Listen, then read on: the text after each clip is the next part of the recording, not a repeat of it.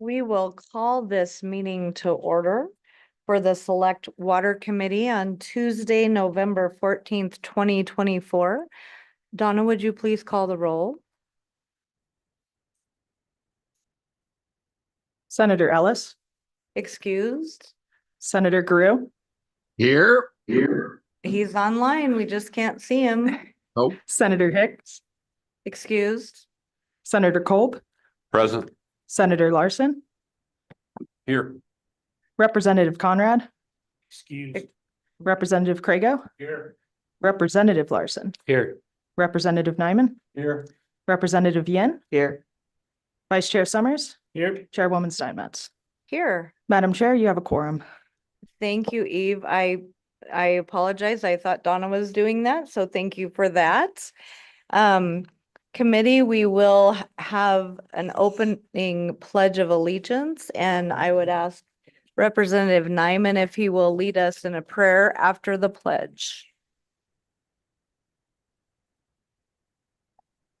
Go ahead, Representative.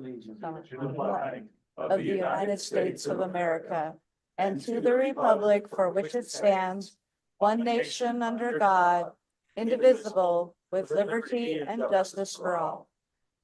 Ask you to do that. We'll remove cover. We'll go ahead and open the prayer.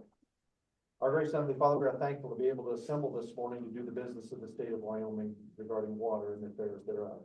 Father, we would ask for wisdom for this body. Help us to be able to do the job that you have set before us with expertise and skill.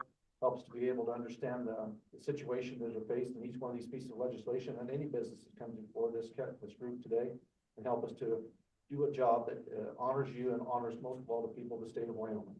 Guard us, guide us, and help and direct this meeting. In Jesus' precious name we pray. Amen. Amen.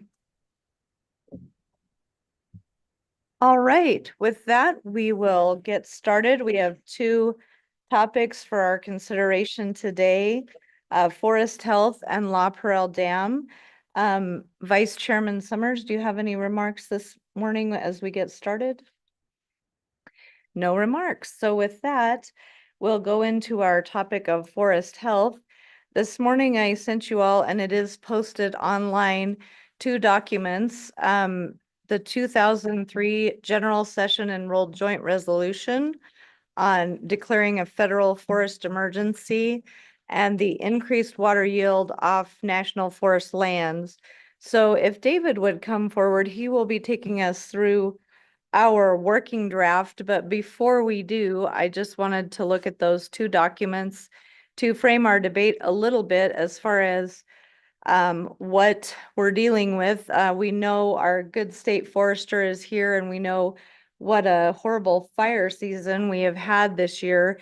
And the two things are interconnected as far as our water yield in our forests and our management of our water resources. And so basically, David, can you just summarize what the joint resolution from 2003 states? Don't take too much time, but just if you could summarize that for us. Certainly, Madam Chair. David Hopkinson with the Legislative Service Office. And this joint resolution from 2003, Enrolled Joint Resolution number 3 from the 57th Legislature. And that first made a number of findings indicating that there is a state of emergency within Wyoming due to the shortage and diminishing aggregate total supply of the water available for citizens, communities, the livestock, just kind of across the board. And it makes a number of findings related to that and the urgency that there is within the state of Wyoming for action to be taken, concern about particularly with the way the forests were being managed, overgrowth, the impact that overgrowth in the forest has on the total available water supply. And it, in particular, on page 3 and M, it makes some findings or facts that are indisputable. And again, that relates to that the watersheds located on federal lands in particular contain excess of unnecessary junipers and conifers, that those trees are impacting and using up substantial amounts of water. and that they serve no legitimate federal or state purpose. So it makes additional findings along those lines. And then moving down into the resolution itself, beyond those findings, and on page 5, provides that the legislature declares that there is a state of emergency due to a shortage of water within Wyoming, and in significant part due to the deteriorating conditions of the state's watersheds located on federal lands, and that being due to the overgrowth and unlawful diversion of Wyoming's water flows, which depletes the available resources for communities, livestock, and wildlife. Section 2 provides that the legislature further finds that this continued existence of the state of emergency poses a direct threat to the health, safety, and well-being and economic viability of citizens within the state of Wyoming, and the impact that it has on livestock, wildlife, and wildlife habitats, and provides that the state shall take any and all actions necessary to obtain a transfer to the state of the limited jurisdiction over federal lands as may be necessary to enable the state to take the appropriate actions to restore the state's watersheds to the proper health. And upon the transfer of the limited jurisdiction, the state shall utilize the police and contract powers of the state to the extent necessary to garner the resources and services needed to mitigate and eliminate this state of emergency. Section 3 provides that the legislature finds that to achieve these objectives, that within 90 days of the passage, the governor of the state would consider taking action necessary and appropriate under state and federal law as determined relevant by the Attorney General of the state in order to request and obtain from the Secretary of Agriculture the limited jurisdiction over the relevant federal lands to take the pre-described actions.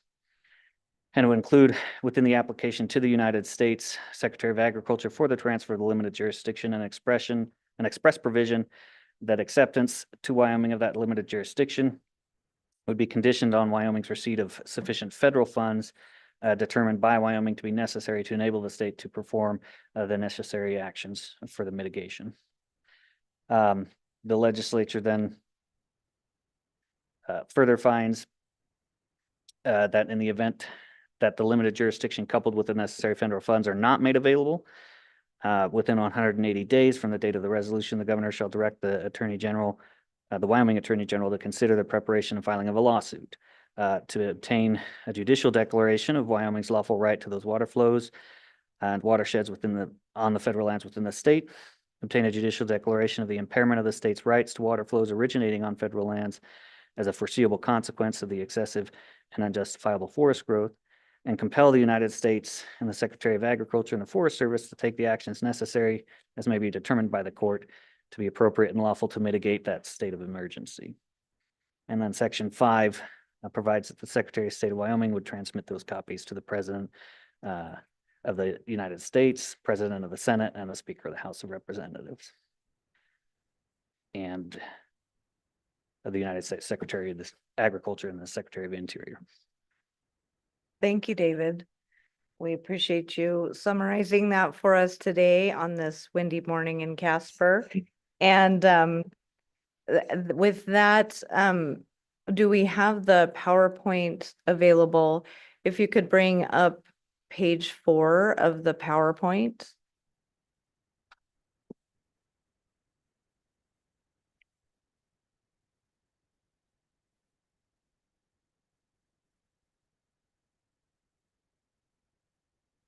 Thank you, Eve. So one of the things we learned when we had our water summit in Pinedale and Representative Summers took us on those nice tours, and CSG West was available there. And we were discussing the Colorado River Basin.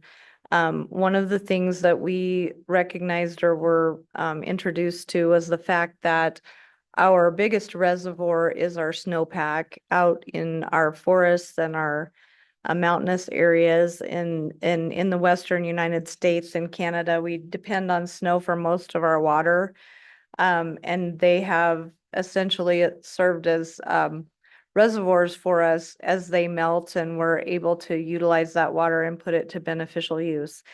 And so this is kind of the genesis of the Forest Health Grant Program bill. as well as this interim study that we approved yesterday in the Select Water Committee. By the way, welcome commissioners. Thank you for staying over. We appreciated your meetings yesterday and the day before. And so that is how this has all kind of come together and where it's come from. I know we've had a lot of new members on the Select Water Committee, so I didn't want to take for granted that that everyone knew the history and had been as engaged as Representative Summers, who has been looking at the Colorado River Basin issue for years, and some of us who are more on the other side of the state. So with that, David, does anyone have any questions on what we've done so far? Representative Yin. Madam Chairman, thank you. David, so I'm looking at the bill and it says accomplish one or more of the following. If the only thing accomplished is Romanet 3, increase production of forest products. Okay, Yeah, My- Representative Yin, if we Thank you. could, Sorry. you'll let David take us through the please, bill. please, next. please, my apologies. That's all right. We were just talking about framing our debate, but thank you for being so advanced and well ahead of the rest of the committee. I will hold my question. All right, all right. Seeing no further questions, David, would you take us through the bill, please? Thank you, Madam Chair. David Hopkinson, again with the Legislative Service Office, walking through 25 LSO 401, Working Draft 0.2. And for some of you on this committee may recognize this bill. It was considered at the last ag meeting. This version of the bill does incorporate amendments that were made at the last meeting, but otherwise it is the same bill. The bill provides for the creation of a new statute, 361601, the Forest Health Grant Program. Page 2, subsection A, provides for the creation of that program and provides that it would be administered by the state forester, who would establish the application process and any other requirements of the grant program, not otherwise provided later in this section. Subsection B provides that the grants under the Forest Health Grant Program shall pay for not more than 75% of the cost of a forest health project. Any other source of funds, cash or in-kind contributions, may be used as matching funds to cover the remaining costs. And the state forester may require that matching funds be obligated to pay for a portion of any project. And the forest health projects eligible for grant funding shall be conducted on state, local, government, or private land, and shall be designed to accomplish one of these following purposes. Shall be designed for the enhancement of water yield or quality, reduction of the risk of catastrophic wildfire damage, increased production of forest products, improvement of habitat conditions for wildlife and livestock, or any other project that is beneficial to forest health, that is substantially beneficial to the interest of the state, and that has a public purpose as determined by the state forester. Subsection C provides that the Attorney General would review all the contracts and provide a written opinion certifying their legality prior to the granting of any fund. Subsection D provides that there is created the Forest Health Program account, which would consist of the funds designated to the account by law, and that funds in the account would be used for grants authorized to be made under this article. Individuals and other entities may also give, transfer, request, or donate funds to the account, and any funds remaining in the account at the end of any fiscal year shall not lapse, but would remain in the account and be used to implement the purposes of the article. And any accrued interest on any earnings or unexpended funds would be credited to the account. Subsection E provides that the state forester would annually report to the Joint Ag, State and Public Lands and Water Resources Interim Committee not later than September 1 on all grants awarded under this section, and including the amounts of the grants and the projects the grants were authorized to fund. Section 2 then provides for an appropriation of $3 million from the general fund to the Forest Health Grant Program account for purposes of this act and for making grants authorized by this act. This appropriation should not be transferred or expended for any other purpose without further legislative authorization, and that the appropriation would remain in effect and not lapse or revert at the end of any fiscal period, except upon further legislative action. And then it is the intent of the legislature that additional funding for the purpose of the grants should be included in the state forester's next budget request. And the act would be effective July 1, 2025. With that, I'd stand for any questions. Thank you, David. Representative Summers? So, Madam Chairman, and I may be mistaken, but is this a bill draft that died in a previous committee? Yes, it And, is. Madam Chairman, I would like to have an understanding, before we, a different committee, start this. What went on there? What were the discussions? Why did that bill die there? Just so I get a feel for the conversations that's been had on this bill. Thank you. Thank you, Representative Summers. Basically, the conversation was centered more around not wanting to grow government, I believe. Maybe Senator Kolb can help me remember. We had a pretty arduous schedule there. But they felt like maybe we were taking care of this in the fire suppression account when we were trying to get ahead of it on the other side and accomplish more than one purpose at the same time with our $3 million. So I think it was growth of government and expense. So, Madam Chairman, just to follow up, so really nothing, nothing against the bill itself, other than maybe where the money came from or expending money on this issue. Correct. And Mr. Speaker, I would think that with the forest fires we faced and with the ability to maximize water yield, this may have been a better committee to look at this in the first place. And I think if the committee so chooses to pass it out, it's worthy of discussion on the floor. Madam Chairman, one follow up. Go ahead. Madam Chairman, thank you. Just, understanding that a select committee bill will eventually go to a standing committee and likely to ag. I think you have to take a hard look at that as, if we pass the bill, then obviously it'll be the presiding officer that sends it wherever, but it's going to be, do you think it will be hard to go back to that committee and gain success with this bill? You don't want to bring bills that are just bringing bills. So just curious, do you think you have the education needed to get this bill across the finish line? Thank you for that good question. I do think that we do because, as I said, we had a fairly rigorous schedule. We didn't bring all of these supporting resources to the last committee meeting. Had we done so, I believe there may have been a different result. Madam Chairman, Senator Guru has a question.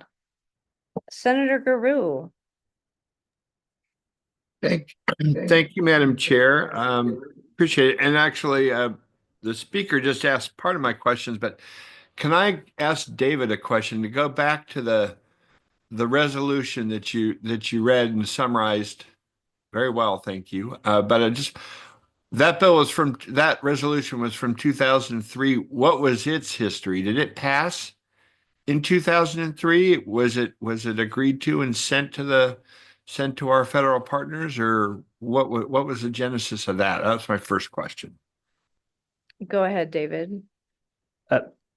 Thank you, Madam Chair. Senator Guru, that bill did pass. It was enrolled. I don't have the knowledge off the top of my head as far as the consequences or what outcome may have Okay. resulted from that, but I certainly could look into that for you.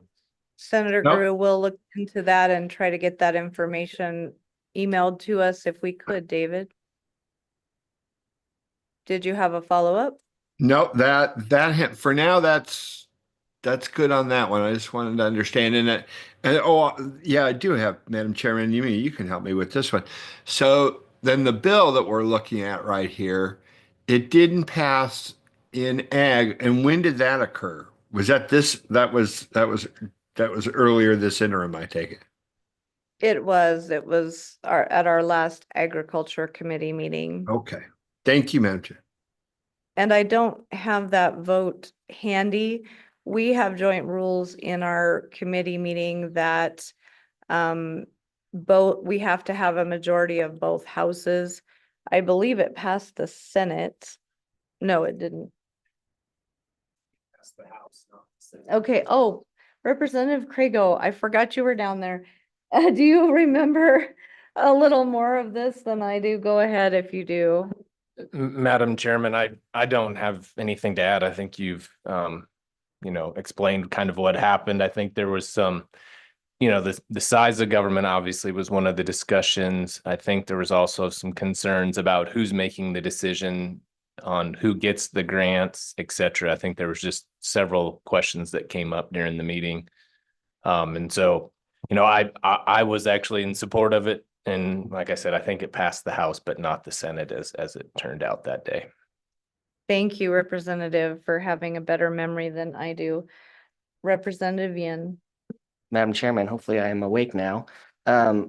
So, Mr. Hopkinson, I'm looking at page 3. We're talking about increased production of forest products, and we're saying the grants only have to fulfill one of these Romanettes. How is this not a donation to a private business? What is the benefit to the state if it's just increased of forest products? Go ahead, David. Thank you, Madam Chair, Representative Yin, and certainly, I think one of the concerns with the draft as it was being put together was, is there a potential for a violation of the constitutional provisions against donations under the donations clause that aren't for the necessary support of the poor? And that's, I think, the primary reason that subsection C is in there, requiring review by the Attorney General. So if there is any particular program that would violate or be against either a Wyoming statute or the Constitution, they would not certify the legality of that grant. Madam Chairman.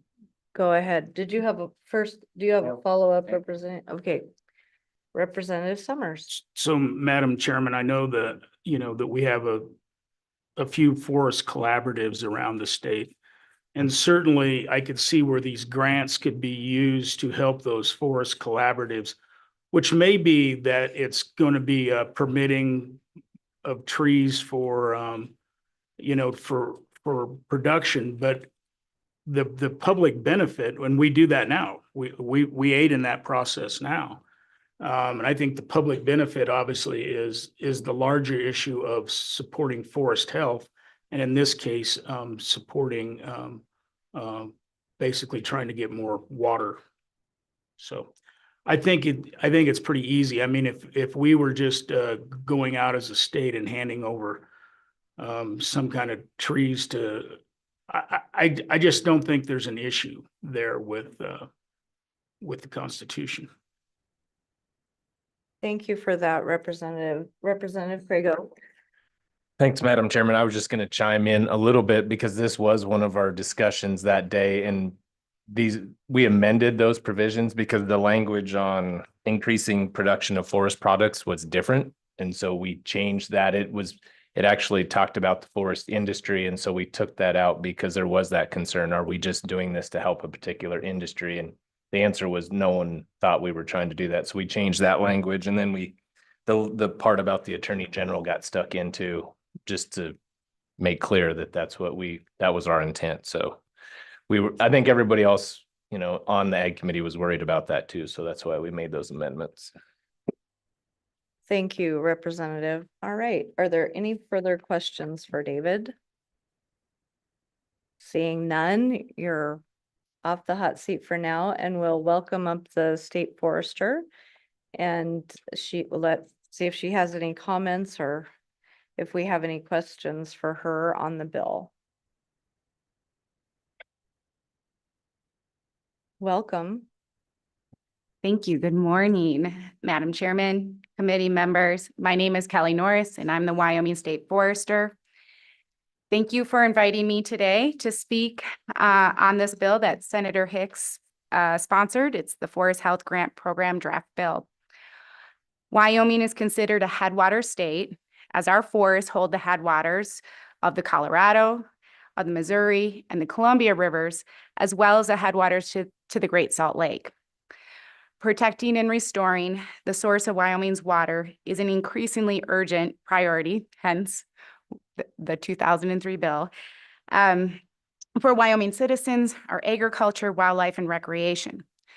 Just last month in October, the elk fire burned over 98,000 acres across municipal watersheds for the Sheridan area, as well as Dayton and Ranchester. The estimated cost for the suppression of the elk fire is closing in on $55 million. But the long-term costs and the impacts to the municipal water, to the irrigators, to wildlife and recreation have yet to be known and won't be known for many, many years. Just like our national forests need to be managed to reduce wildfire impacts and effects, so does Wyoming state and private forests. State forestry has implemented project work similar to this proposed bill years ago, when Wyoming legislature invested in forest management to help with the mountain pine beetle epidemic in the Black Hills. And funding was also used on lands in the Bighorns and the Medicine Bow Route, possibly over on the Uintas, to combat with western spruce budworm outbreaks. The funds to complete this work were placed in the emergency fire suppression account. And this proposed bill by Senator Hicks would create an account separate from the fire suppression account. So keeping fire suppression and active management separate. So currently, state forestry implements a cost share program similar to this proposed bill when federal funding is available to do so. The majority of the federal funds come from the U.S. Forest Service and are typically competitive grants. Other important funding sources that we use to do project work come from the Preservation and Enhancement Fund for State Trust Lands, which is approved for project use through the State Board of Land Commissioners, or we sometimes are able to utilize Wyoming Wildlife and Natural Resource Trust funds, and sometimes even NGOs such as the Rocky Mountain Elk Foundation. This proposed bill could really leverage the funding we are applying for and have a much larger impact to addressing forest health concerns at a faster rate. The funds allow for cross-boundary projects such as state and private or county lands, which is really large-scale management, and it also has an efficiency benefit to it. And by one, not having to find different funding sources for each jurisdiction, which is a very common thing for us, and it slows project work down. Or two, keeping that project at the larger scale that it needs to be. It allows it to be under one contract, which really helps prospective contractors who are needing to look at managing multiple contracts versus one administration, one move-in process. And really, it helps us keep that cost per acres down when you're able to do work at a landscape level. Other important points about this funding is the ability to better compete with other states for additional funding for project work. There are already numerous states adjacent to Wyoming that invest in their forests and watersheds, similar to this proposed forest health grant bill. This funding would allow for prioritization of Wyoming's priorities and needs because this money is coming directly for Wyoming. The U.S. Forest Service is currently having some very difficult budgetary issues. And as I said previously, state forestry relies heavily on U.S. Forest Service funds to complete project work. This newly proposed funding source could help alleviate such dependency we currently have for Forest Service funding to complete the important non-federal land work on the ground. And lastly, I do want to acknowledge that this proposed bill would increase state forestry's workload, and we would likely need to look at capacity to successfully implement this. I do not know what that would look like at this time. This is still a draft, but we would provide that information in a future fiscal note. So with that, I'm going to stop there and thank the committee for the opportunity to provide input on Senator Hicks's bill. And I'll stand for any questions, Madam Chair. Thank you, Kelly. Questions? Representative Ian, and then we'll go to Summers. Madam Chairman, thank you, Ms. Norris. Thank you for being here as always.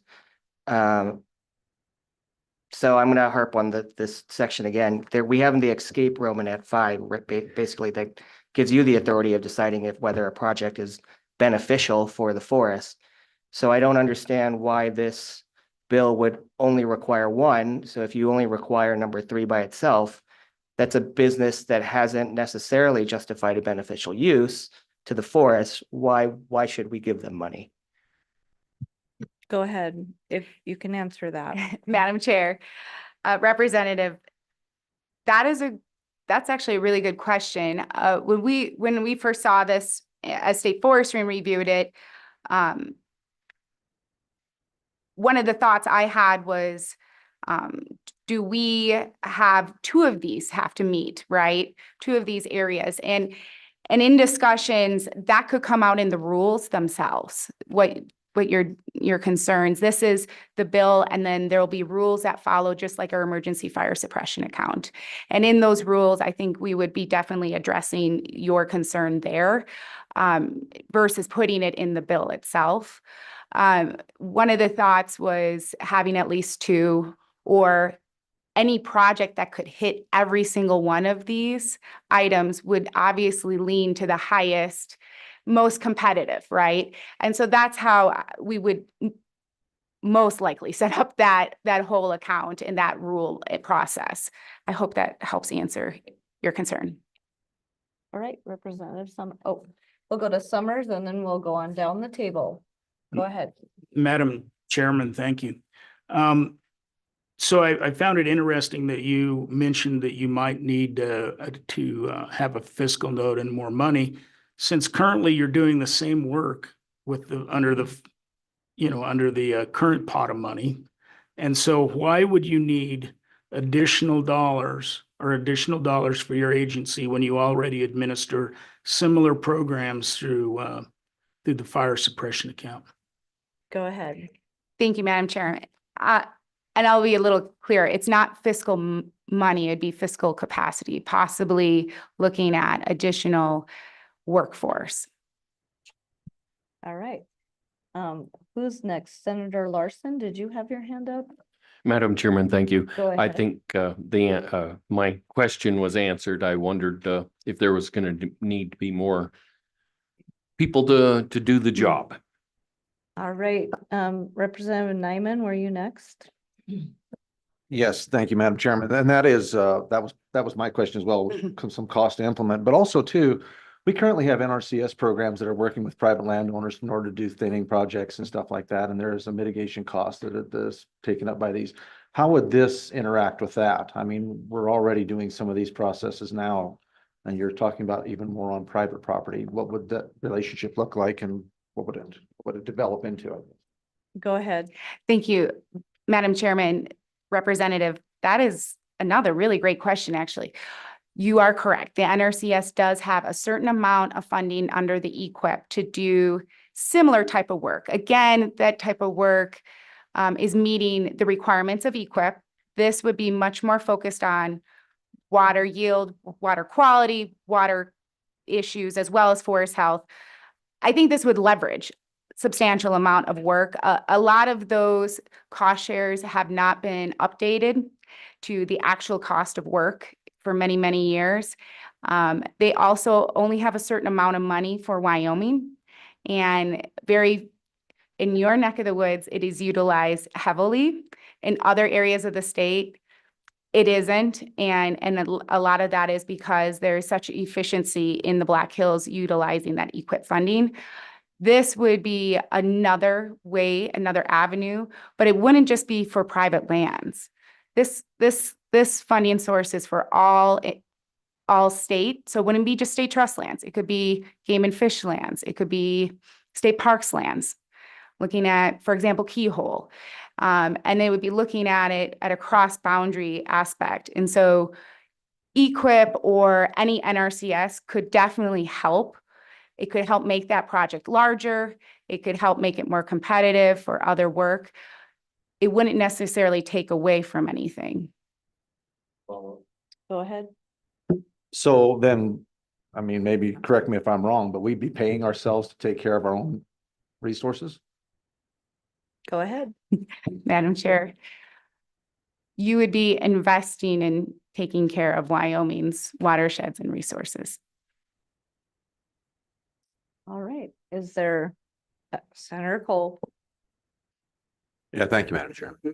Just to follow up or dig into this a bit, more employees. What are we talking about? Are these permanent employees? Are these part-time employees? Just because it's obviously a hot button issue about hiring more folks, and just who are they and what would they do? And how long would they last, I suppose, is it just running with this funding? And then the second question I had was all your agreements that you'd have with outside agencies, aren't they reviewed by legal staff Attorney General's office, I mean, before you enter into a contract. So we won't enter into any problems with some sort of, ingratiating some company in some inappropriate way, that cost the state of Wyoming for issuing a contract. My point is, aren't those contracts all reviewed by the AG before you issue them, or do you do that by yourself? That's my second question. Thank you, Madam Chair. All right, go ahead. A two-part question. Okay, workforce. I think I want to be clear. I'm acknowledging that this additional money, while we do this work, it is not consistent and it's not equal funding, that this is going to add, a consistent workload to our agency. I don't have a good answer for you because we haven't started implementing this to say. The Good Neighbor Authority program, for example, we have added 8 AWACS. We've added staffing to help with the workload as that program was developed. That is funded through the Forest Service, through the federal agencies. This, again, could be something very similar if it develops into something bigger. It is not something that you would see as a request coming through this bill at this time. It's just acknowledging that there could be an added workload. So I want to make that clear. We're not asking for any more positions at this moment over this. The second part is you are correct. Any contract that it goes through state forestry to do project work is gone through a program called Cobblestone, and it goes through the AG's office. Go ahead. Thank you, Madam Chair. So I suppose I'll just ask a question. So you wouldn't be opposed then to restricting an increase in staff as it relates to this money? I mean, I understand you're going to do more things, right? But you can understand too, the issue is growing government. And I guess I want to hear your opinion about saying any of these monies here that are associated with a program that came about because of this money really can't increase the amount of staff you have. What do you think of that? Thank you, Madam Chair. Go ahead. Thank you, Madam Chair. I think for this program that long-term, we will make it work. I do think that we had an immense workload this summer with 90% of my staff not doing this type of work, but out on fires. So something does have to be recognized there. I don't know what that is, but I will say we'll only be successful as what we have, right? And so we'll be able to do what we can do with what we have. If we don't have a fire season, will this be a doable thing much more? Absolutely. All of our programs do become that way. If we have a fire season like we had, we will be challenged. All right. Representative Summers. Madam Chairman, thank you. With the forest collaboratives that are really on like federal land as well. Obviously these grants couldn't be used for that, but you do work through those forest collaboratives, right? That actually help. I mean, without the state's help, we wouldn't get a lot of work done on federal land right now. Isn't that accurate? Go ahead. Madam Chair, Representative, that is correct. The result of those forest collaboratives creates the increased expectation for work to be done on our federal lands. And in your area, in particular in Region 4, it has resulted in additional work where our Good Neighbor Authority program does come in and do quite a bit. And actually last year, Wyoming State Forestry, we contracted out and sold all of the timber out of Region 4 for the whole year. And that came out of one GNA forester out of state forestry. Just to follow up. Go ahead. It's a sad state of affairs where we have to do that, but we have to do that.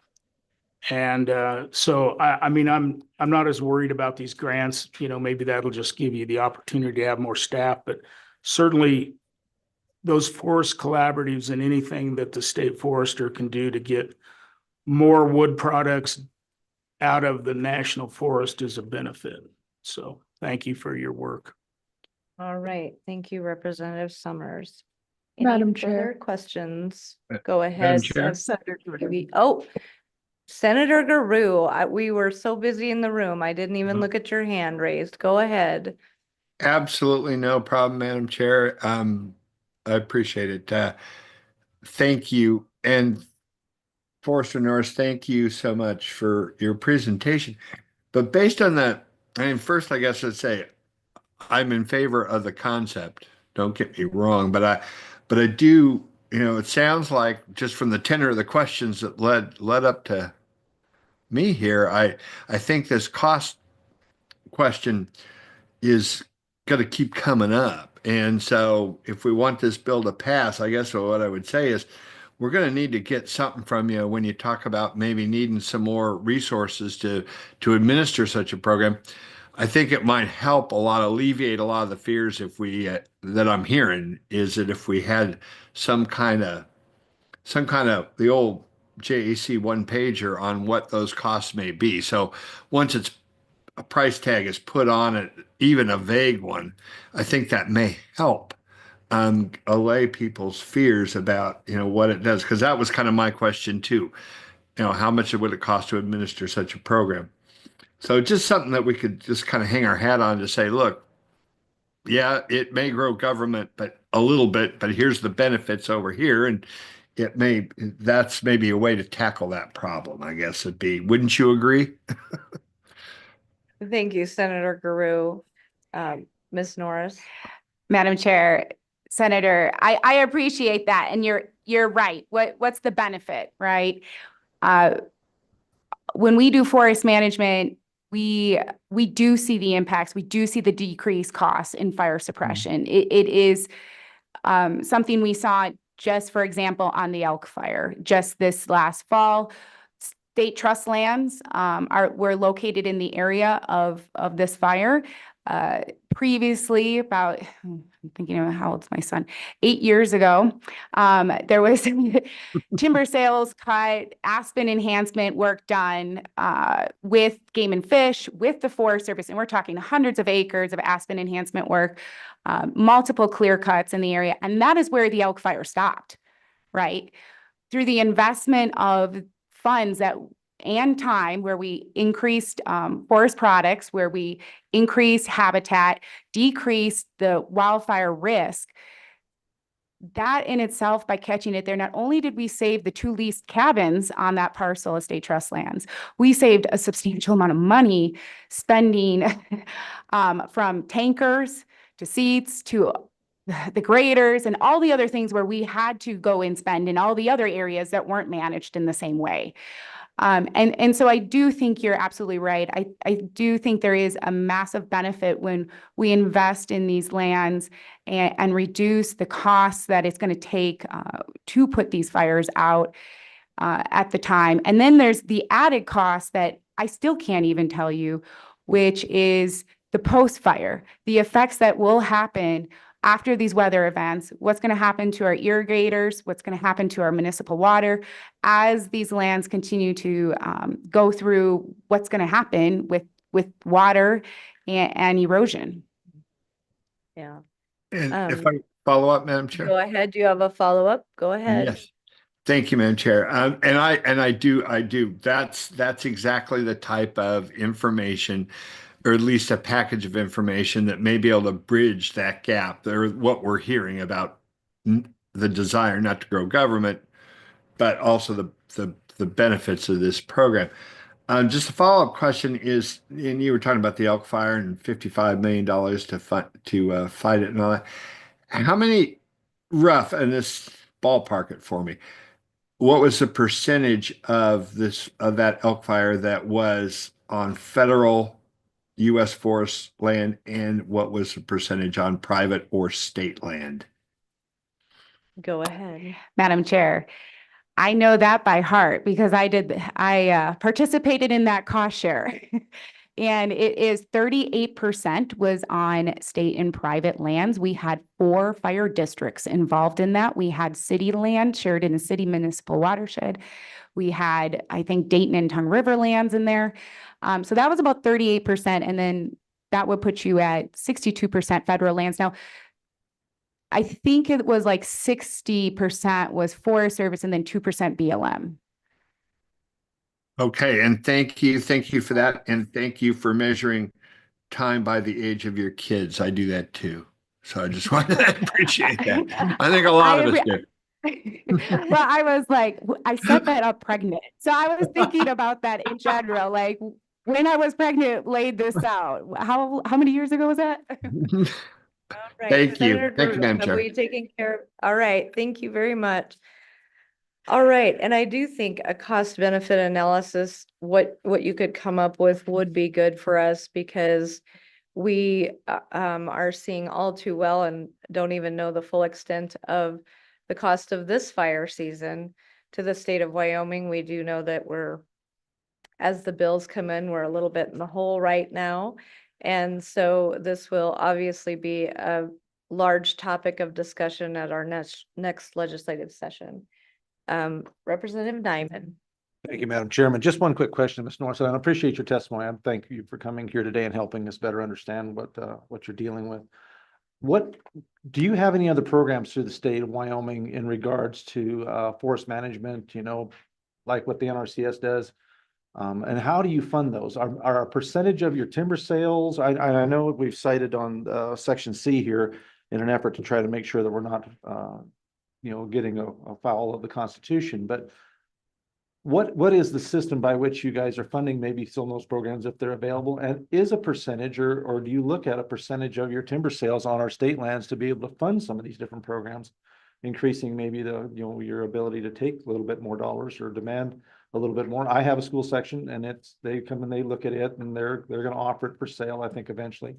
And so just curious how that works and what are those dollars that could come back to help. I guess my roundabout way of saying, is there any way of self-funding some of this stuff with our resources and help the resources start to defend themselves with the dollars? Go ahead. Thank you, Madam Chairman.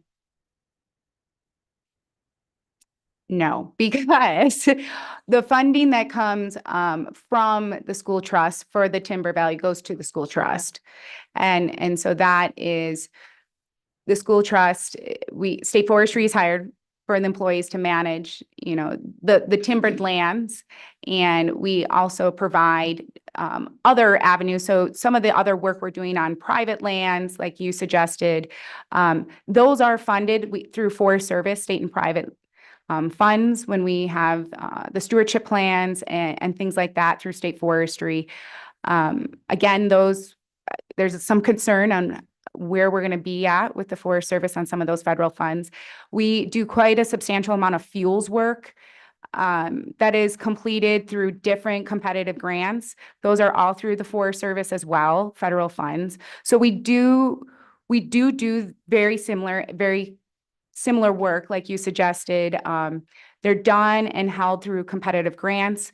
We also subrecipient to counties to do fuels work as well. We also work with our conservation districts to do some of this work. So when I say workload, that may not be workload for state forestry. We may be able to subrecipient this work down to conservation districts. We could subrecipient it down to different fuels or fire wardens. So that does happen. And when there's leftover funds, we can take them back and put them on the ground for fuels work as well.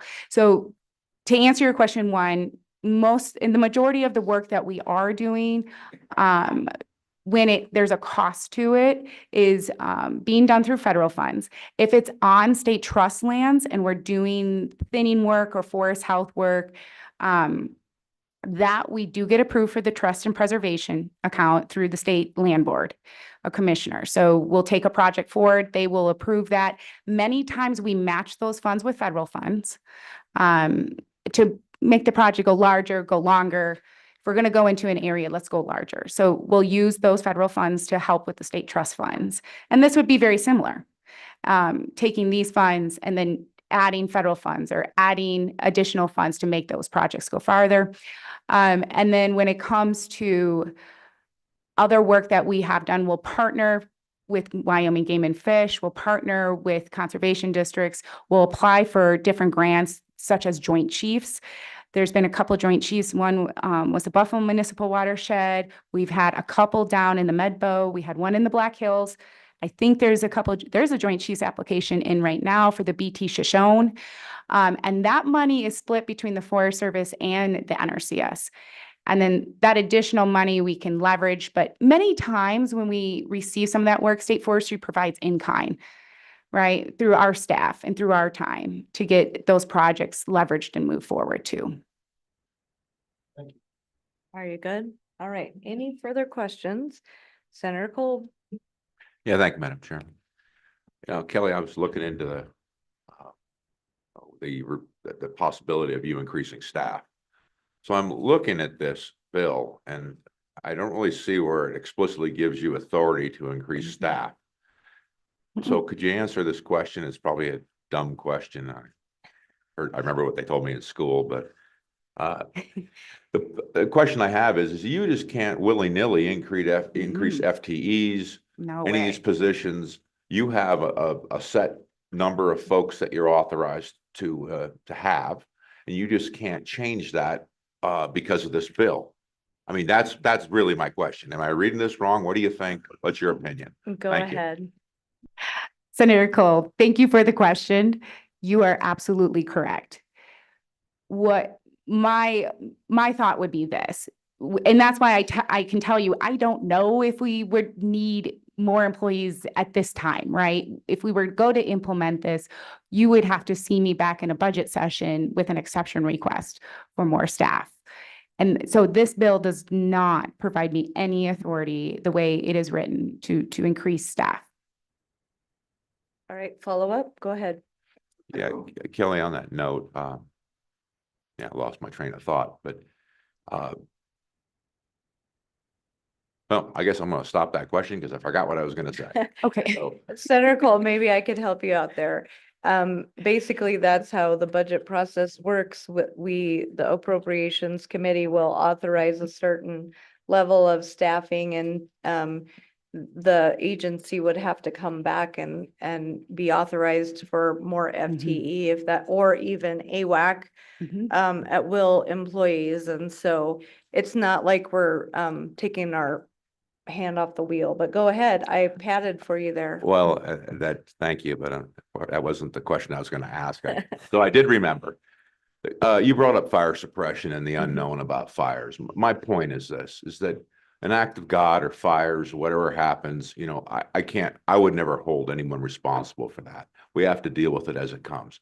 So I think trying to conflate these two things about staff, you know, I think that's probably two different subjects.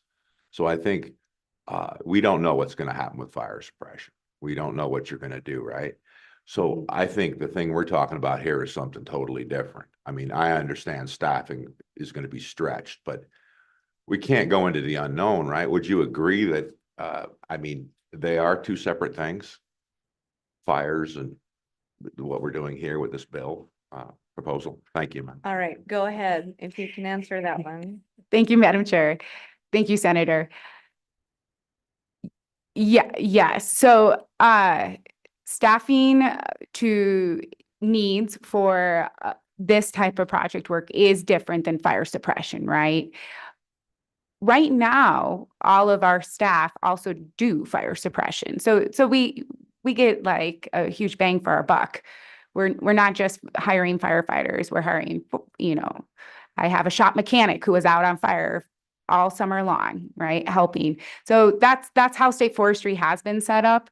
I think you're right. When we look at fire suppression, it is, you can't predict it. You don't, this is different. This will be set up. It'll be planned. It'll be strategic. There'll be a certain amount of work associated with it that can be planned out and managed. I can't tell you what that looks like yet. So I couldn't tell you what we think we would need, and it wouldn't be appropriate to even for me to estimate what that would look like, because it just depends on how the rules would be set up and how this would play out. But I think this could all be managed. And again, this isn't adding any staff. This bill isn't. All right. I think that ends our questions. Thank you very much, unless you have any wrap up that you'd like to provide. All right, stick around in case we have some questions if we decide to move forward with the bill. And then now we will go to public comment. And I believe we have some folks online, but before we get to that, let's see if anyone in the room has any public comment. Do any of our commissioners have any comment? Thank you for being with us. And I would like to recognize Representative Allemond and Representative Strock. Thank you for joining us today. Then we'll go to public comment online. It looks like we have the Farm Bureau and the Association of Conservation Districts. Let's start first with the Farm Bureau. Thank you, Madam Chairman. Brett Moline, Wyoming Farm Bureau Federation. I appreciate this bill. I've seen one of my members has been very active in forest management, and it has tremendously increased the yield that he has had for his livestock, what goes into the creek, and it's also benefited wildlife. I do share the concern about the growing of government. Hopefully we could get this done without adding personnel. Wayne, I do have to say, in my tenure in Wyoming, I would hope that this might provide an impetus to the University of Wyoming to do more work on forest management. And so hopefully this would dovetail in, because it's a large resource in the state. We've lost a lot of sawmills throughout the state in the last 30, 40 years. We lost economic activity. So hopefully this bill would provide some type of impetus to increase some economic activity outside of in a little bit more manufacturing, et cetera. And with that, Madam Chair, I would sit for any questions you may have for me. All right, thank you, Mr. Moline. Any questions for the Farm Bureau? Questions? Seeing none, thank you very much. Next, we will go to Holly Kennedy with the Association of Conservation Districts. We aren't able to hear you very well, Holly.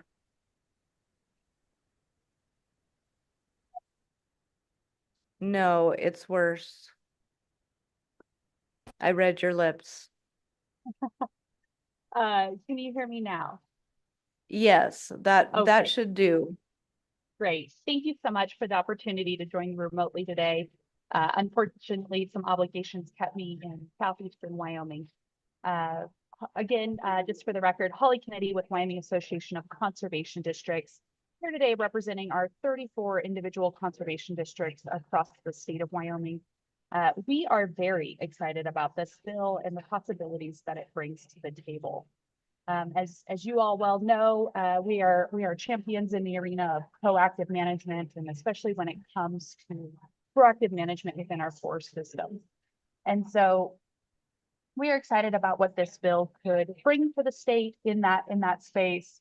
I think we all well know that if we don't pay for proactive management when it comes to forestry on the front end, unfortunately, we will be paying for it on the back end, and it's oftentimes a lot more expensive at that point.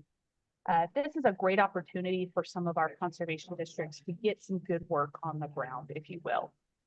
We would reiterate the sentiment that something that would be very helpful in this bill is if it explicitly said that it can be utilized towards some staffing expenses. And the reason why is because one of the biggest things, one of the largest roadblocks, if you will, that conservation districts face is having enough staffing and enough employee hours to be able to get some work. So that would be very helpful to us to make sure that we can get this money on the ground here within the state.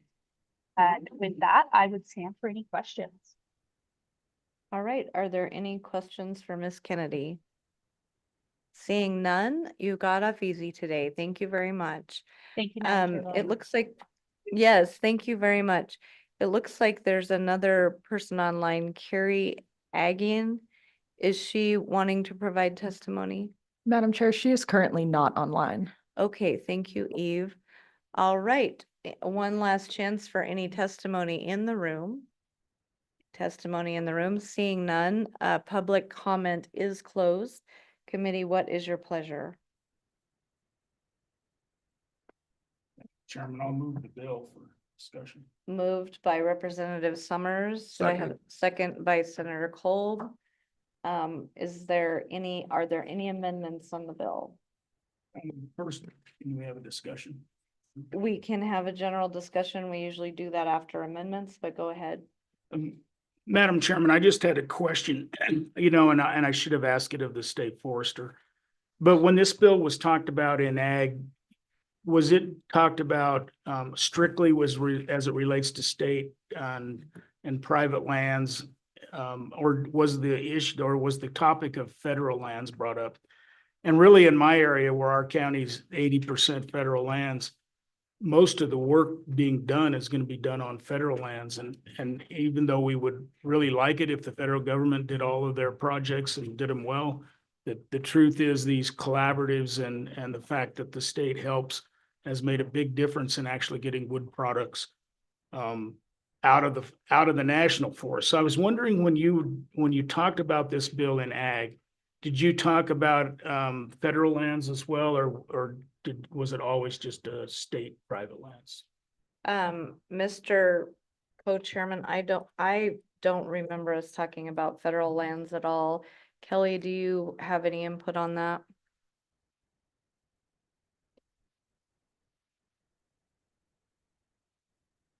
Madam Chair, Representative, this bill was focused on non-federal lands. It wasn't necessarily to propose having state funds be put onto federal lands. And so that wasn't part of the conversation that I recall. It was very focused on how do we manage our non-federal lands without needing to always depend on federal money to do the work on non-federal lands. Thank you. All right, thank you. Any further discussion before we go on to amendments? Seeing none, are there any amendments on the bill? Representative Yen. Madam Chairman, so maybe a quick question to David before I make this. David, is it better to have a placeholder for a position for title purposes now before it becomes an official bill for the session? Go ahead, David. Sorry, Madam Chair, could you repeat that question, please? Go ahead. So Madam Chairman, for purposes of the title, so usually there are requirements on how we can amend it during session. Would it be better to have a position placeholder in the bill now rather than try to put it in during session if we need one during session? David, did you understand the question? Madam Chair, Representative Yin,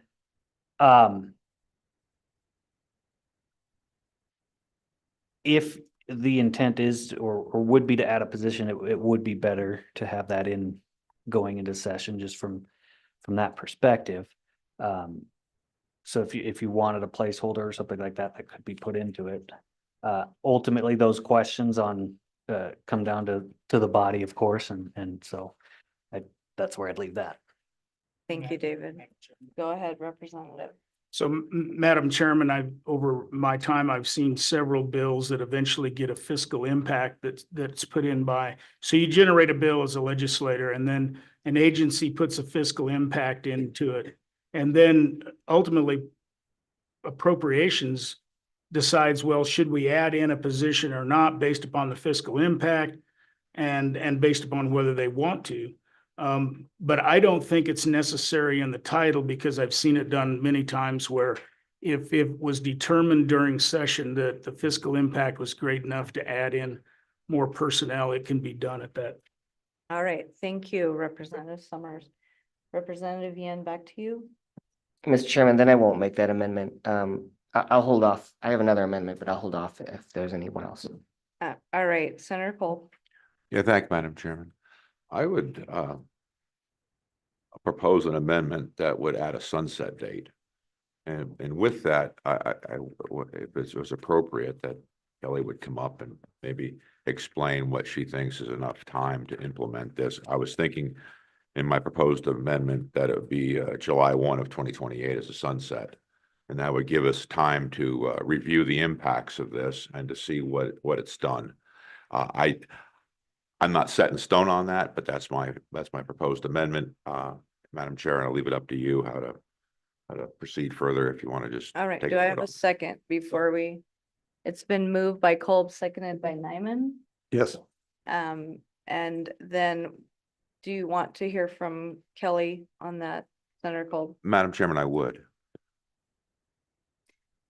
I think that is a good solution. It was one that I was considering myself because then we'd have a chance to reevaluate and it wouldn't be an ongoing program with no end, but go ahead.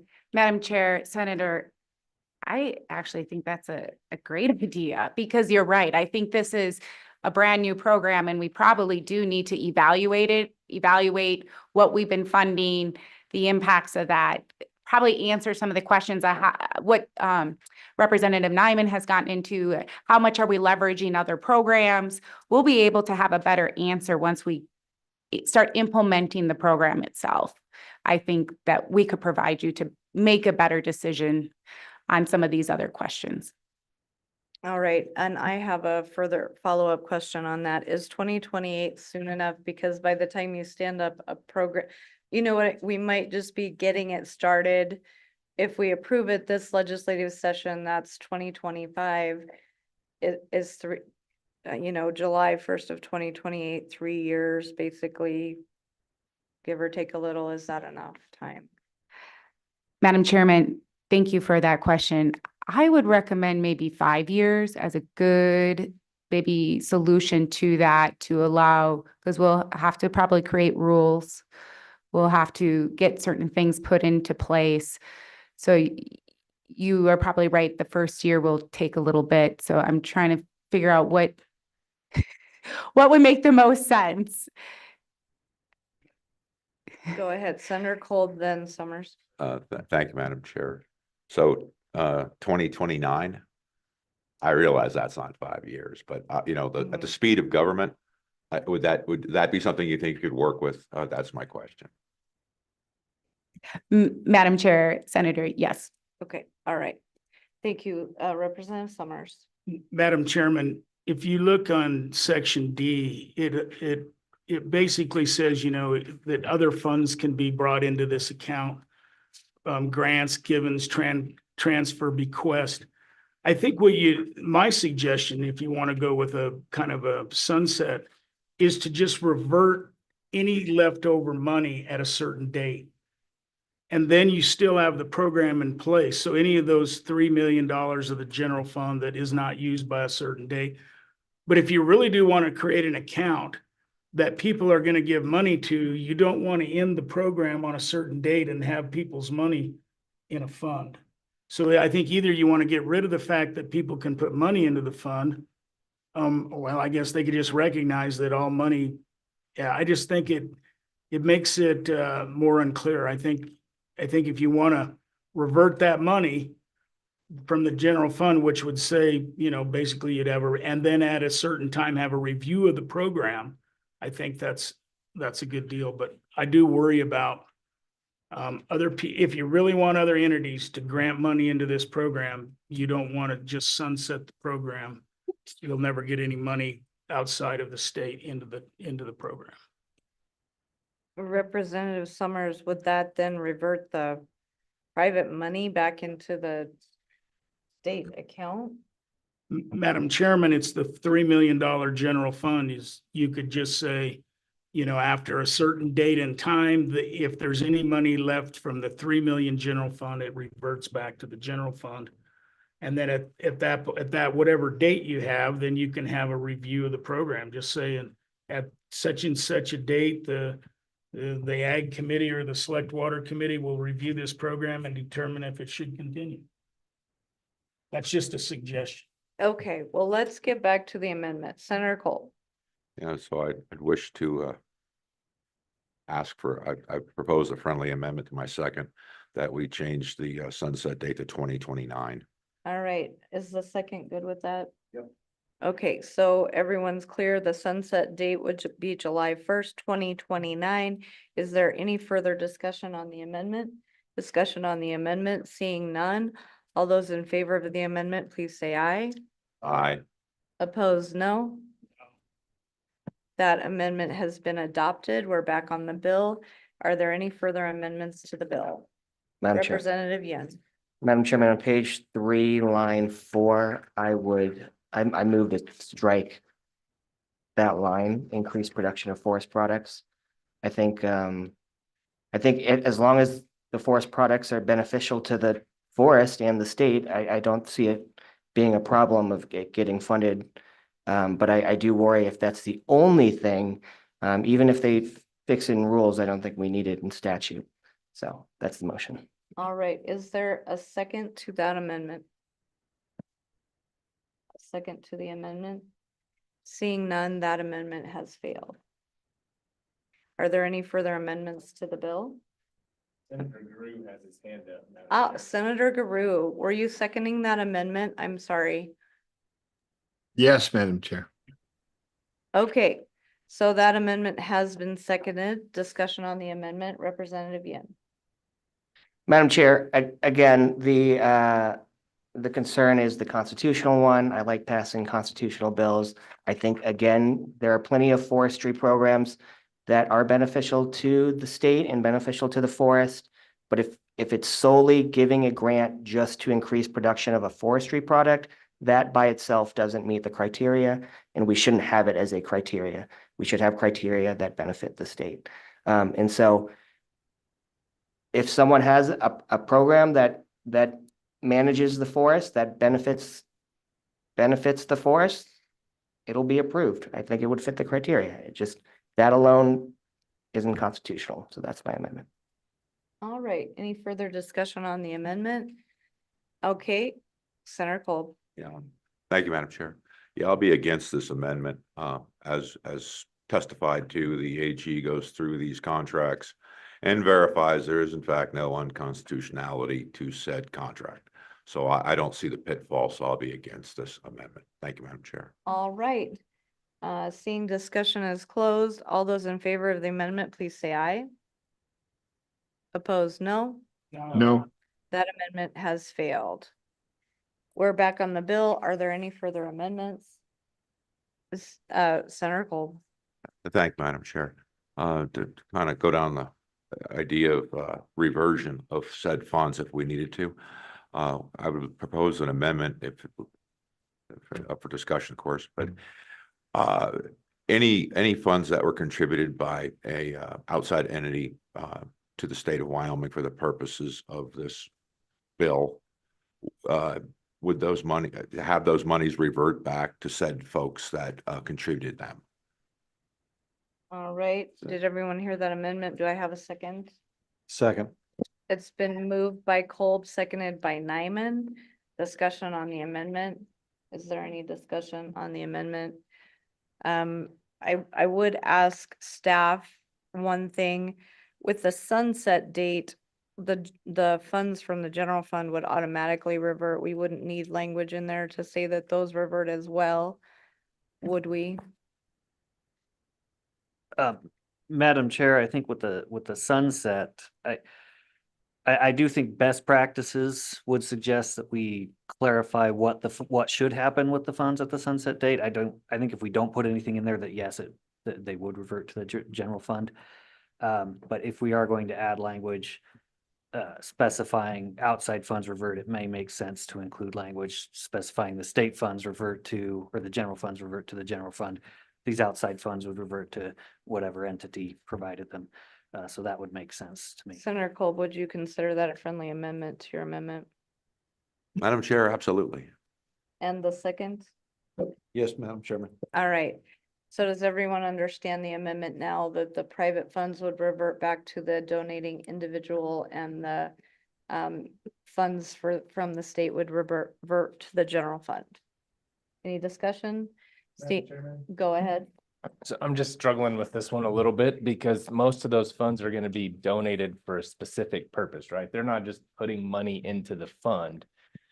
And so most folks aren't going to want the money back. They're going to want the program that they donated to or the project, whatever it is, to be fulfilled. So I wonder if instead of doing that, we could say that any money that's donated to the program for a specific project, that project can continue past the sunset date, and that whatever the project is could be finished out, even if it's after the program, quote unquote, is sunsetted. I know we do that. I've seen that language in other areas where we've done some of this work. It's just a thought, a suggestion, because otherwise I'm probably against the amendment as proposed or written. Senator Kolb. Oh, yeah, Madam Chair. Yeah, I would consider that a friendly amendment. We would say that any funds contributed for a specific purpose would have to be expended on that purpose.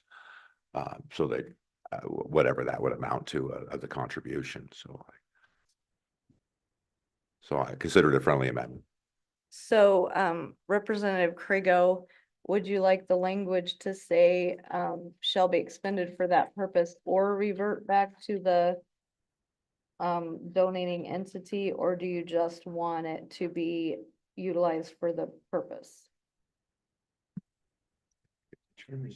So I guess I'm sitting here and thinking about how these projects work, or how I've seen them work, is once let's say a check is written to this account, it will have been pursuant to an agreement where we've agreed to do something, whatever it is, under one of these,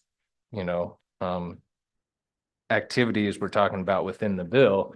I guess we could do it either way. They could say, yeah, we want our money back, but I don't think they're going to do that. I think they're actually going to ask that the project be completed once they've given us the money to do it. But I don't know all the, I guess I can't tell the future. So I don't know. There could be a circumstance where it could be either or, Madam Chairman.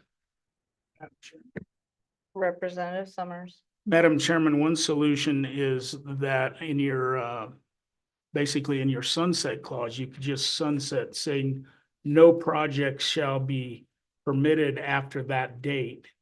No new projects. That would allow the old projects to be cleaned up. Phase out. It's just another idea. Senator Kolb, how would you like it worded?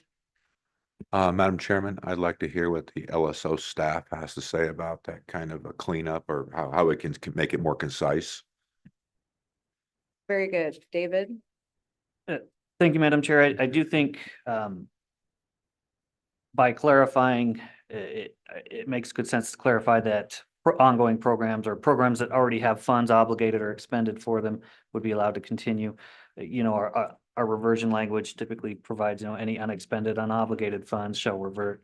So specifying that, there would be no new projects after this date, clarifying that the existing projects could obviously finish up, but they wouldn't be getting any new funds. I'd have to think about the exact language on that, but if that's the intent, I think that makes sense. All right. Is that your intent? Yes, Madam Chairman, that is my intent. All right. Does everyone understand what we're voting on? That the programs would finish out, but no new funds would become available. Go ahead, Representative Nyman. Thank you, Madam Chairman. I'm just curious, in the language of the bill, the way it states, is there the opportunity to be able to specifically earmark dollars to specific projects? I mean, these projects are being basically vetted or laid out by the state forestry. So how would that even work? Doesn't it just go into a fund and this is what these things do and it's granted back out? Or can somebody say, I want this money to go to a specific project that I will only support? Go ahead, David. Thank you, Madam Chair. I do think the rules, or however the program is actually set up and operated by the state forester, could account for that they could, an entity that wants a certain program could solicit those funds, go to the state forester as potentially as part of that program, assuming the state forester were to set it up that way. I think the way it's drafted, that would be a possibility. All right, question answered. Yep. All right, does everyone know what we're voting on? All right, seeing no hands raised, all those in favor of the amendment for the sunset date and the reversion of the general fund and continuation of the program until funds are expended, please say aye. Aye. Opposed, no. That motion has been adopted. Are there any other amendments on the bill? amendments on the bill? Seeing none, is there any further discussion on the bill? Discussion? Seeing none? Oh. Oh, go ahead, Representative Larson. Madam Chairman, Senator Larson, excuse me. thank you. I'm going to be a no vote on the bill. We discussed this in ag and we brought it back again. I'm not in favor of that. I think there are ways to already do a lot of this.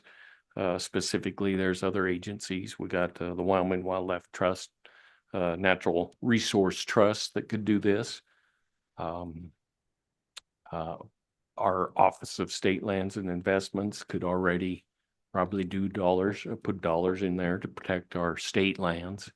So I'll be a no vote. I don't think we should be building government, and potentially I'm guessing we're going to have more employees. Obviously, they're saying not that right now, but I'll be a no vote. All right, thank you, Senator Larson. Any further discussion? Madam Chair. Seeing none. Oh, What? Senator Garou. Thank you, Madam Chair. I'm on it for, I'm on it. I got to be honest with you. I'm loath to vote for a bill that another committee just tanked in its last meeting. But I think I'm voting yes on this one for two reasons. One, to give it a shot with some more information to answer, and the good senator just articulated it very well. It's like to try to get answers to those questions that may raise his comfort level and others I know on this committee who also sit on the ag committee's comfort level about this grow government question. Maybe we can't bridge it. Maybe he's right. Maybe there are other ways to approach it, but I want to try to give it one more shot. And the reason why is my second reason to vote for it is, I've spent some time up talking to forest people up in the northeast part of the state in particular. And boy, I tell you, you don't have to talk to them very long to find out that there's trouble up there and that they need help. And that this has been identified as a way to get it. And so I don't want to grow government either. I want to try to get those questions answered to get more support for this.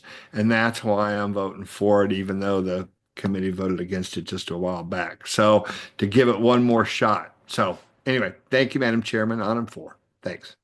Thank you, Senator Garou. And with that, that'll wrap it up. Eve, would you call the roll, please?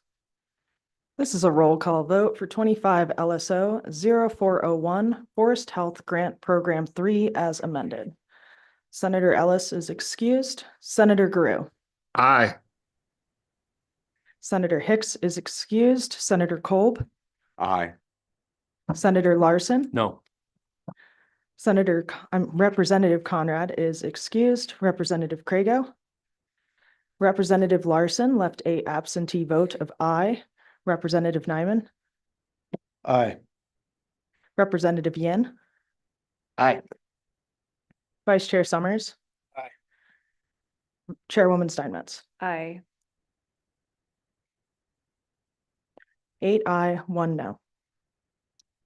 Thank you, Eve. And with that, I think we'll just take about a 5-minute break to readjust, and then we'll go into our Prele Dam discussion. So a 5-minute break and we'll be back. Thank you.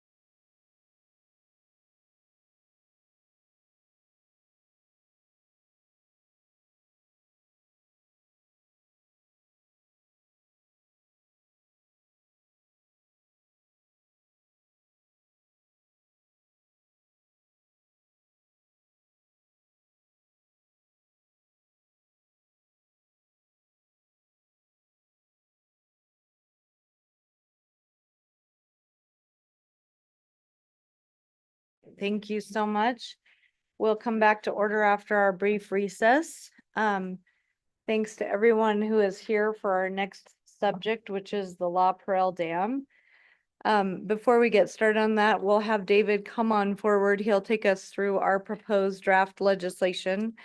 This has been a very sensitive subject and it emerged quite quickly due to the problems we're facing with aging irrigation infrastructure. As we all know, we have a big problem with that across our state. And we have had our fair share of it in Goshen County with the collapse of the GID tunnel. And their proposed repair may come to fruition in 9 years if everything goes as planned. We have been working since 2019 under our temporary repair, which was steel ribbing, and those steel ribs are now facing a lot of pressure from the top of that tunnel that was never fully repaired, and it's still a emergency situation. So we've had our fair share of that in Goshen County. And before we get into the actual bill itself, the spirit behind it is when we had this happen in our community, we had the opportunity for everyone to come together on the front end of it, brainstorm. We brought in help from across the country when the farmers did decide they wanted to pursue a temporary repair.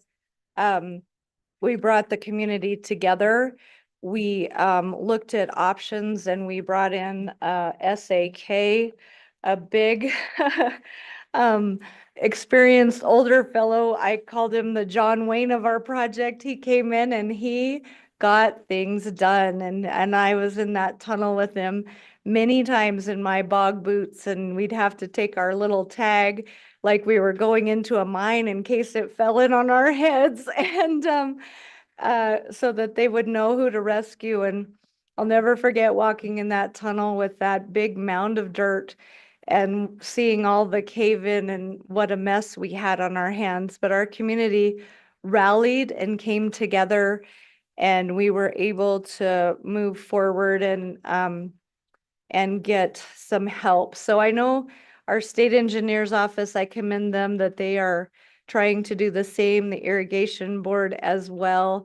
I know that they've been working very hard on this, and things come at you very quickly.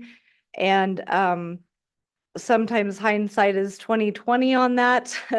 Sometimes you've done really well and sometimes maybe you haven't. So we're hoping that this bill, as we consider it, will do two things. One, provide some kind of a guideline to make sure everybody's involved in what we're talking about.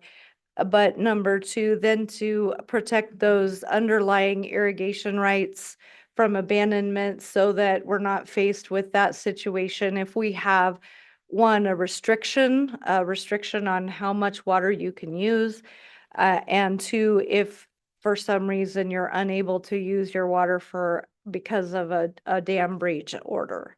So that is what the underlying concept of the bill is. It may not be perfect yet because it has happened in very short order.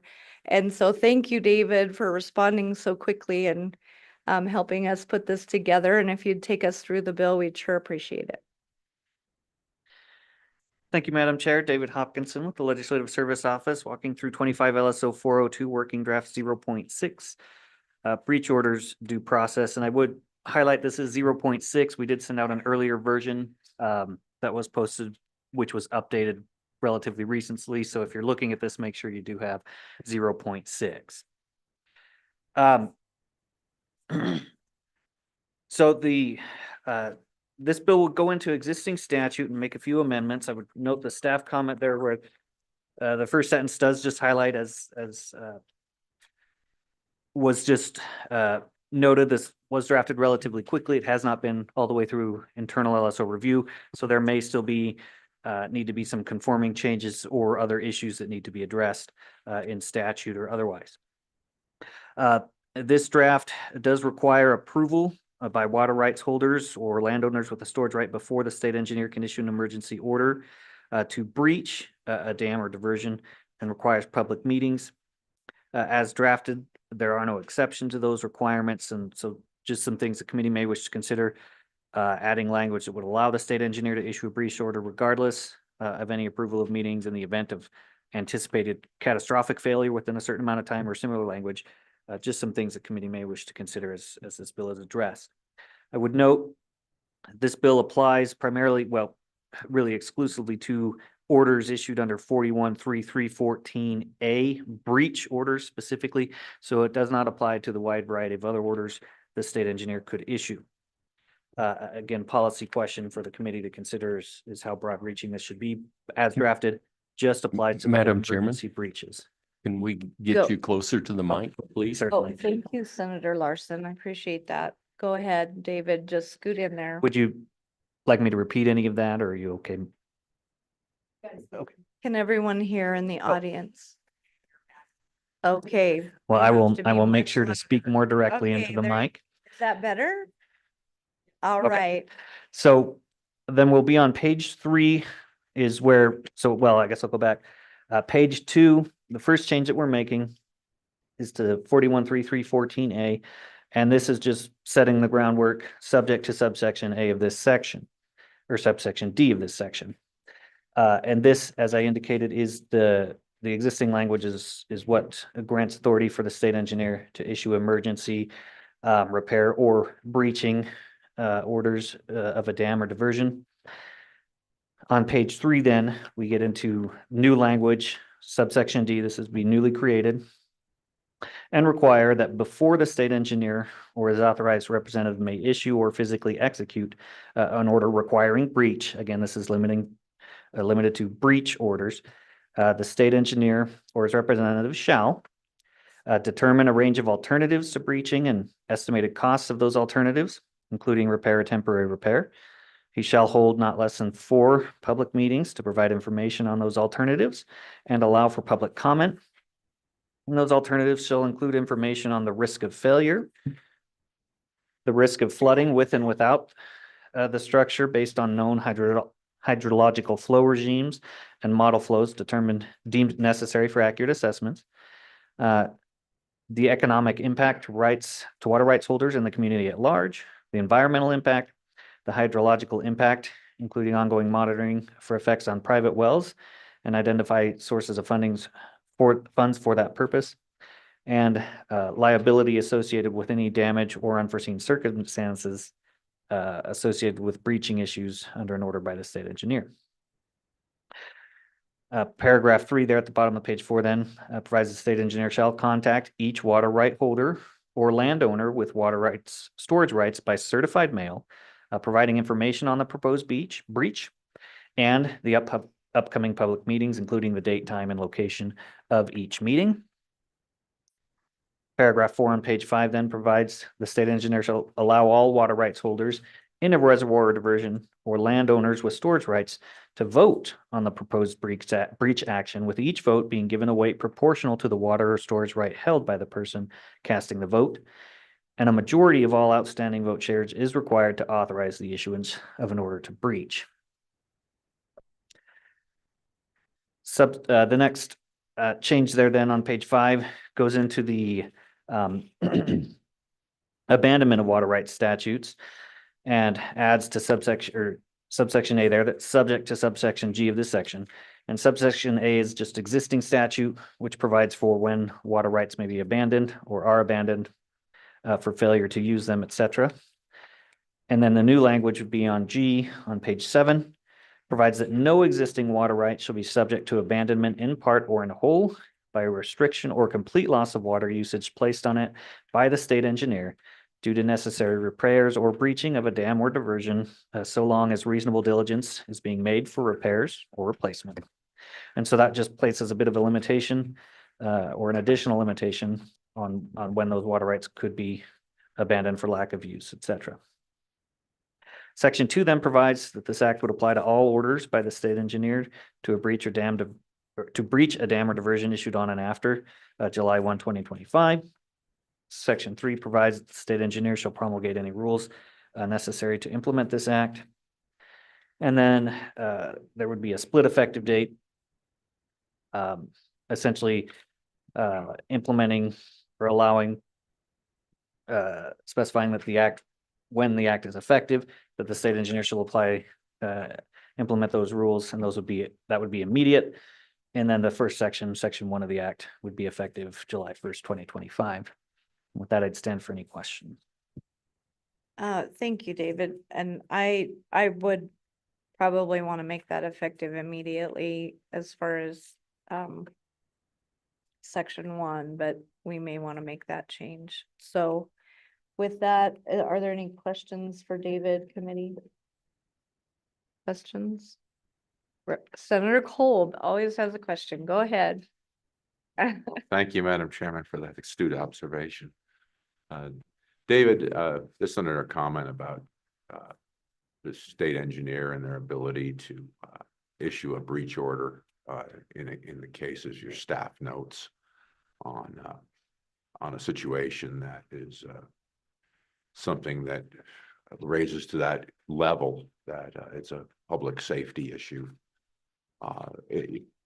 Some sort of mechanism that would allow a breach to happen if circumstances were to evolve to save life and property. What you want to elaborate on your staff comment about that proposed issue, the issue that you pointed out with having some ability to issue a breach order? Thank you, Madam Chair. Go ahead, David.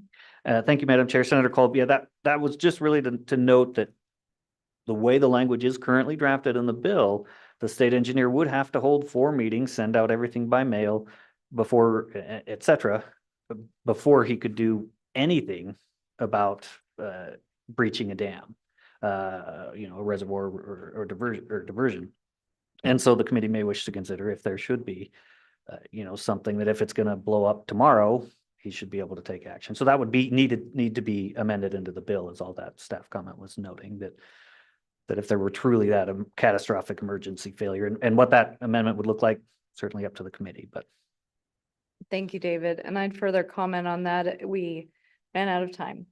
So that was, we decided to put it in as a staff comment because, it basically, if there's an imminent catastrophic failure anticipated within 10, 30, however many days, something like that could be amended in, but we just kind of ran out of time as far as doing that. So if we have an amendment like that, we may have to direct David to find the exact appropriate language because we were struggling to find that as we prepared this bill for this meeting.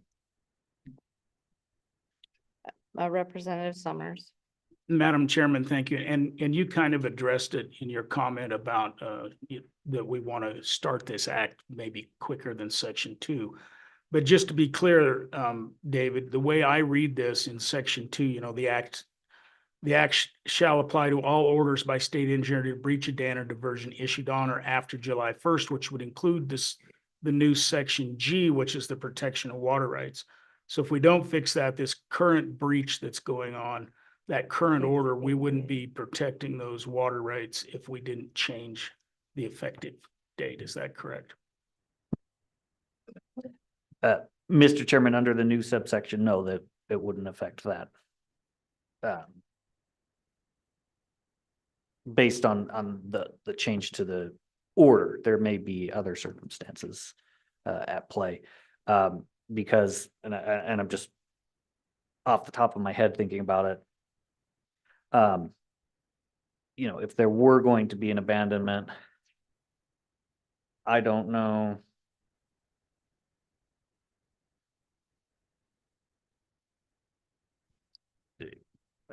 Speaker Summers, I would have to get back to you. May for giving you a I little bit more. be the friend you phone?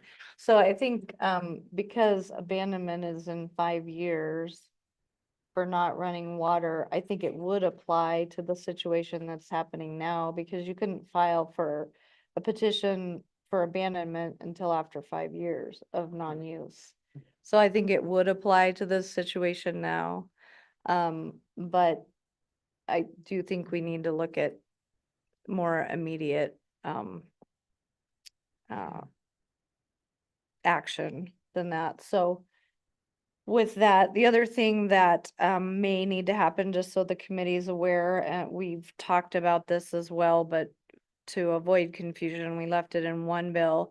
We may need to separate this into two bills for single subject, and that would be all right too, but just have that in the back of your mind that that might be something to be thinking about as we go through this process. And thank you to all of you who have showed up, affected folks in the community.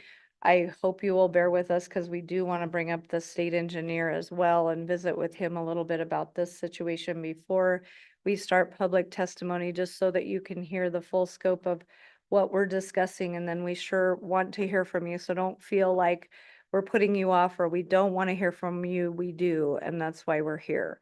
But please give us some grace to hear from our agency as well. With that, committee, any further questions? Seeing none, we're going to move on along. Thank you, David, very much. Next, we'll bring up our good state engineer.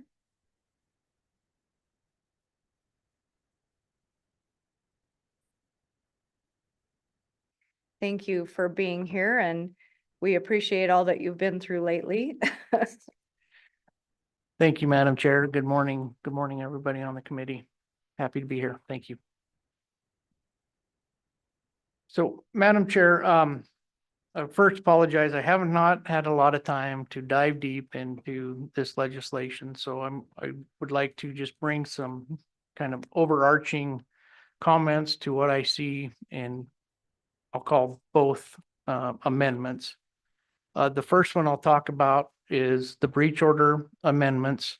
And I spent some time last night developing a list of comments or questions, but they really boil down largely to three topics. One is this will likely increase time during a potential emergency. How are we going to handle the costs of what we're being asked to do? And then I do have some questions or concerns about specifically what we're being asked. So I think there's a little ambiguity in some of these. But I first want to point out that LaPrelle is probably a little bit different than what I envision the statute being. We have seen LaPrelle on the tracks for 5 years. LaPrelle sped up at the end, got here quicker than we thought. So I'll just make that comment, but I think some of the other things that I can envision and some of the other situations that we have dealt with, we don't have a lot of time to react to these. These are truly emergency situations.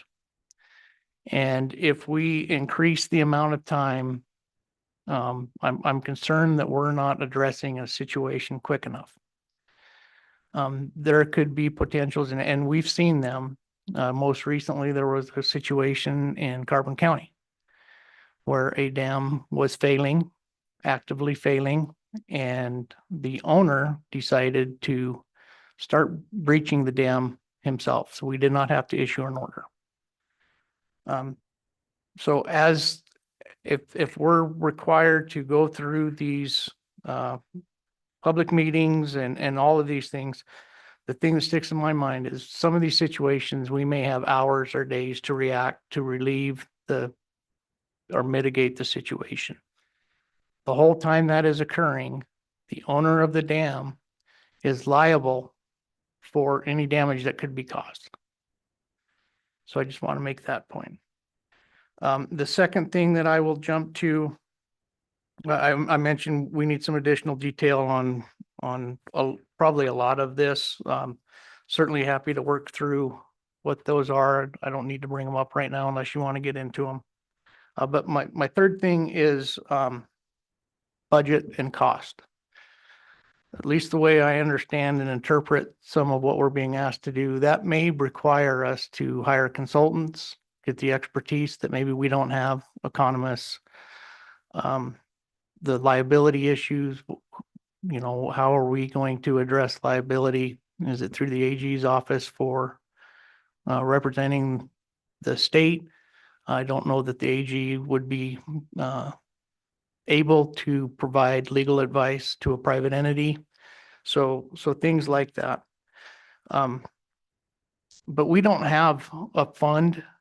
If we need to go hire consultants, we don't have a fund to have that money to be able to contract and even start the procurement process.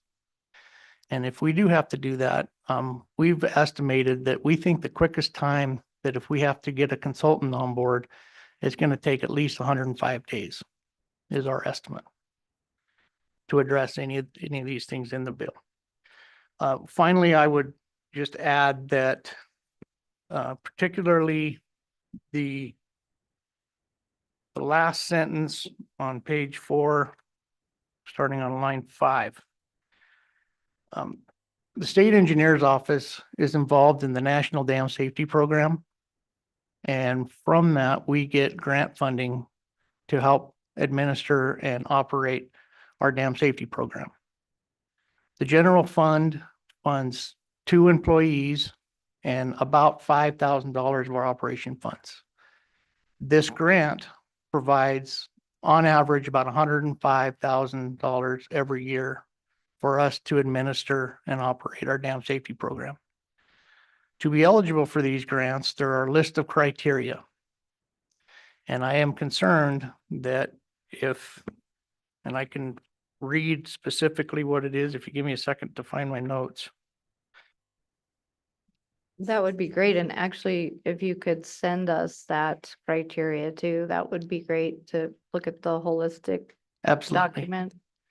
But one of the eligibility requirements says, and I'll just read this, have the authority to require dam owners to perform necessary maintenance or remedial work, install and monitor instrumentation, improve security, revise operating procedures, or take other actions, including breaching dams when necessary.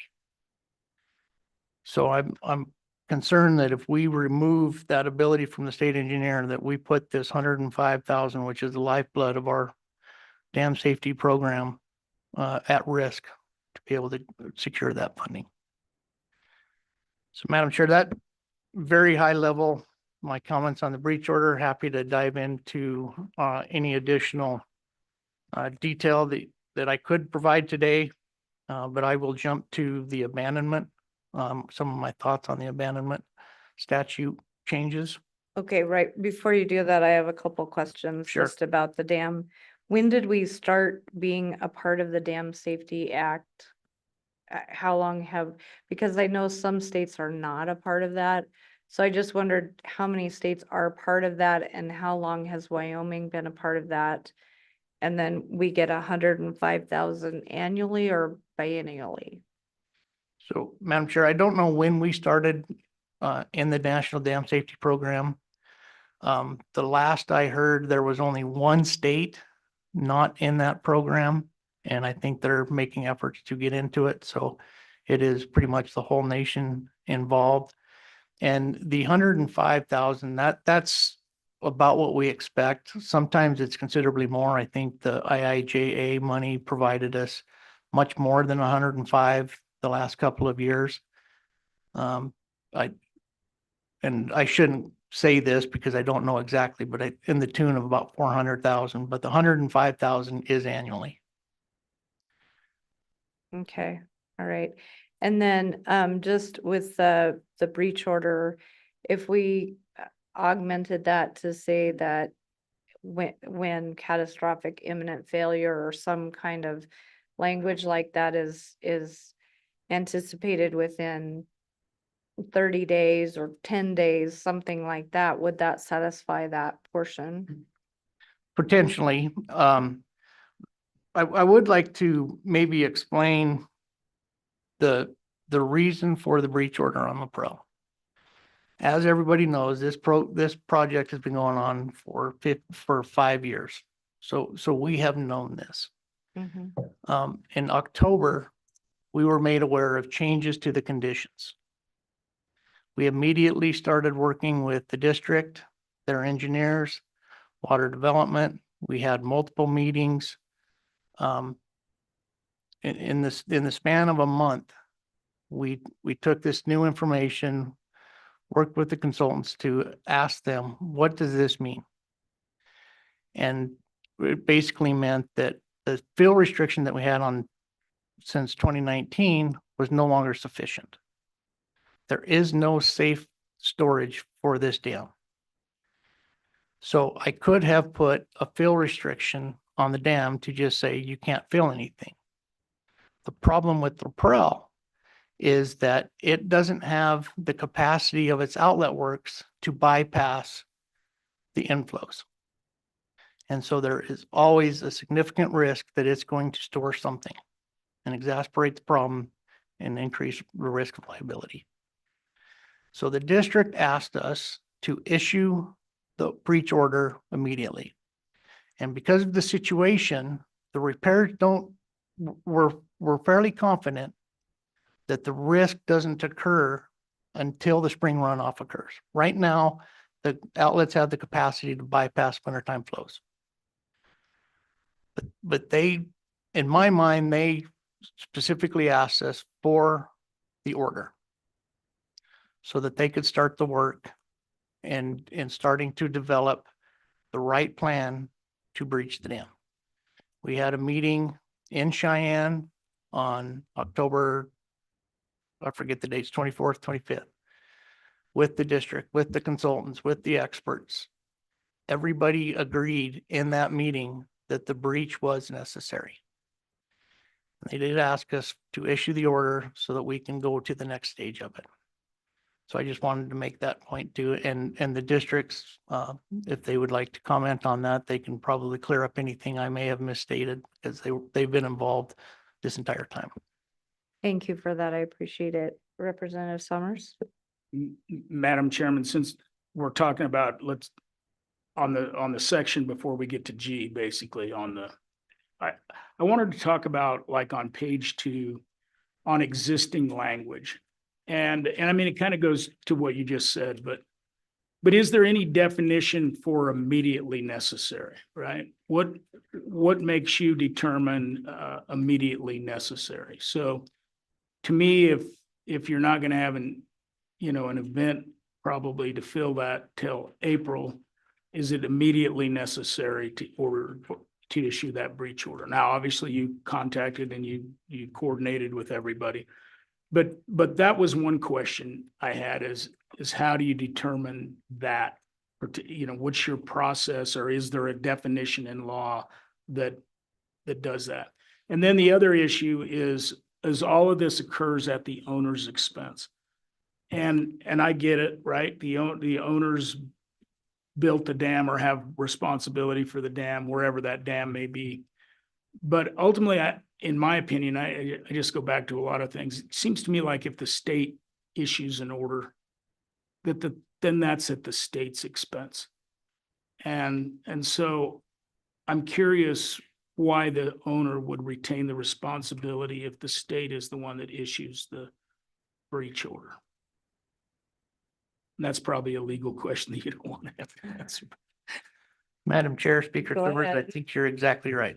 But to your first question, imminent threat or an emergency, I will say this is not something that's taken lightly. I think an emergency looks like an emergency when it's an emergency.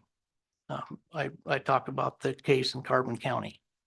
That was an emergency. It was failing actively, and it provided a safer alternative to control the release of the water as much as we could. And that had to occur at the time that we were made aware of the situation.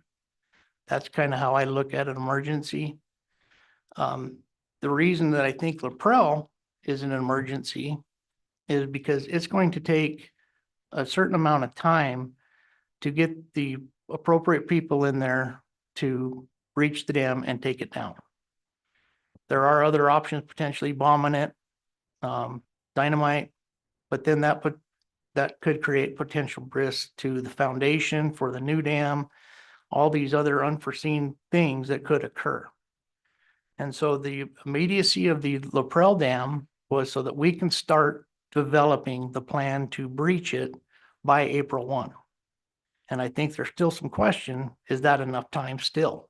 So it is going to take at least that amount of time to comply with the order. So that's another thing to factor in when we think about a breach. But I think if in my mind, if this occurs to me again, if there is not an immediate threat to life and property, then likely not doing a breach. We're going to take some time to figure out what the options are and work through that with the dam owner to determine whether it's truly an emergency or if it just needs a fill restriction or something else. So I think there are various levels that you can imagine going through these situations, and each situation is unique and the circumstances around that are unique. And just have to deal with them as they come. Thank you. Okay. Go on ahead. There are no other questions on the breach. I'll just make some comments on the abandonment amendment.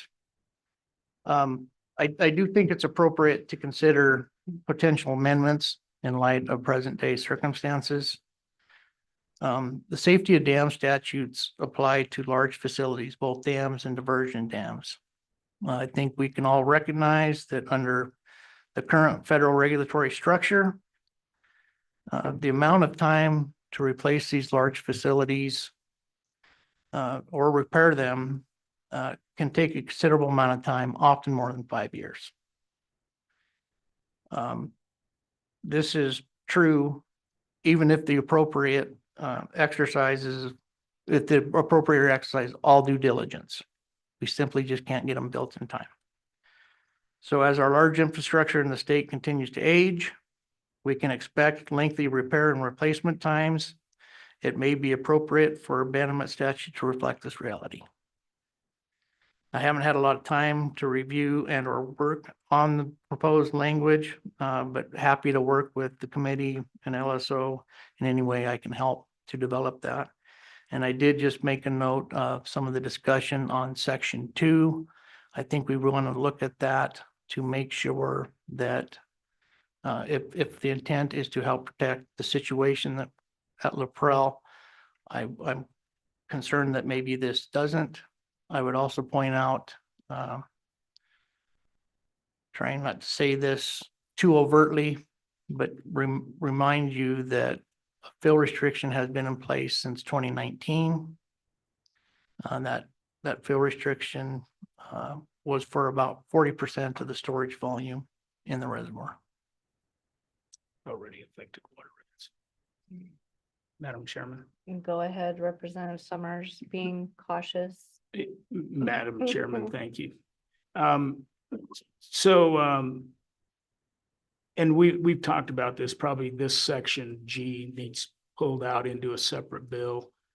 And then what I think I'm hearing you say, that it's not just, in the case of a breach, it's also in the case of replacement of some of these long-term structures that are failing, that we need to do this. So if we pull that out into a separate bill and maybe worked on it and to try to get a good draft ready for our final meeting in December, maybe we could get that done. Is that fair, working with you? Madam Chair, Speaker Summers, I would be happy to help with that. Thank you.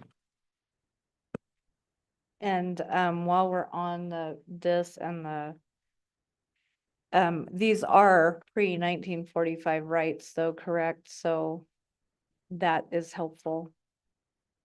Madam Chair, I believe at least some of the Prele irrigation rights are 1908 vintage. Okay, very good. And we'll be continuing to work with you on this. Thank you, Madam Chair. Yes, thank you. Any further questions for our good state engineer, Senator Kolb, of course? Oh, thank you for your intrepidation, Madam Chairman. Just a few things. So I guess first one I'd like to circle back to is your dam safety folks that get $105,000 a year for that program. Could you explain to the public what they do? Because obviously we got a problem here with dam safety. So I guess that didn't work out well for us. So what do these folks do? Why didn't they identify this as a as a problem, if that's their sole duty in life, is to be dam safety folks. Kind of help the public understand what that title means, I guess. What are we doing? Because I don't understand how we got here. We got these folks. How did we get to this point? I'd like to know what they do. Then I have a follow-up question, Madam Chair. Go ahead.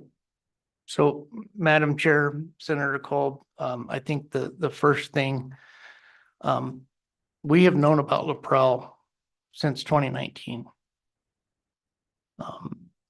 That I would argue that this isn't a new situation. I think we've been well aware of the deficiencies of the dam. We've taken previous action to utilize it as much as we can while still reducing the risk to the property and life downstream of it.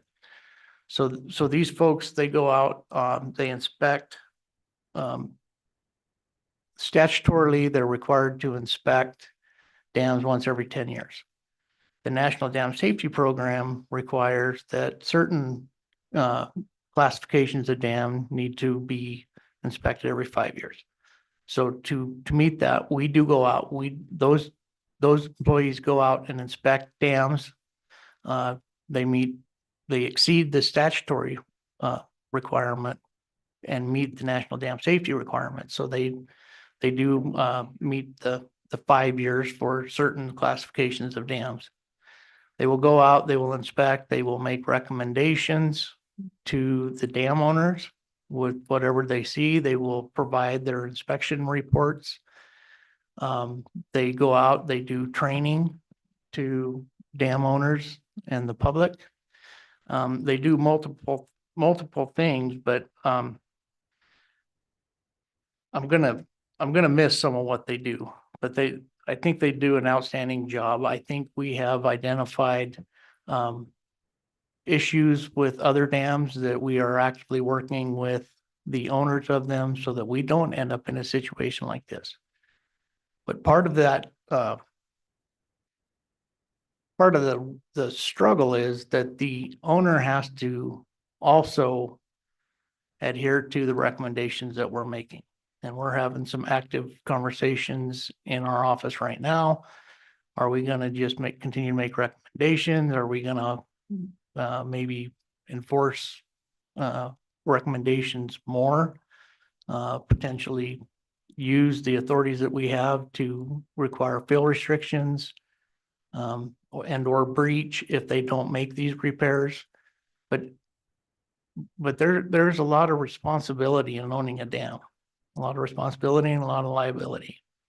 And so we try to help identify that, help them try to identify it themselves, and really try to work with them to maintain a safe facility, virgin dam or dam. Go ahead, follow up. Yeah, I apologize apparently for not doing a very good job in trying to explain what I wanted to get an answer to. My question comes down to really, I'll just shrink it down to a very small timeline. From the point where it wasn't a problem, where we knew it was an existing problem, we're trying to deal with it, to the point where it turns into a catastrophe, and now there's a dam breach has to be ordered. That time period between, I guess we're okay to we're not okay, that now we're here talking about it. What happened? That's really my question with your folks. I mean, how did it get escalated from kind of we're dealing with it to, oh my God, we have to get a dam breach? That's my question. Very specific timeline. I don't care about 20 years ago or 19. I don't care about that. I just want to know, for everyone's edification, what happened? I mean, in detail. I mean, I'd like to hear who structurally figured this out. What the same consultants we had before were consulting us to saying it was okay and we're going to do something, and now maybe something didn't happen at the dam. I don't know. I just like to know for myself and for the public how we got here from a problem to a dam breach. Thank you, Madam Chair. All right, go ahead. Madam Chair, Senator Kolb, so specific to your question, we have been working continuously with the owner's consultants We have had crack monitors installed on the dam since 2019-ish. Those crack monitors have been being monitored by the consultants. They've been communicating with us, providing us reports. In October, early October, up to October 7th of this year, we were informed by the consultants that the cracks have changed. And so we got together with the district, their consultants, water development on October 14th. We met, we decided that we needed to do a full inspection. That full inspection occurred the following week on October 14th and 15th. We got some preliminary results from that inspection that things have changed. The cracks have grown and a new crack was identified on the front face of the dam. And so that's what led us to a discussion with my staff. That again, the district was involved, their consultants on October 24th in Cheyenne, a 10-hour meeting to discuss the results of the new investigation, what it means. And then everybody left that meeting after essentially everybody had a consensus agreement that the dam needed to be breached. And so we left that meeting. They discussed potential alternatives for how to breach the dam. Everybody selected the same alternative to breach the dam down to elevation 5,400. I believe is what the order was. Could be 5,400, I believe. I did put in the order that is if there is a benefit and a way to safely operate at a higher elevation, that we would consider that. That's still true today. But after that meeting, everybody in the meeting was on the same page that we would breach it to 5,400. And then that order was issued a week later. So it was very rapid once that change was detected. Okay, so it was a week between the decision and the breach order being issued. Is that correct? Between the meeting and the issuance of the order, that is correct. The meeting where you decided, everyone decided to breach and the issuance of the order was 1 week. That's correct. Okay, because I think that has been some of the heartburn, I guess, from the legislative side of things, and I wouldn't speak for any water rights holder at all, but I know from the legislative side, that was some of the heartburn on the call with your office on the day the breach order was being issued. We were on the call and the breach order was being issued at the same time, and we, you know, it was pretty shocking to see the quickness of that. And so, and I think to expound on what Senator Kolb is saying, that we have been, you know, dealing with this for years, getting nowhere with federal regulations to get this dam in place. And then to have a breach order, it took a lot of people, it took our breath away, and I'm sure it did yours too, to have to order it. I'm not casting blame, just trying to find a process by which we could collaborate more in the beginning rather than on the end, the tail end, where it kind of hits you like a ton of bricks on the head. So we, you know, a more collaborative approach, or at least more communication going with everyone involved. So Madam Chair, and that's fair. I understand that, and hindsight being what it is, could have done a better job. I will say that following week, it does take some time to write an order. I had no preconceived order before the meeting. I wanted to get all the facts. So it was after that point before we even started writing the order. So I just that does take some time as well. yes, I'm sure it does. Representative Summers, because you can see the shape of our bill right at this moment when we quickly wrote it before this meeting. Go ahead. Madam Chairman, I just have a question. I certainly understand that a lot of this bill I have issues with, because you have to be able to react to a breach if you need to, to an event if you need to breach. So I do worry about getting this overly complicated. But one question I would ask you is, have you held a public meeting in that area where people could talk and hear and understand what's going on? Because a breach, frankly, or not breaching, can affect an entire community, and it would in this case if things went south and you hadn't breached and you had a major event. And so, do you intend to have a public meeting? I mean, that's the question. Do we have to write into law that you're going to have a public meeting and for those people to be able to talk to you?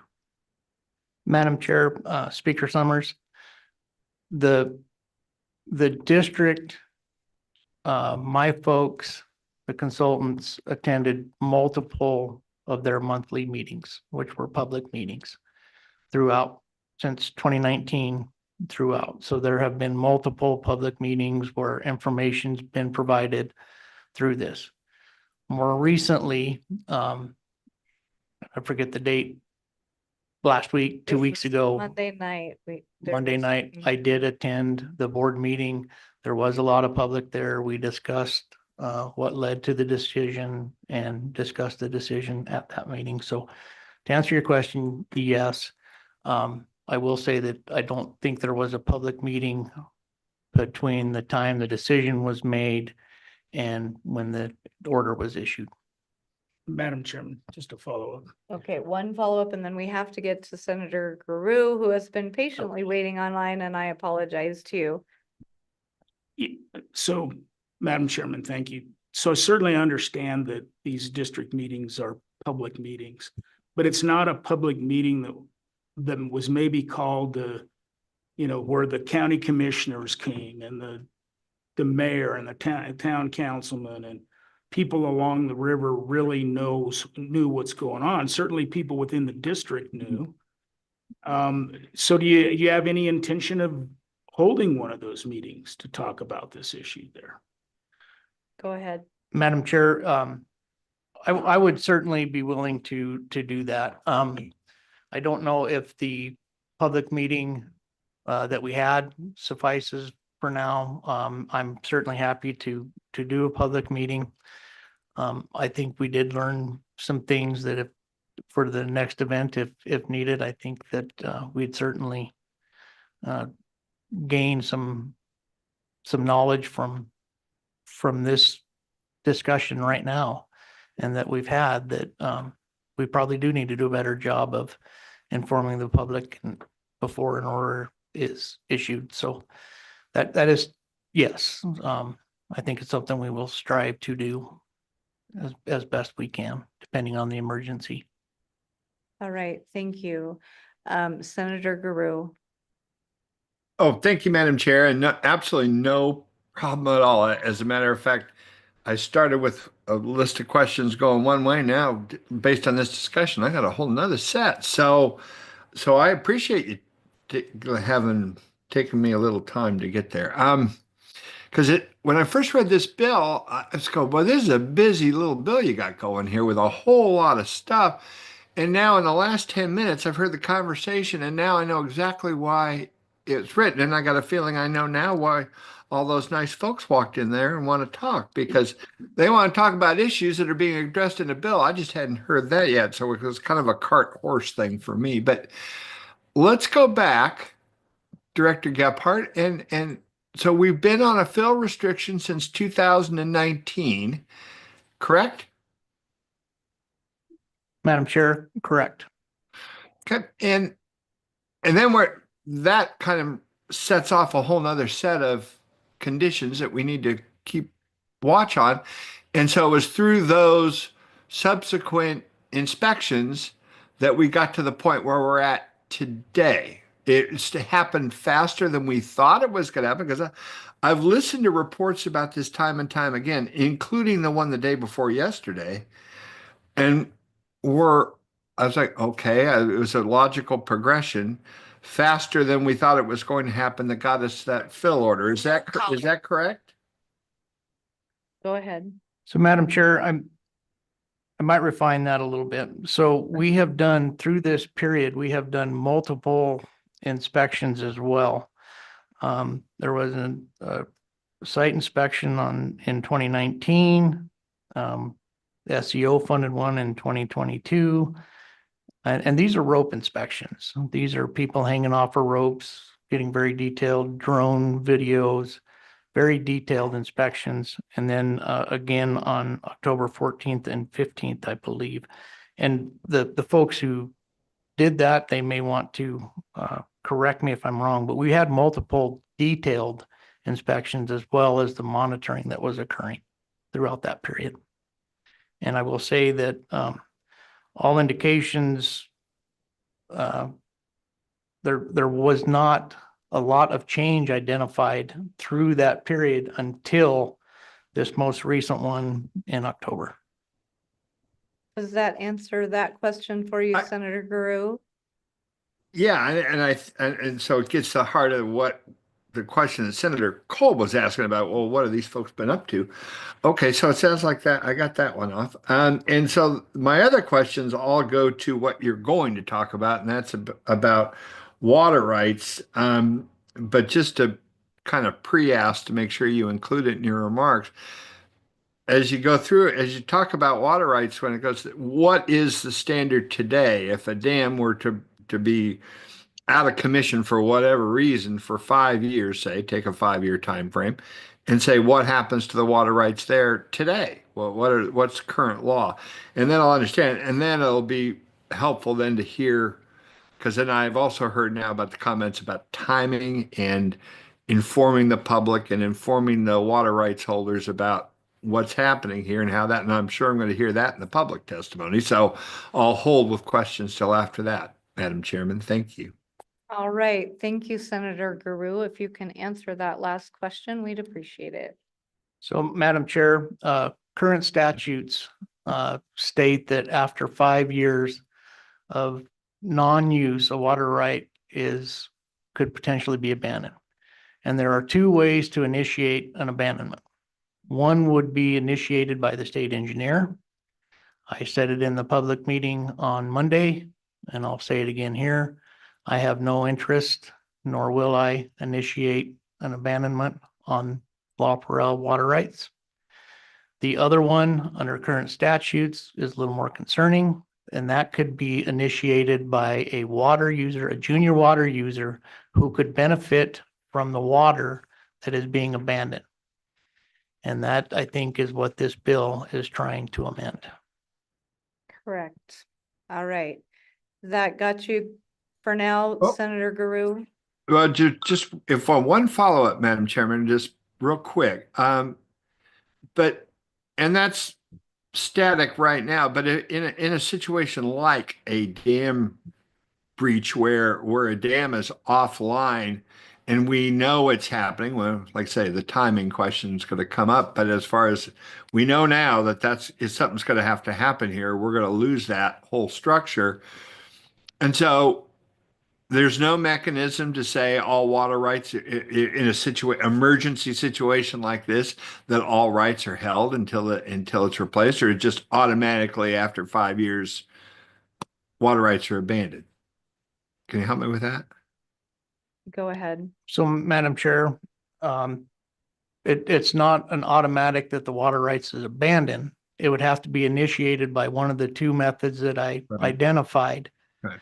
And so if those were to occur, I do have concerns under current statute that whether it's a breach order or a failure of a facility that takes a long amount of time to be replaced, I do have concerns that those water rights could be at risk of abandonment. All Thank right. you, Madam Chair. Okay. All right. We'll finish up with the state engineer with Senator Larson. Thank And you. then we'll get to our public comment because we have a lot of people who are patiently waiting. Go ahead, Senator Larson. Thank you, Madam Chairman.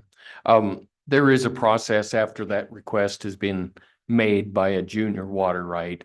Can you explain that? I would guess it would go to the Board of Control and the discussion would be had at a couple of meetings probably. But can you explain that? Is the Board of Control would be the final say?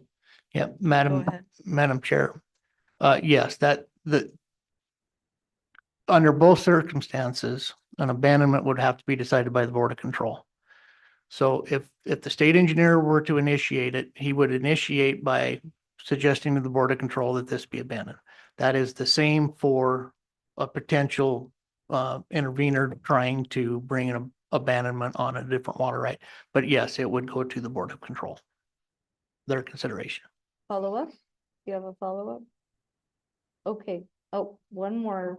Representative Nyman. Thank you. I know this will be short. Mr. Gephardt, is there any way that an out-of-state person could attach to these? I mean, could a downstream user, say Nebraska or whatever, where this water flows into, could they challenge this and work to take these rights at some point? Go ahead. Madam Chair, Representative Nyman, the idea of Nebraska is something that we haven't vetted yet. But I will point out that on the plat system, there are water users in Nebraska who have a water right for diversion in Wyoming. So to answer your question, yes. All right. Are we ready to go on? Oh, one more question, Senator Kolb, then we need to keep moving. Thank you, Madam Chairman. Well, I have a question about information you get from the dam owner for compliance to maximum fill levels. Do you have the authority to get those documents? And do you get those documents? I mean, how do you force compliance for maximum fills, whatever you may have issued on a structure? In this case, we're talking about this dam. Do you have the documents? Are you satisfied with the documents? Can you go back on the documents to see if there was compliance? I'm concerned from some of your comments that maybe you didn't get all the information or there was a lack of compliance. Could you help me out with that question? Thank you, Madam Chair. Go ahead. So Madam Chair, Senator Kolb, that is something that we're talking about is, you know, what teeth do we have for compliance of recommendations? And one of the things that I think comes to mind immediately is essentially a threat that if you don't do this and we determine that it could if a failure because you don't do this could potentially cause damage to life or property, then we could restrict. We have two options in the statute. One is to restrict the level that it can be filled. The other is breach. So we do have some trouble with teeth in enforcing recommendations. I think what we've talked about is potentially a threat that you could face a restriction if you don't comply with these, but then that kind of depends on, you know, are the recommendations, do they protect or they threaten life and property? Because that's really what we're evaluating under the statute, or is it just a convenience type of a recommendation or best practices types of things? So there are certain levels of recommendations that we provide. All right.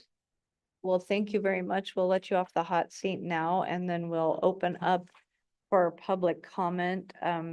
We usually allow legislators to go first if they would like to, and then we'll go on into our public comment. Would the legislators in the room like to start us off? And anyone that's with you? I would say yes. All right, come on forward. So just state your name and who you're associated with and what you would like to visit about today. Welcome to the Agriculture Committee. A Select Water Committee. Sorry, I'm on the wrong committee. We've had a lot of committee meetings lately. Thank you for the correction, Representative. I'll go ahead and start. And so go right ahead. Okay. Speak clearly into the microphone so everyone can hear you. Okay, thank you, Madam Chairman. I appreciate this time that we can come in and what I just wanted to share I'm sorry, I always forget my name. Thank you. I'm Tommy Strock, Representative Strock out of Converse County, House District 6. And I would like to just start out, I am part of this. I am under the Laparelle irrigation for my own operation. But I'm not going to have a lot to say. I did have a lot of people behind me. They have been involved in this probably as long as some of you have been alive, well, or at least well, sorry, Dad, not quite that long, I guess, but so been very a part of it. And what I really am asking is that we would really listen. There is some wisdom in this room that even a lot of our engineers don't have. And I would really appreciate if we could really, that is probably what I'm really asking is if we could listen to what is the people behind me and give it a lot of heart. So, thank you. Thank you, Representative. Welcome. Thank you, Madam Chairperson, and to the honorable senators and representatives that serve on this committee. I appreciate the opportunity to come and talk to you. I hold no official title, but I've lived under the project since 1971. We had a major flood in 1970. We live on the creek, so we're doubly affected by this breach. We also have land under LID, the Laparelle Irrigation District, that will be affected. And I shared at the meeting the other night, I served beside the Honorable Harriet Hageman as representing the state of Wyoming in the Nebraska lawsuit. And one of the things we're encouraged to do is get our water rights up to date and get more efficient. And so I've put in 3 pivots. We spent 3 years with this state engineer trying to get our water rights updated so that we complied. It also took $26,000 to do that. And now we have a state engineer that come out, and we were given about 2 days notice that he will breach our dam by April 1st. That's our livelihood. And so I've been very frustrated. Senator Cole, I appreciate your comments because I served on the Wyoming School Boards Association. I served 34 years on our school board. And we had these federal mandates, and they dangled money out there like we're talking about 110,000 and a couple of employees that I also wondered, Senator Cole, what they've been doing. I'm also frustrated with computerized documents. We're told that 65 people could lose their lives if that dam went out. My question is, I'd like the names of those people and why they sit on the edge of the Platte River and go floating to Nebraska. They don't have names. They also said that 8 cars would be washed off of the Laparelle Bridge. My ranch is located right below that Laparelle Bridge, and I've never seen 8 cars on that interstate bridge at one given time. So I wonder how we can breach a dam that a computer says we could have all this big disaster. So I'm frustrated by that. The question was asked by Representative Larson. Have you had any hearings? Well, I don't feel that Laparelle Irrigation District Water Board meeting is a hearing.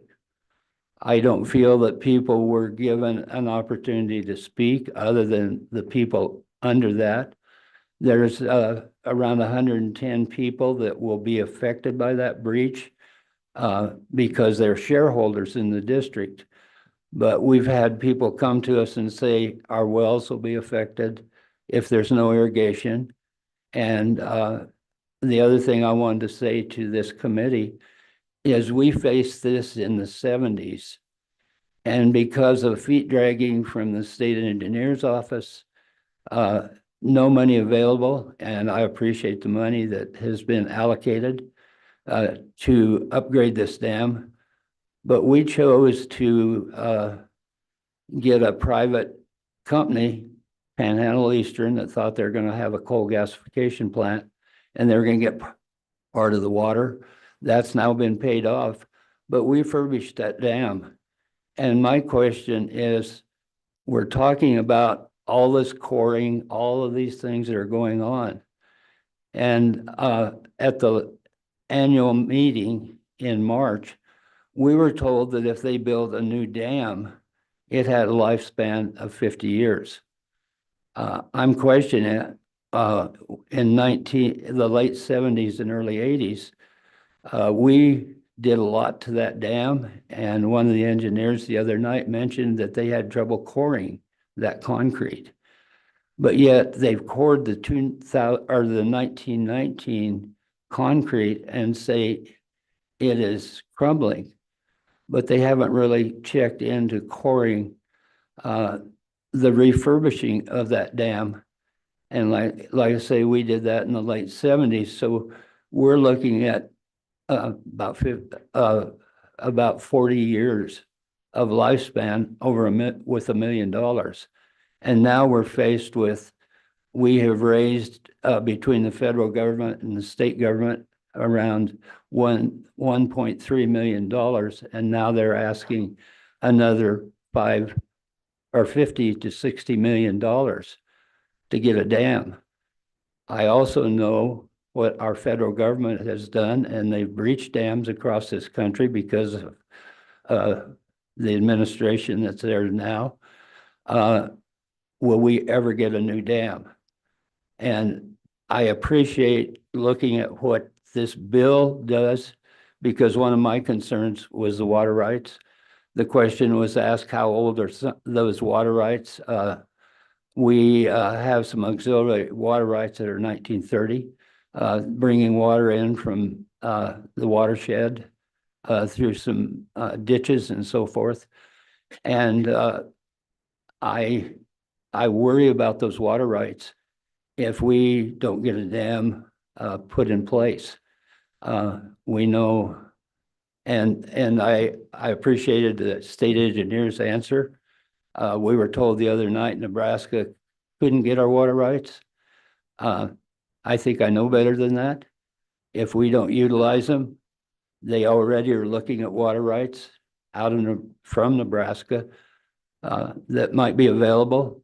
And if the dam doesn't get replaced, so when you address the water rights, please make sure that after sitting on a committee and watching what went on, Nebraska trying to get water a few years ago, I'm concerned. And I know also that this dam is a little drip in the bucket.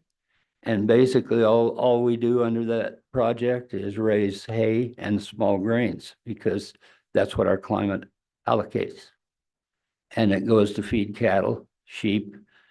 And I would hope that as you listen to this testimony, you address some of these issues in the bill. And I want to thank you very much. Thank you, sir. And for the record, could you just state your name? Okay, my name is Tom Strock. Thank you. I take it you don't want my age. Well, probably not, but thank you very much, Mr. Strock. We appreciate it. Who would like to be next? Come on forward.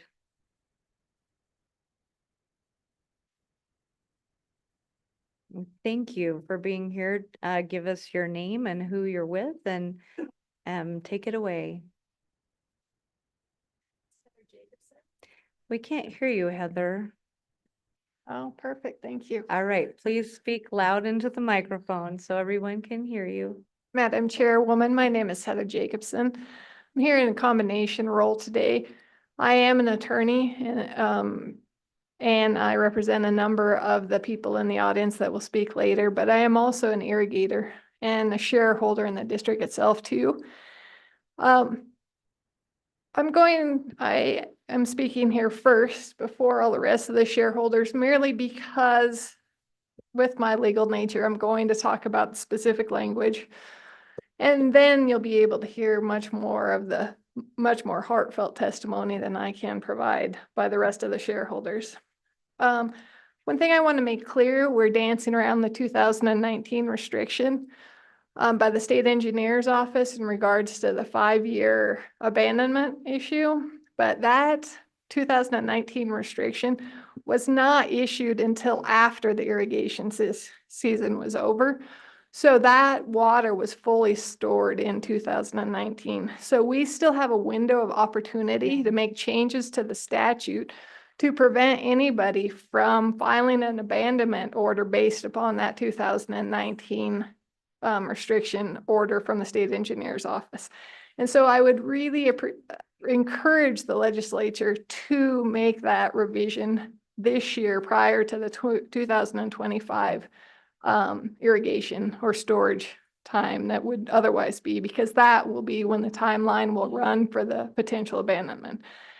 Because of that, from what we've heard so far, there is a lot more doubt in the first part of the revisions versus the second part.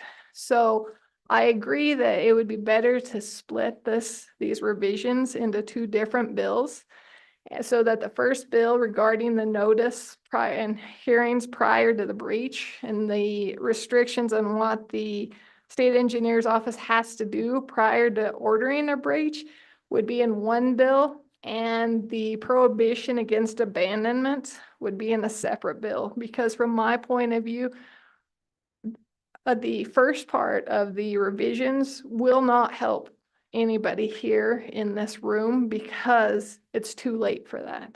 And so that's why I'd really like to focus on the second part of the revisions, because that is what's going to help everybody in this room. And I think there's a very simple way to address the effective date issue that we've all talked about.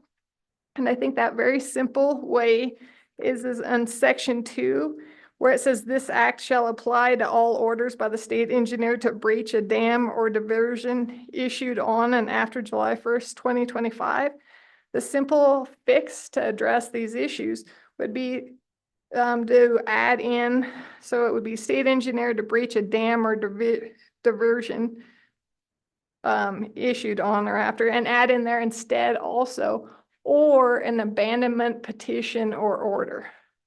If we add that in there, then any abandonment petition or order brought after July 1st, 2025, we would be safe on. And clearly we would like to have that effective immediately, because once again, we're looking at the storage time frame for 2025 as applying to the 5-year deadline for the 2019 restriction. So I think that that would be a very simple change to address everybody's concerns on the effective date.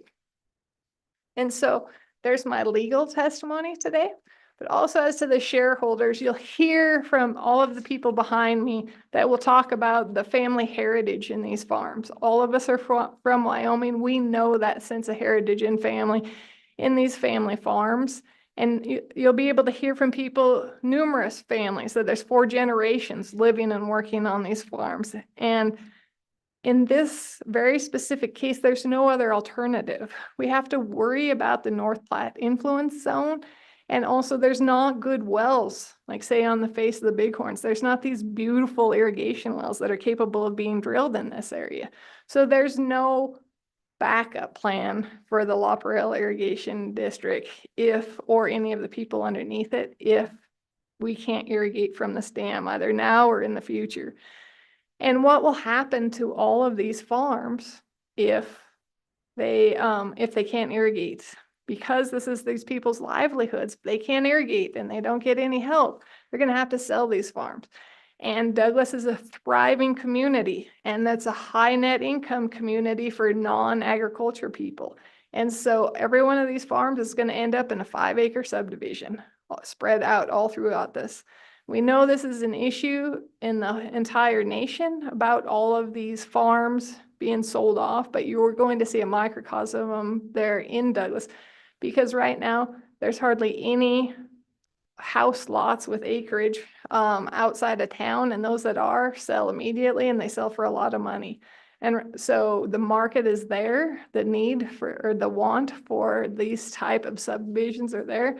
And that's what's going to happen if we don't fix this. And so, and that applies not only to rebuilding the dam and the breach, but that also applies to working hard to prevent the abandonment of the irrigation rights also. Because if either one of those things happens, it doesn't matter if the other one happens or not, it's going to destroy these farms. All right. Thank you, Ms. Jacobson. I do have one question for you, and that is, as far as the first part, not applying in subsection D on page 3.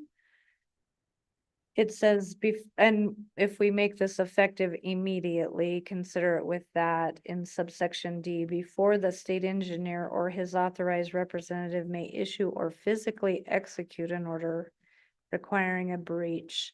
So, since it hasn't been physically executed yet and probably wouldn't be till April 1st, do you think that this bill may have any impact on that, requiring some of these estimates and things for the community?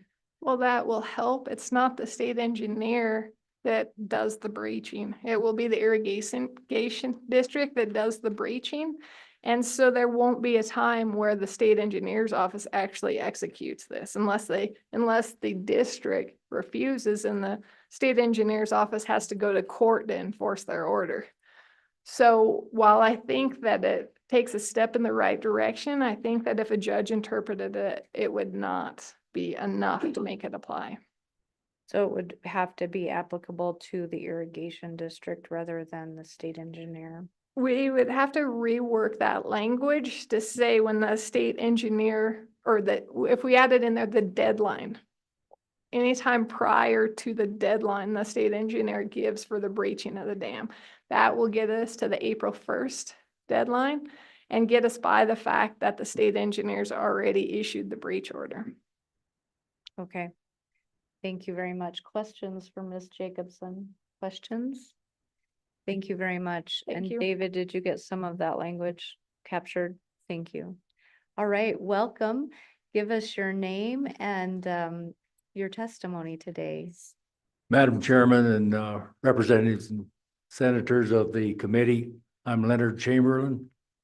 I grew up down on the ground on the Laprelle Irrigation District, actually irrigated until I left for college. I currently have a brother that's got livestock operations right on the creek. I've got cousins that live on the creek.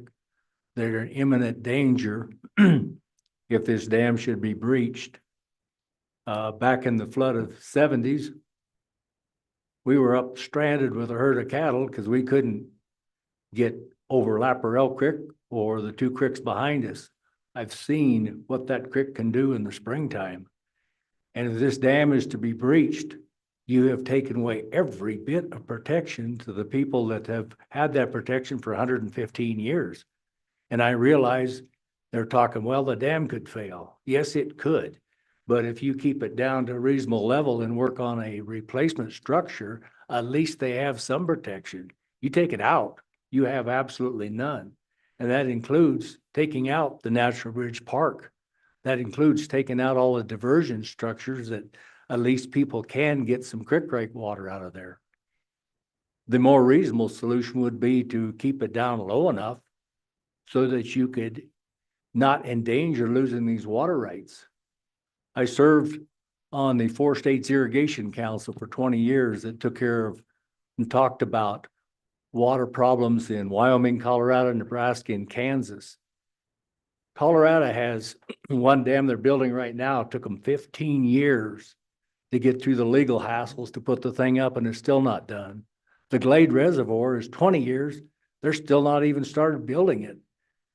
And back in the 80s, the state of Wyoming lost enough storage right to the Platte River Improvement Project with the birds in Nebraska that we had to stick another 3 foot of elevation on Pathfinder Reservoir to make up for some of that loss.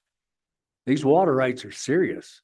Not only the environmental groups will be attacking us, trying to keep a structure from being built, But the over adjudicated North Platte River, there's people just standing in line, would love to see this dam not put in. So to think we could even get a dam in 5 or 10 years is over optimistic thinking. All the lawsuits gonna come from environmentalists, from water users, every other source. This is not a quick thing, and we stand to lose water rights. And I appreciate that this bill could protect those water rights, but if we take it completely out, it might be out of our control, that there might be lawsuits for these rights that we can't do anything about.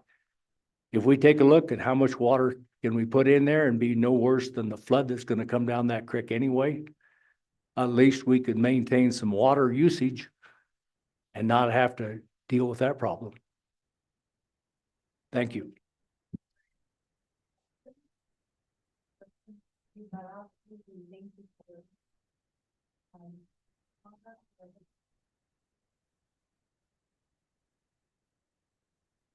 There's 2 microphones, so come on forward if you want. Someone else who's coming next wants to sit at the other microphone and prepare. We'll just keep you on coming up and come on forward. Welcome to the Select Water Committee. Please state your name and if you're representing anyone but yourself for the record. Good morning, and thank you, Madam Chairman and members of the Select Water Committee, for the opportunity to speak with you today. My name's Shane Cross. I'm a member of Boot Ranch, which is one shareholder in the Laparelle Irrigation District. My sister and I are the 4th generation of our family to ranch in the valley, and we're hoping my 2 children will be the 5th. I came prepared to deliver comments on the economic impact and community impact of the loss of the Laparelle Reservoir. Given the nature of the proceedings this morning in the bill, I wanted to follow up on a couple things Mr. Chamberlain said. Most of the infrastructure, I think, on the creek below the dam was built with the dam in place, given that the dam was built in 1909. A lot of that infrastructure is reliant or assumed that the dam would be there. So I think one of the concerning things, full breach of the dam, is the and I understand the bill has these processes in place, and I think a lot of them were actually followed, but it was over a period of 5 years. And the breach order then came so suddenly. But some of the modeling that we've seen has shown that there are, for example, there are alternatives to breaching the dam down to a certain height, which would provide some measure of flood control. And the alternative analysis that we were shown was basically that wasn't viable because there could be something like 17,000 CFS of water released from a lower dam if it were to breach.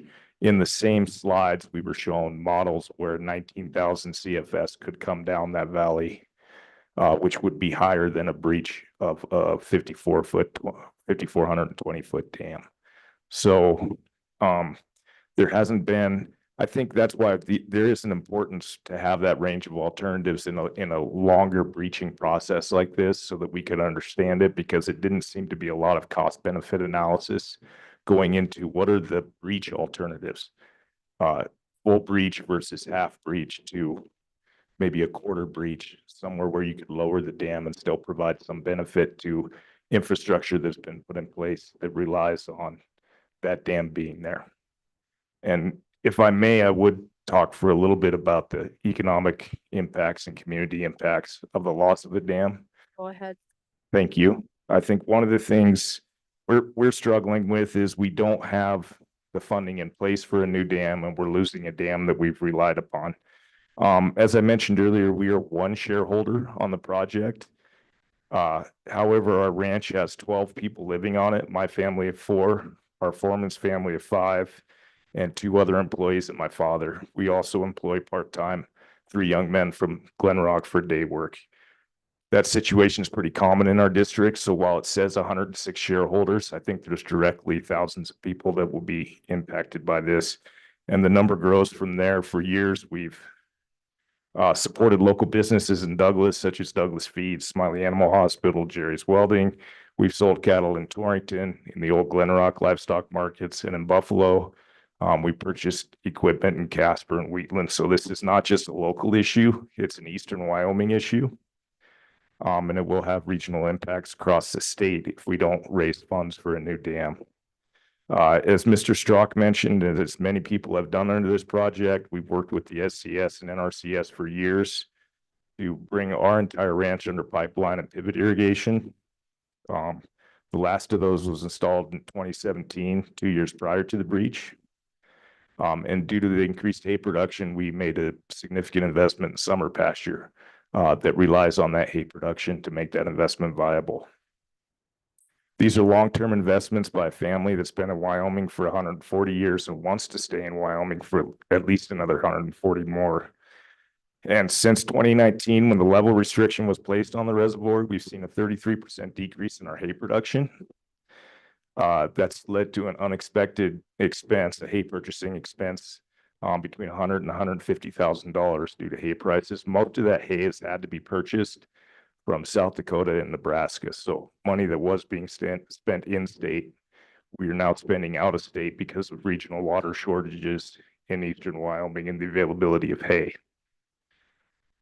And with the full breach of the dam, we expect we could see at least another 33% decrease in hay production. So why is this important? Because I understand that businesses face moving targets all the time, and that somebody can, people, the old book, Who Moved My Cheese. But why I believe it's important is that in rural areas in Wyoming, we're built on history and community. Nationwide, not many businesses last 10 years, much less 50 or 150. And here in the Laparelle Valley, we have many generational farms and ranchers. Historically, our shareholders have been very active members of the community. In my memory, 3 of the 5 state representatives have come from the Laparelle Valley that are in our district, including our current representative.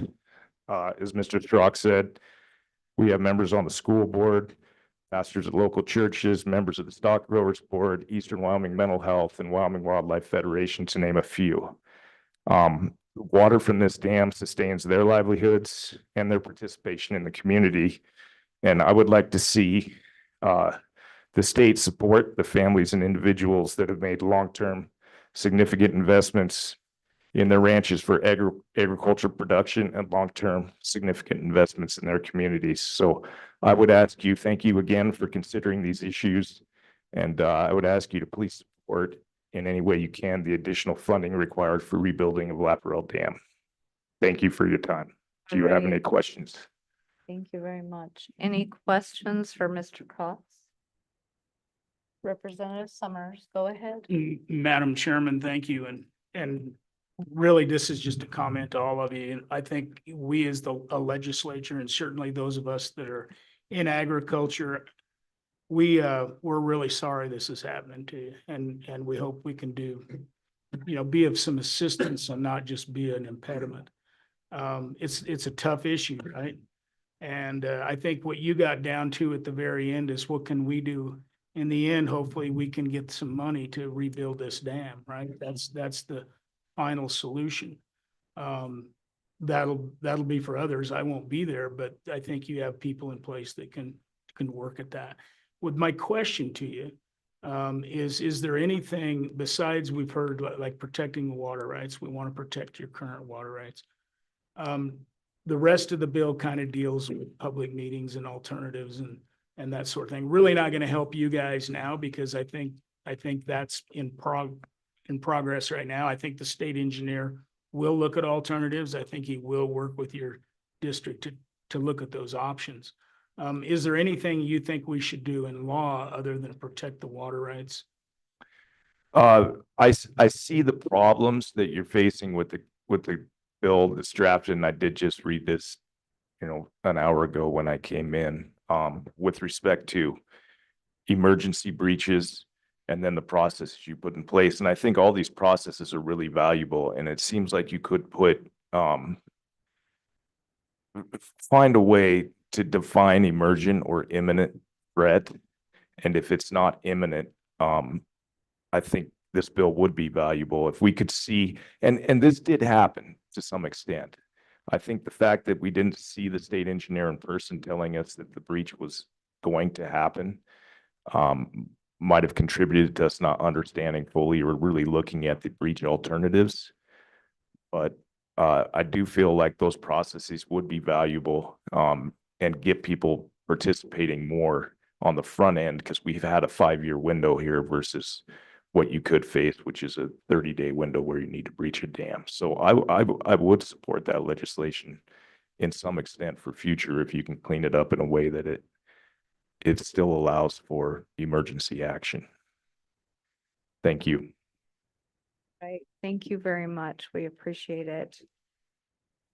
Please state your name and if you're representing someone other than yourself, but welcome to the Ag Committee or the Select Water Committee. Thank you, Madam Chair, Representatives, Senators. Thank you for your time to listen to us. My name's Don Blackburn. I'm one of the users under the La Prele Irrigation District.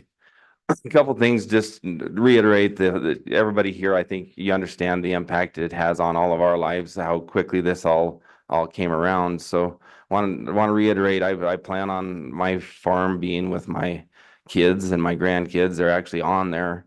And this definitely has a big impact on it. So the things you could do for us to help with that financially, it helps us, and to push the engineer's office to get some things in place. One of the things that come out of it is the water rights. That is a major concern. Everybody here, I think, has that concern. And that comes to the second piece. I don't want to belabor the fact that it's an impact on us, but from the financial and the homes here, I think everybody will say that. But one of the things that caught us off guard was it needed to be breached as quick as it did. We were watching it. We were trying to monitor it, and then all the once we have to breach it. And so from a financial standpoint, I think you brought up the financial from the irrigation district alone. To immediately have to breach that dam and lose all of the water rights and to come up with the funding for that is almost impossible for just the irrigation district. So we need the assistance of the legislature to help with that, or it just can't happen. We can't carry that burden alone on our own. So that's one of the things. The other one that I would encourage you to put in the bill, and I'm not the one that writes this type of wording, but it seems that as early as or not as late as last Monday when we had our meeting, we still didn't have a good contingency plan. And I think that in your legislation, while you're doing it while it doesn't affect this project, you should be looking at the future projects. I don't see I'm more from the business side of the world than the legislative side, and I don't see why you wouldn't have a contingency plan for all of these structures. We shouldn't be asking this question at this hour, what's going on with the water rights? I think the state engineer's office should have a contingency plan and be able to answer those questions on all your major structures. I think as you make this bill going forward, it shouldn't be a surprise to any other of the dams that, oh, this is what's going to happen if we have to breach it. Especially since we've known since 2019 that this dam is failing, to still now be talking about what are we going to do with water rights, we knew we were going to have to breach it at some point. It seems like somehow in this legislation, you should be able to protect some of the other structures in Wyoming also while you're doing it. So thank you for the time, Madam. Thank you, Mr. Blackburn. Any questions? Madam Chairman. Representative Cole or Representative Crago, and then Senator Cole is next. Thank you, Madam Chairman. Just help me understand a little bit, because I don't know all the details surrounding the district. Are you a member of the irrigation district? Yes, sir.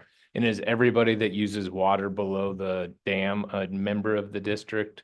Yes, everyone in the dam or under the dam is a shareholder. And if you hold so many shares, depending on how many acres are under that dam. Okay, and does the district have a board? Or I know that the state engineer mentioned he met with the district and the district was in agreement. Was that the board or all of the district? How did that work out? Madam Chair, yes, we have a board that is an elected board that he meets with. Yes. Okay, and did they meet with the state engineer to discuss the breach? From what I understand, I'm not totally privy to that, but from what I understand, they met last week or the week before about the breach. I'm just trying to get to what the communication was between the state, our state engineer and the district, and how that all worked out. So because I think that's part of the as I'm reading the bill and what we're talking about communication and whether it's a public meeting or whether it's a meeting with the district, which in this case, the district is the owner of the structure. Correct. And so I was just trying to get to that. And so I just wanted to make sure that, because in some places, not all users out of a particular reservoir are necessarily members of the district. So they wouldn't have access to some of that information. So that would change how we look at the language. So that's all I needed. Thank you very much. Thank you, Representative Craigo, and we have two board members here that may be able to, would you like to phone a friend so the board members can help you out and Madam comment a Chair, little bit? Go ahead.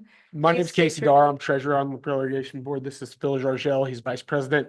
We were going to come up at the end so that way everybody could gather all the questions they had of how the process worked, what was involved. If they have any other questions for the board through this whole process, we're going to let everybody get everything out there so you guys can get all your questions organized. So we weren't just hot lapping it back and forth to the front, if that works for you guys. Yes, that's what you've read my mind. That's Okay. what I was hoping we could do. Perfect. So I was hoping to call you up at the end, but Mhm. if you have a specific answer now, you're welcome to I'll, give it. I'll wait my turn. I'm a All patient right. man. Okay, because you guys have been on the hot seat for a while.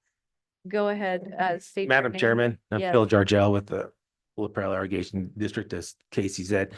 We do have currently 104 people that this shareholders, but this dam does affect a lot more than just the shareholders. There's a lot of people who have probably hundreds of wells that rely on this irrigation water for their, just for their domestic use. So it does affect a lot more than just our shareholders. So. Thank you, Mr. Georgel. We'll talk to you at the end. Thank you. Senator Kolb had a question. Oh, here, let me share my microphone with you and then we'll get some technical help for this microphone. Yeah, thank you, Madam Chairman. So my question is very much in line with Representative Craigo's question is, who's representing this board? Who's representing the owner? That's really my first question. Is there a person here, a director? I don't understand your structure either, but is there a representative of this board that could stand up here in the future? Maybe not it's you, sir, but that could answer the questions about a board question in particular, not just an owner question. That was my question. All right, thank you. Thank you, Senator Kolb, and they'll be coming up at the end. So, thank you, Mr. Blackburn. Appreciate it. Welcome to the Select Water Committee. You're no stranger to us, so, but please give us your name and if you're representing anyone other than yourself. I'm Colt Rodeman. I'm just an individual shareholder, one of 104. Just, I can be a very valuable asset to some of you. I've been on the board for 20 years, and I'm the one that started this project in the very beginning. We had a watershed study come through. It was brought to us that we should have a watershed study, a plan of our own. When we'd done that, out of that plan, we came up with rock fall problems of the dam. This is where this whole project started from. We went into several years of studying the rocks, what it would do, and out of that, we came up with we need a new dam at that point. And that was before 2019. So 2019, we had a tour. We also done a very close inspection. And that's when the cracks in the pillars, for lack of better terminologies, were detected on the structure itself. Just so people understand, Prele Dam is the oldest open front dam in the nation. It's 115 years old today. Okay. Its twin sister failed after 10 years. So Yes, it had a facelift, a major facelift in the 70s, helped it out quite a bit. But there were still structural problems at that time. After it got corrected, the face got corrected, and we could store water once again, just so everybody's on the same page here, this dam's it's been declared a high hazard dam since they built the interstate, because it's got the interstate below it. That's why it's a high hazard dam. With that being said, it's been inspected numerous times. There's been restrictions put on it and lifted over the years.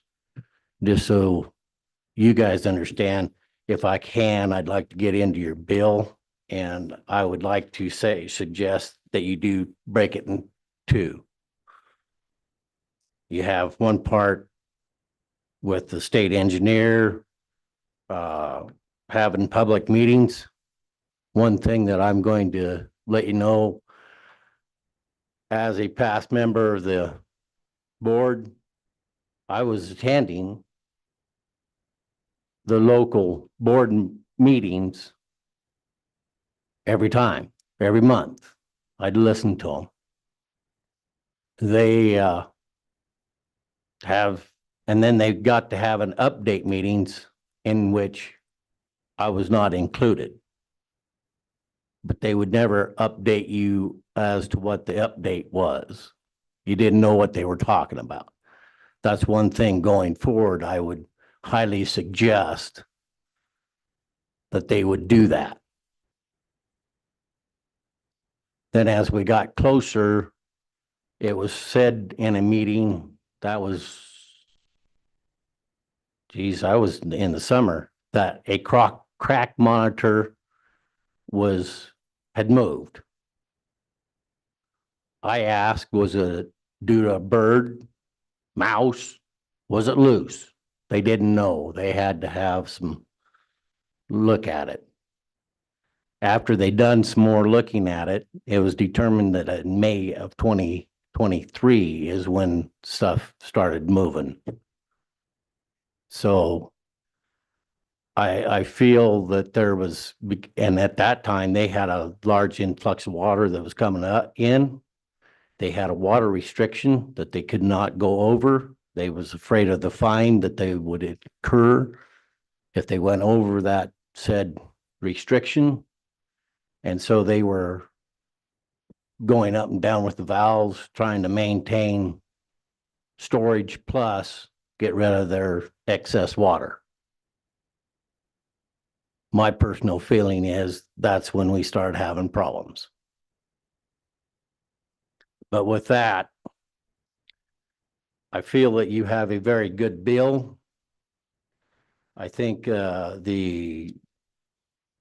needs to be, before a breach order is implemented, I feel that there needs to be, the shareholders should have a voice of some sort, or at least have a good understanding before the breach order is put into effect going forward. We had none. We just got told your dam's going to be.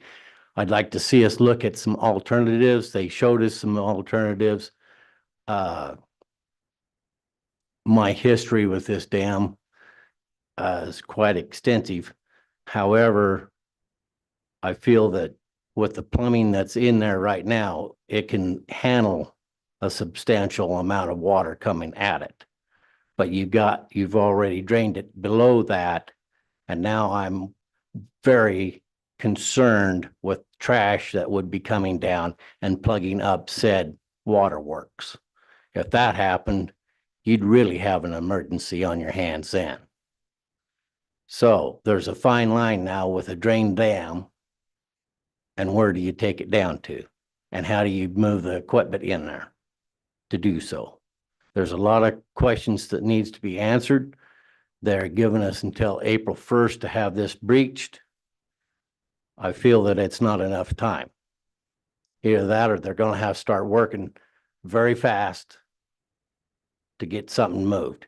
And I also would like to suggest that as we have a new federal administration coming in, I hope and I would encourage you guys to please talk with them, because nobody's been talking with them, and I would suggest talking with that new administration. I haven't heard who he's naming the Secretary of Interior, but I would closely recommend inviting him to see the circumstances. With that, I yield the floor. See any questions? Thank you, Mr. Rodeman. Any questions? I do have one question. Seeing that irrigation districts are subject to the Public Meetings Act and all their deliberations and board actions must be taken at a public meeting, are you saying that there was no public meeting under which this action was taken? I never knew of anything until last Monday when you knew about it. I knew about some cracks. I didn't know about any breaches or anything like that until it came out in the paper. All right, thank you very All right, much. thank you. All right, next up, welcome to the Select Water Committee. Thank you, Madam Chair. Good, still good morning. And representatives. My name is Sean Gustafson. I'm here today on behalf of the American Council of Engineering Companies, ACEC. I'm on the Wyoming board of that company, and or of that chapter. And I am here because I am the one in Casper. So first off, I want to say that I'll be brief, but I want to say that I don't want to in any way discount the testimony you're hearing from the members of the irrigation district and so on. That those are all very completely valid and very concerning points. From the member of the board, as a member of the board and a professional engineer, our issue with the legislation as at 0.06 now, I've reviewed 0.05 or 0.5, is the 8 items under D and being able to accomplish those in a timely manner in an emergency situation. That is, and I feel that those items do hamstring the state engineer and able to act for public safety and property concerns.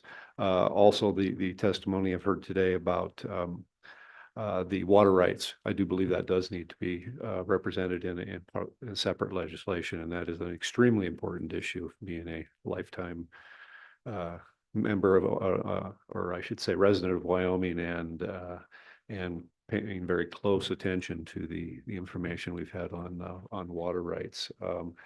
So really, that's just what I wanted to come up and say, that we're only concerned with those 8 items and being able to act on that timely. Those items do come if you're designing a new project. We address all those items, have to address all those items on a new project, and certainly if there's enough time, those items absolutely need to be addressed. But in an emergency situation, we have concerns with that. So. Thank you for being here. And would that exemption we talked about earlier, I'm not sure if you were here when we talked about that, for, defining a imminent catastrophic failure, one that is basically, I mean, there is some language like that, but we think in some way we maybe need to address, what is that? When does this kick in? I believe that if that was well worded and well executed, yes, that would alleviate concerns. Thank you very much. Thank you. Appreciate that. All right, seeing no questions, you're out of the hot seat. Who else would anyone else, or is there more public comment?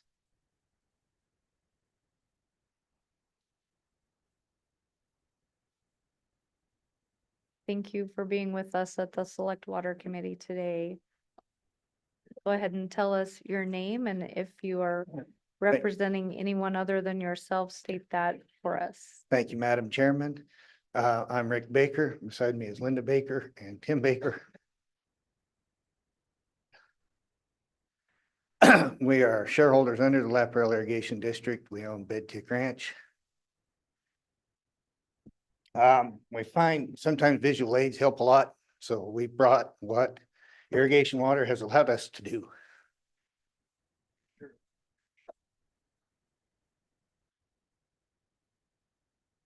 Okay, we'll take just a moment and pass things down. We're not ignoring you by Yeah, any I was means. giving you time to. All right. The whole idea behind it.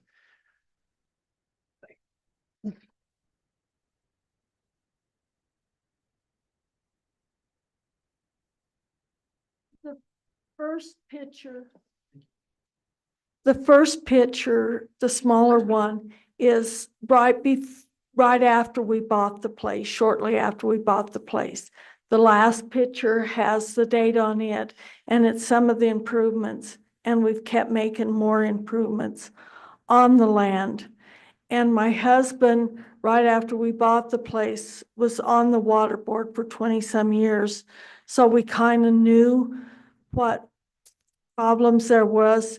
He wasn't on it when all of this about the cracks and all of that, he wasn't on the board then. But we have been active in the board. It's a beautiful place. Thank you. Thank you. We'll go right ahead Okay. because I think we're Getting up nearing to the that. end. Go ahead. The history of the place is we purchased it in 1985. Expanded in 1988 by buying a neighbor's place. I have anxiety issues at times, and right now. You're all right. Take your time. You're just fine.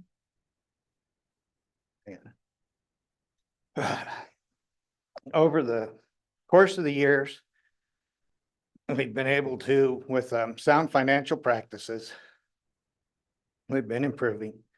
We have.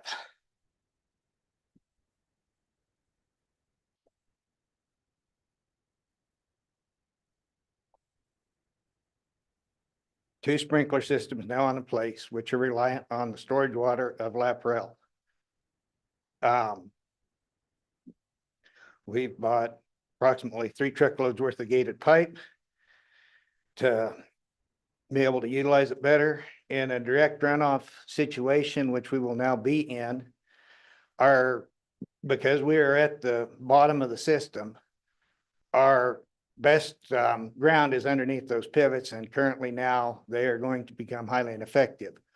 With Mr. Cross's statements over what water, the losses in hay production for what's been going on with the restricted use and going to see, we will see significantly larger declines in our hay production just because of where we are in the ditch. Last year, when water was running early in the system, and that they were able to have the ditch at capacity at the head of the ditch. So those up close to it were getting their water. Those of us at the bottom of the ditch were a dry ditch. So they were working on and are trying to get implemented in their plan stuff to at least address that in their delivery system. But it's going to be a extreme financial burden on us with that going on. We knew in the building of the new dam that as soon as they started construction, I mean, all the engineers, the board, everybody would be extremely evasive in the answering of the question. But if you could read between the lines, it became evidently clear that they were going to end up being a flow-through dam at that point as best they could. Because what contractor in their right mind would want that much water in a dam above them stored at any capacity? Well, they've got equipment and stuff trying to build in the new structure below it. Common sense dictated that that wasn't going to happen. So we were taken into that contingency plan of what would have been starting in probably the following irrigation season to now it is this irrigation season.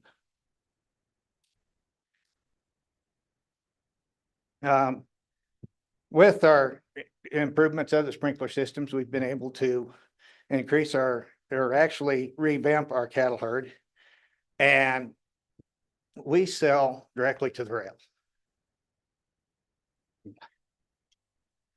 We work with feedlot in Nebraska, right on the border, that does a lot of business in Torrington.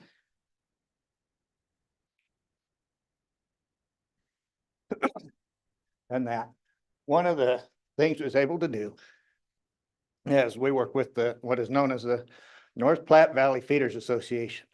They take small producers like us, put them together with smaller feedlots, and then they've got a marketing guy that markets the animals for us.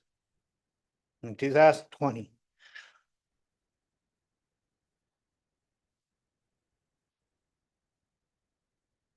we could, our marketing guy called us and said, hey, are you guys willing to adjust the feed program a little bit with feedlot? We've got a new market for you. We said, yeah, the beauty of it is it actually cut some dollars off of our projected feed costs. At that point, JBS bought them, slaughtered them in Utah, put them on a container ship, and they went to China. Go ahead. Okay. On our ones, we've also bought equipment. We just bought a new to us swather. We couldn't afford a new swather. And that was bought in Torrington. We've spent money on different things and we've donated. Another thing I want to bring up is we've got 40 acres near us that's got kids, you know, youngest, kids. And they come on our place to hunt and we allow them to hunt. We've been active in FFA for a long time. My husband went to high school and took FFA, and so the boys both have taken FFA. I've got grandkids in FFA, and we've supported these organizations and stuff. And through this, we're going to have, you know, it's going to phase our family quite a bit. And I've got 2 grandsons that help out on our ranch. And so I just wanted to say that we'd like to move forward, and we realize the dam needs to be replaced, but any help that the state could give us, we would so greatly appreciate. And do you have anything to say, Penny? Especially keeping we can keep our water rights by the flow through our personal rights, but without the storage rights, without being able to store water in the new dam, the irrigation it'll come with the time that the sprinklers know that, and some years they can store the water when it sheds off in the spring within 3-4 months and then spread it out through the rest of the year. Without the dam, there's no way of doing that because it's here and gone.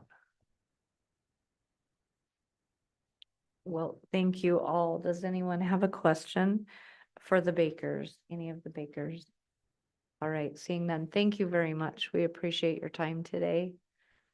All right, is there anyone else that would like to provide public testimony? Come on forward. Welcome to the Select Water Committee, and please give us your name and for the record. Okay, Madam Chairman, I'm Connie Bowen. We also are under the district, and we're closer. And so what they're saying about the high water coming through and our structures being damaged.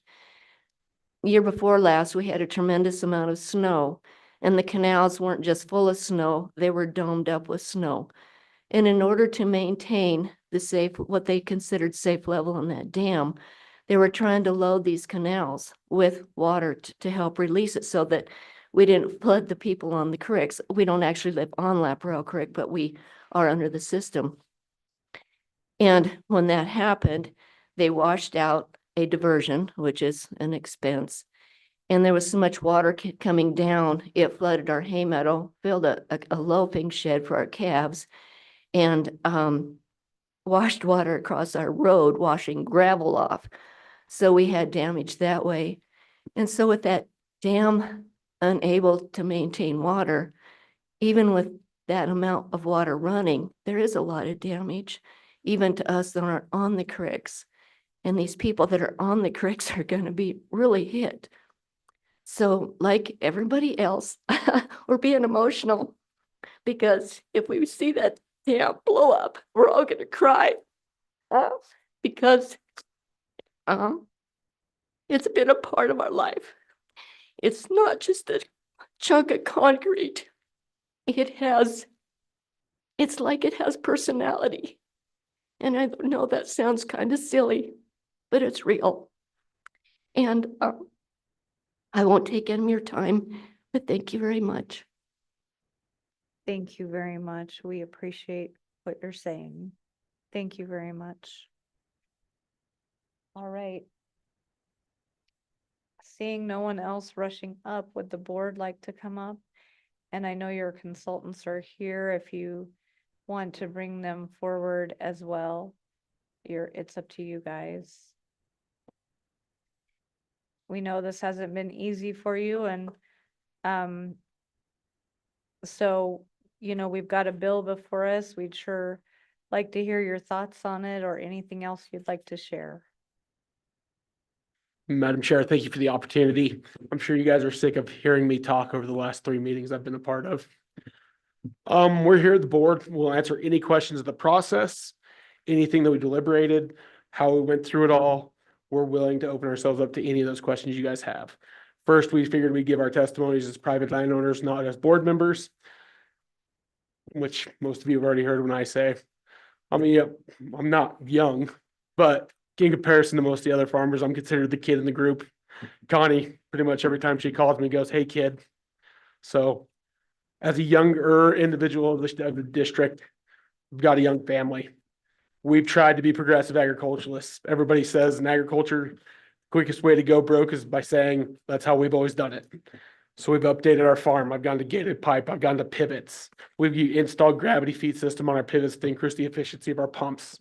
We've tried to be progressive agriculturalists, but now we're faced with a moment where by trying to be a progressive agriculturalist, my last pivot cost me $198,000, and now it's a lawn ornament. I mean, I guess I could hang Christmas decorations on it to make me feel better, but it's not going to make me any money. I'm not alone. Many of us are going to be facing struggles, hardships because of trying to be progressive, trying to be adaptive, trying to improve our places. Now we're just going to have to eat that cost for potentially 5 years to get this new dam built. It's going to be difficult, and we appreciate all the assistance and the considerations you guys have given us for that. Yeah, Madam Chairman, I'm Phil Giorgio and I'm with LID as well. And there's nothing really I could say that these people haven't stated already. I mean, the emotional testimony they gave, I mean, it is an incredible structure. When I go around that corner and see that dam, I'm in awe. Every time I go through, I'm in awe. It's just an incredible structure they built, and how they built it. It still amazes me. And I too am on the creek, like several of people, and we will be seeing a lot of hardship. And it's just something where I think we're going to have to deal with until we get this dam built. But as well, I'm like everyone, I've spent hundreds of thousands of dollars in equipment, probably millions of dollars probably in equipment and irrigation upgrades. And it will be a huge drawback for us, and we will be needing assistance. So I just thank you for that. Thank you. Are there any questions for the board?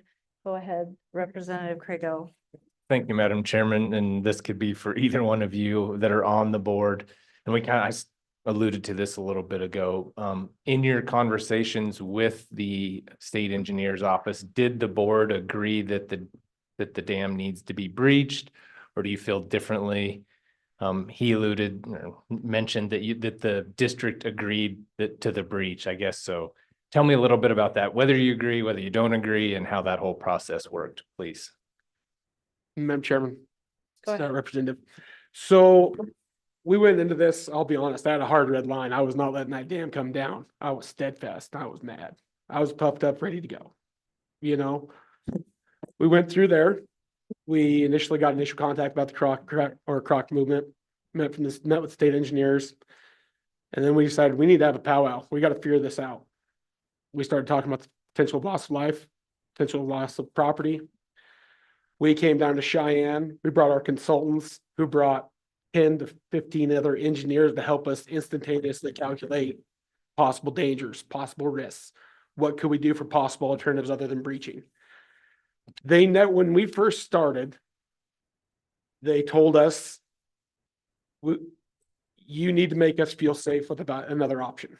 They said they didn't just come in swinging things around at us. They said, we're here to work. We're here to listen. Let's try to work through this. So we brought ourselves, the consultants. It was a lot of people in a short time to get gathered up into a room. And we were there for over 12 hours. We went through possible scenarios, viable options.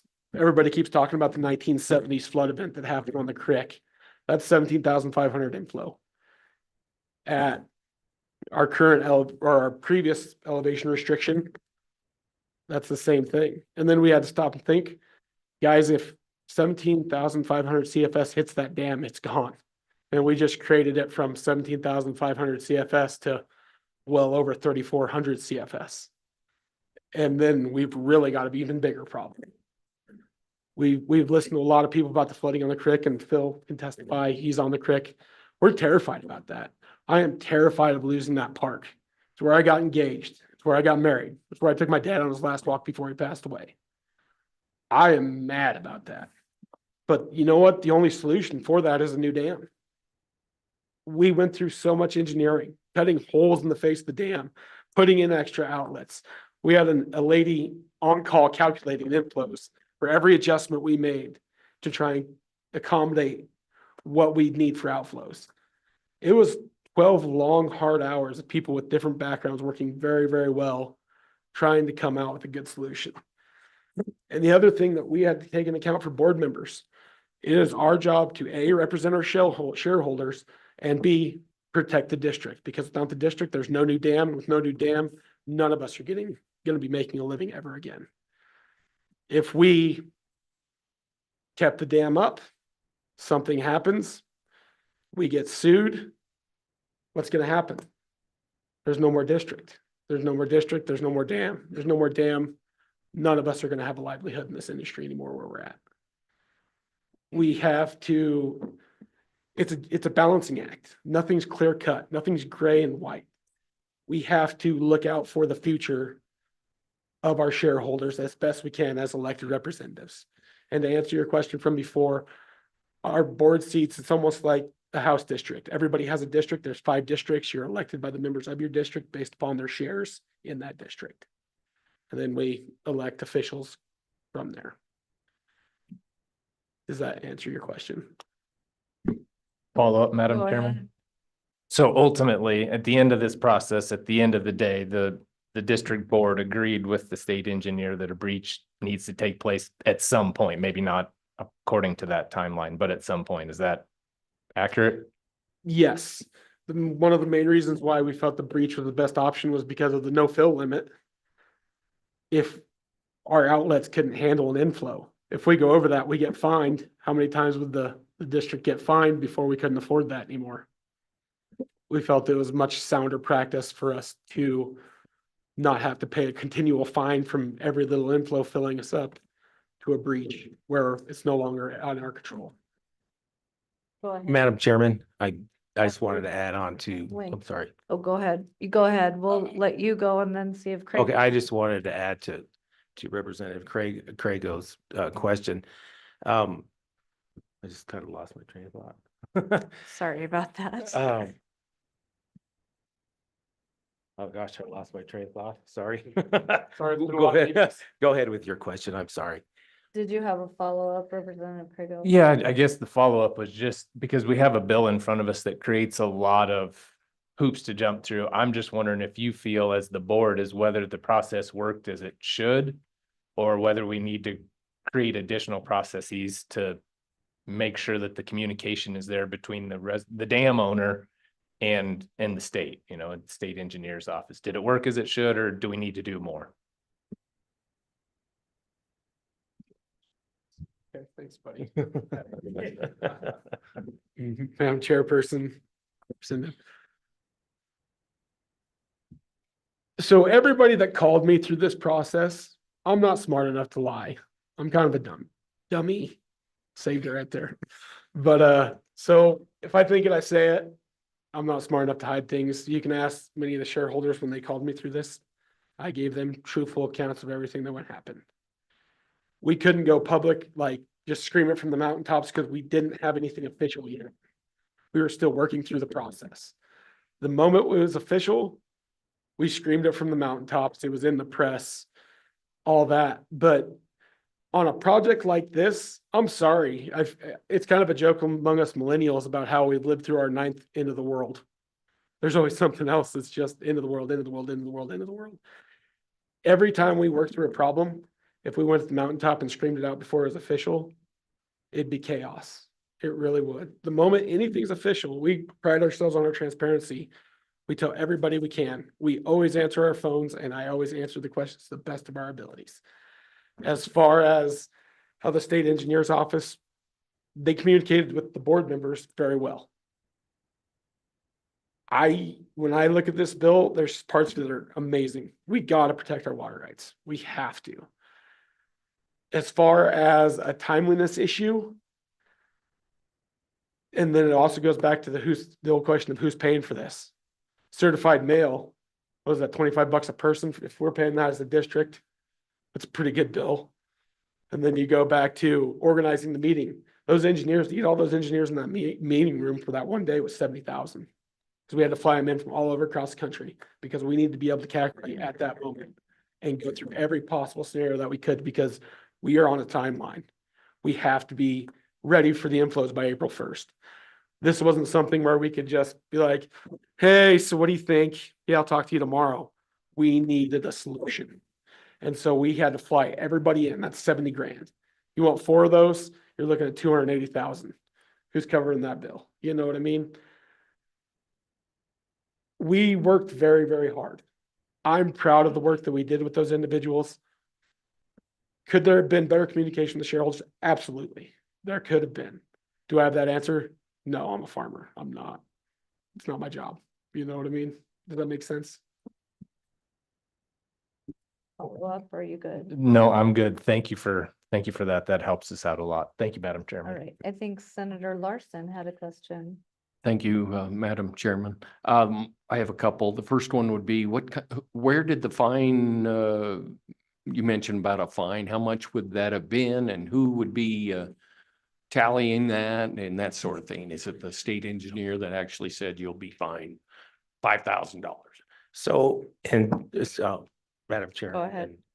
And Senator Larson, once the restriction was put into place in 2019, the SEO's office issued that. They told us that anytime we went over that restricted level, that we would be fined. I believe it was over, I believe it was $1,000 or perhaps $1,200 a day. Follow up? Yeah, now I got to focus on what else I was going to ask. I guess I would ask your opinion, and you probably already told us on the first part of this bill. Do you think it's the legislature that should be legislating to your board on how your procedure should notify your members and such? Well, Madam Chairman and Representative, it would be, I guess a guideline would be helpful in the future. Everything happened so quickly and we were scrambling for answers to give to our shareholders. And we were looking for answers to move forward. So yeah, I mean, a little guidance would be helpful. All right. So go ahead. Go ahead before me. Senator Kolb, I should have known you had a question. Thank you, Madam Chairman. So a few questions here about the board or the owner. I'll just say it that way, the owner. How many times were you fined? How many times were you threatened to be fined? I'm really curious on the violation of the maximum fill, because I mean, we're dealing with a catastrophe here. And it points towards maybe non-compliance with that. And I will give you a chance to answer because I don't have the answer, you know. I mean, you mentioned that there was an issue. The state engineer said there was an issue with compliance and not having teeth for compliance. And what is the history over from 2019 till now on something like that? Say some discrepancy the state engineer had with your documents, and did you supply him all the documents? I really like to know more about that. Thank you, Madam Chairman. Go ahead. So when we got our restrictions put in place, we as a board have worked extremely hard during inflow season. We have at least 1 to 2 people on watching that dam at all times. Anytime we have a procedure where we get within 5 feet of our maximum restriction, we open the valves and cut loose. We did not want to jeopardize the future of a new dam by not being compliant. Does that make sense?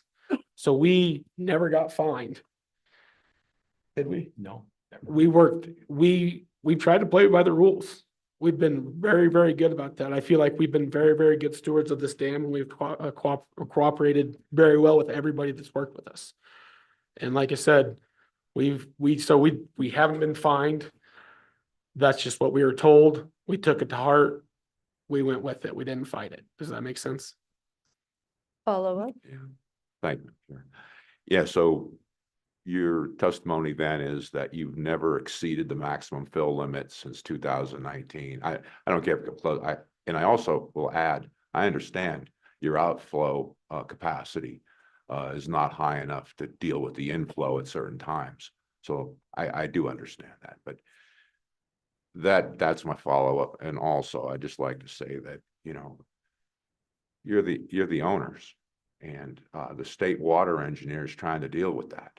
And I think it puts certain people in a rock and a hard spot, you included, which I do have compassion for, but you know, we're all trying to work through this.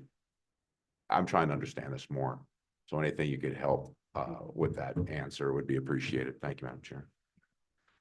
All right, go Oh, ahead. Madam Chairman and Senator, we took that restriction very seriously. And we did, like Casey mentioned, we did have people 24 hours a day watching the inflows. We did at one point go over by about ½ inch for an hour or so, just to be perfectly honest. But we did not receive any fines or anything. The SEO has worked with us and has helped us and guided us. So we were able to stay within that restriction. All right. Representative Nyman. Thank you, Madam Chairman.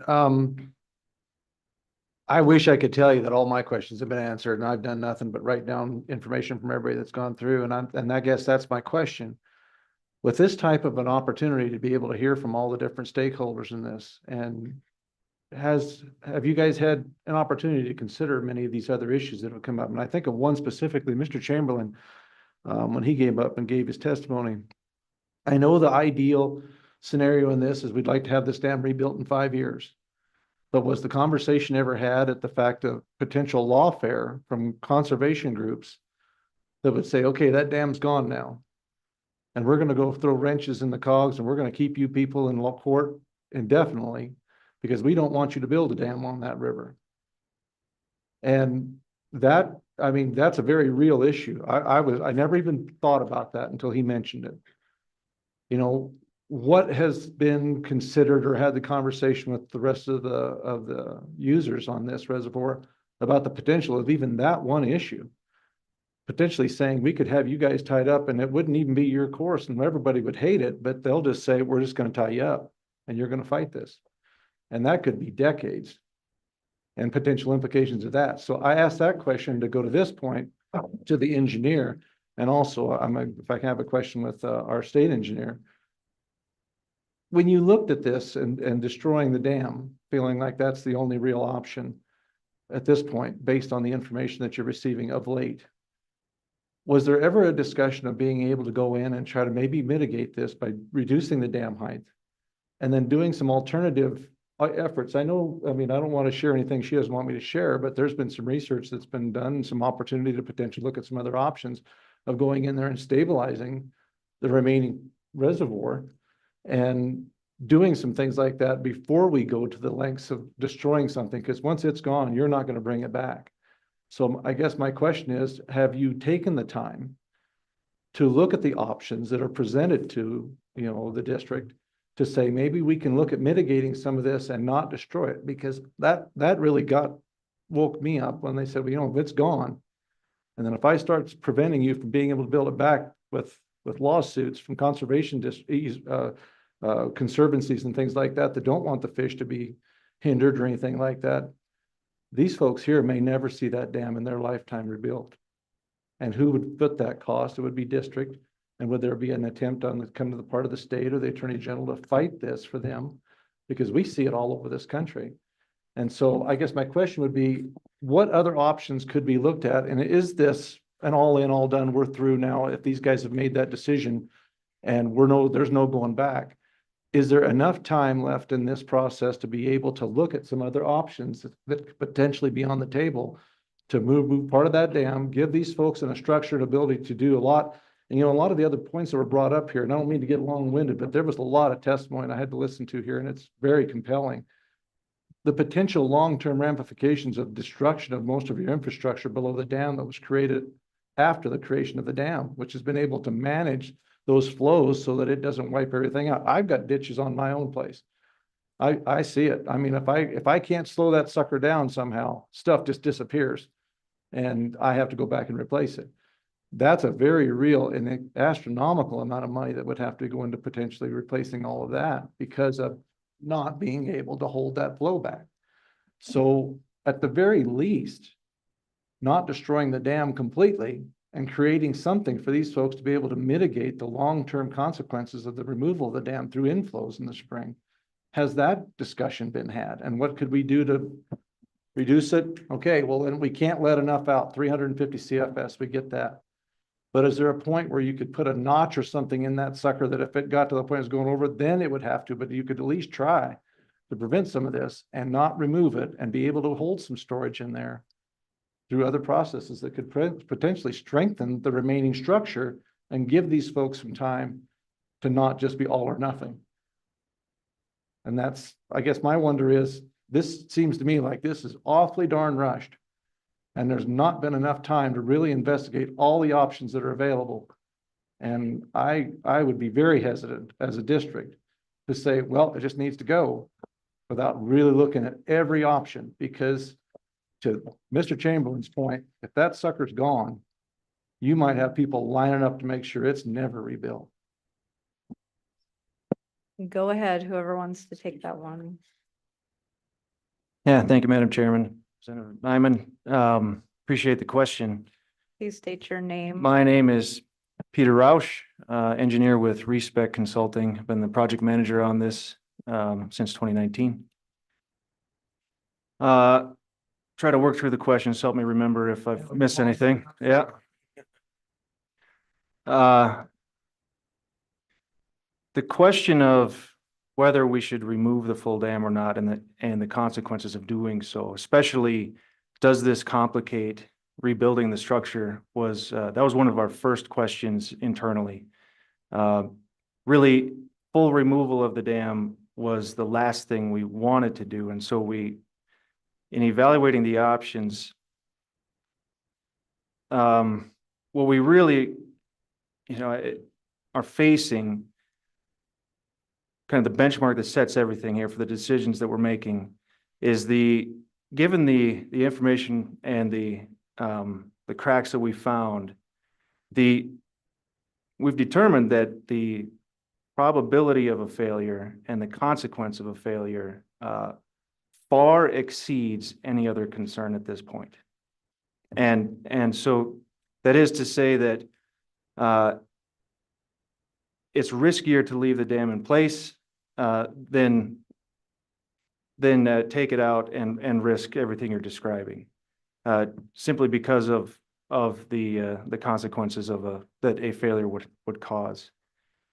Now the timeline of the decision making, really driven by what we've determined to be the given of the dam does not have capacity to pass spring flow, and we don't want it to store any water.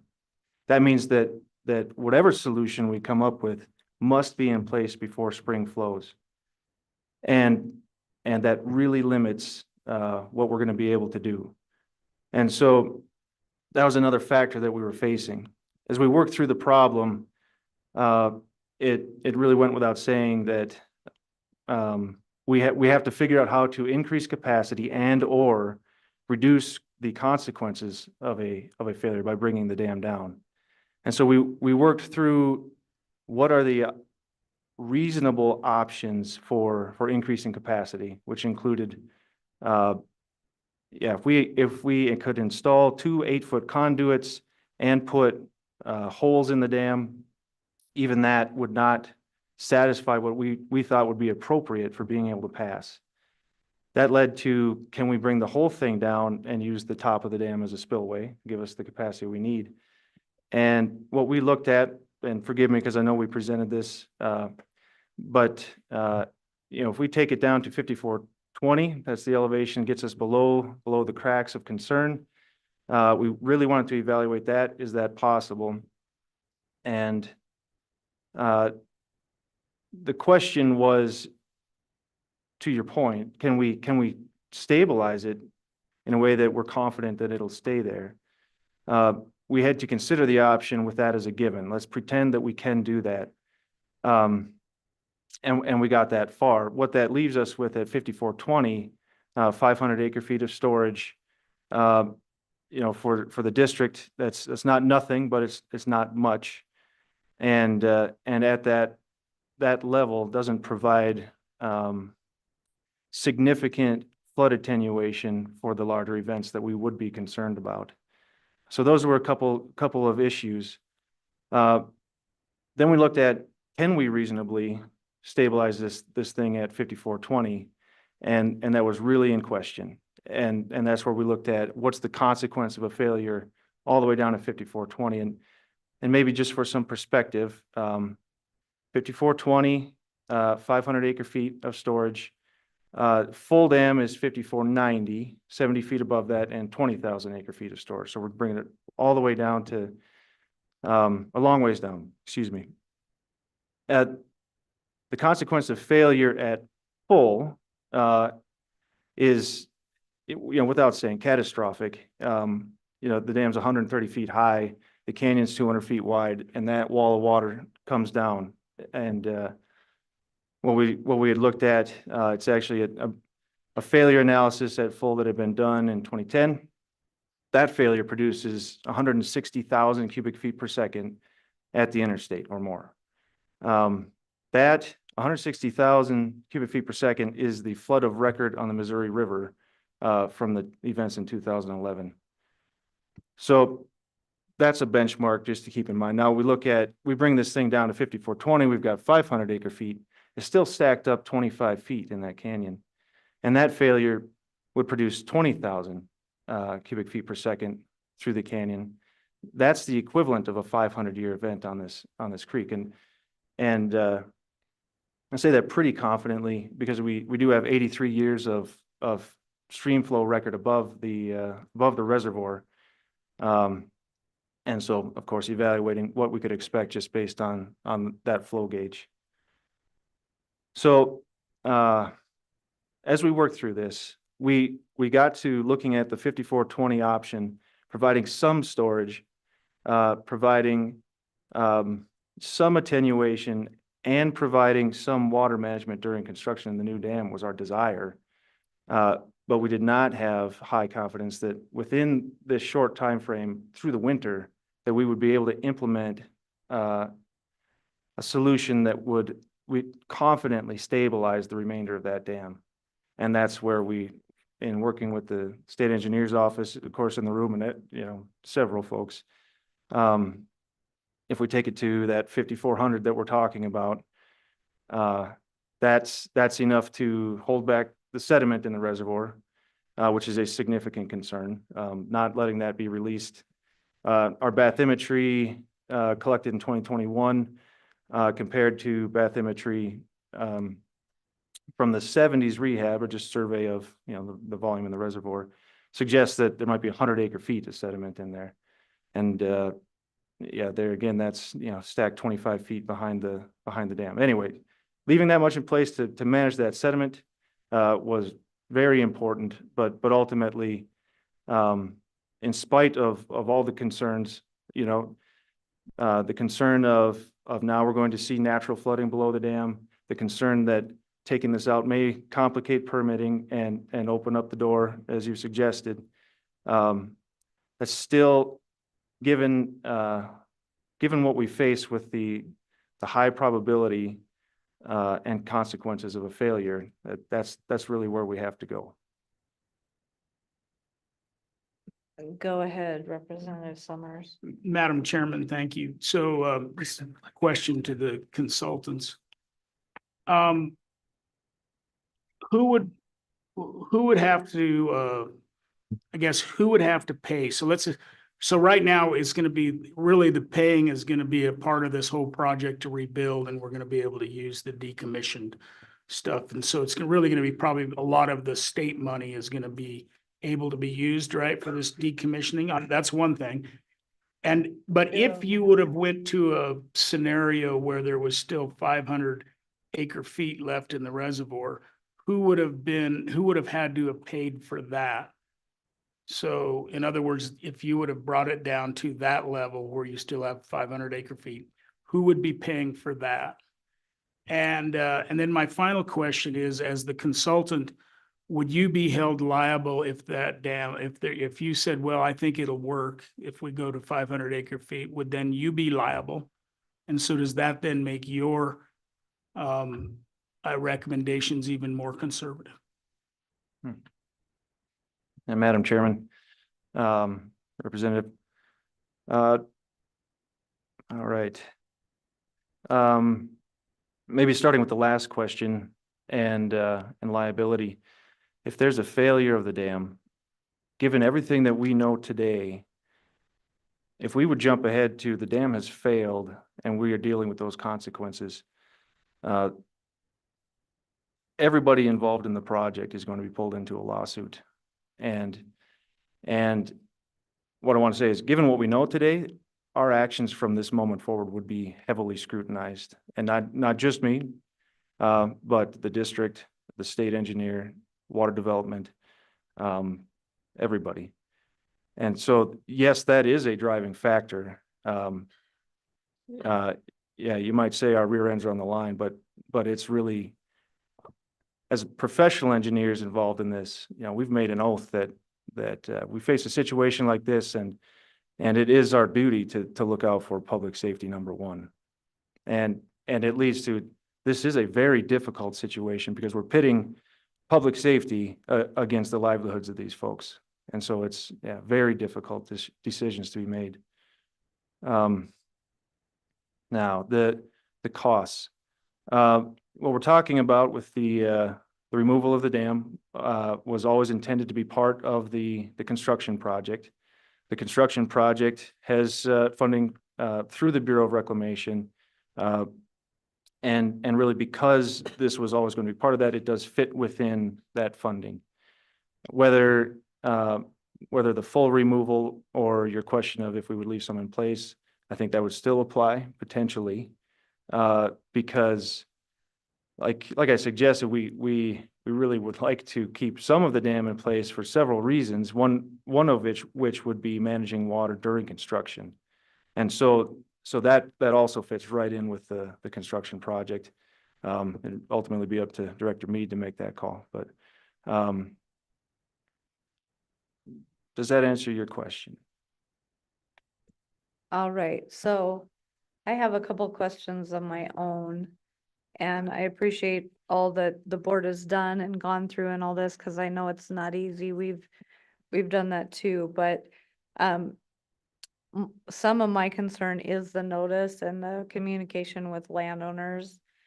So according to state statute, the public meetings law apply to the district. So if you have taken any board actions and not noticed a public meeting, that's a problem.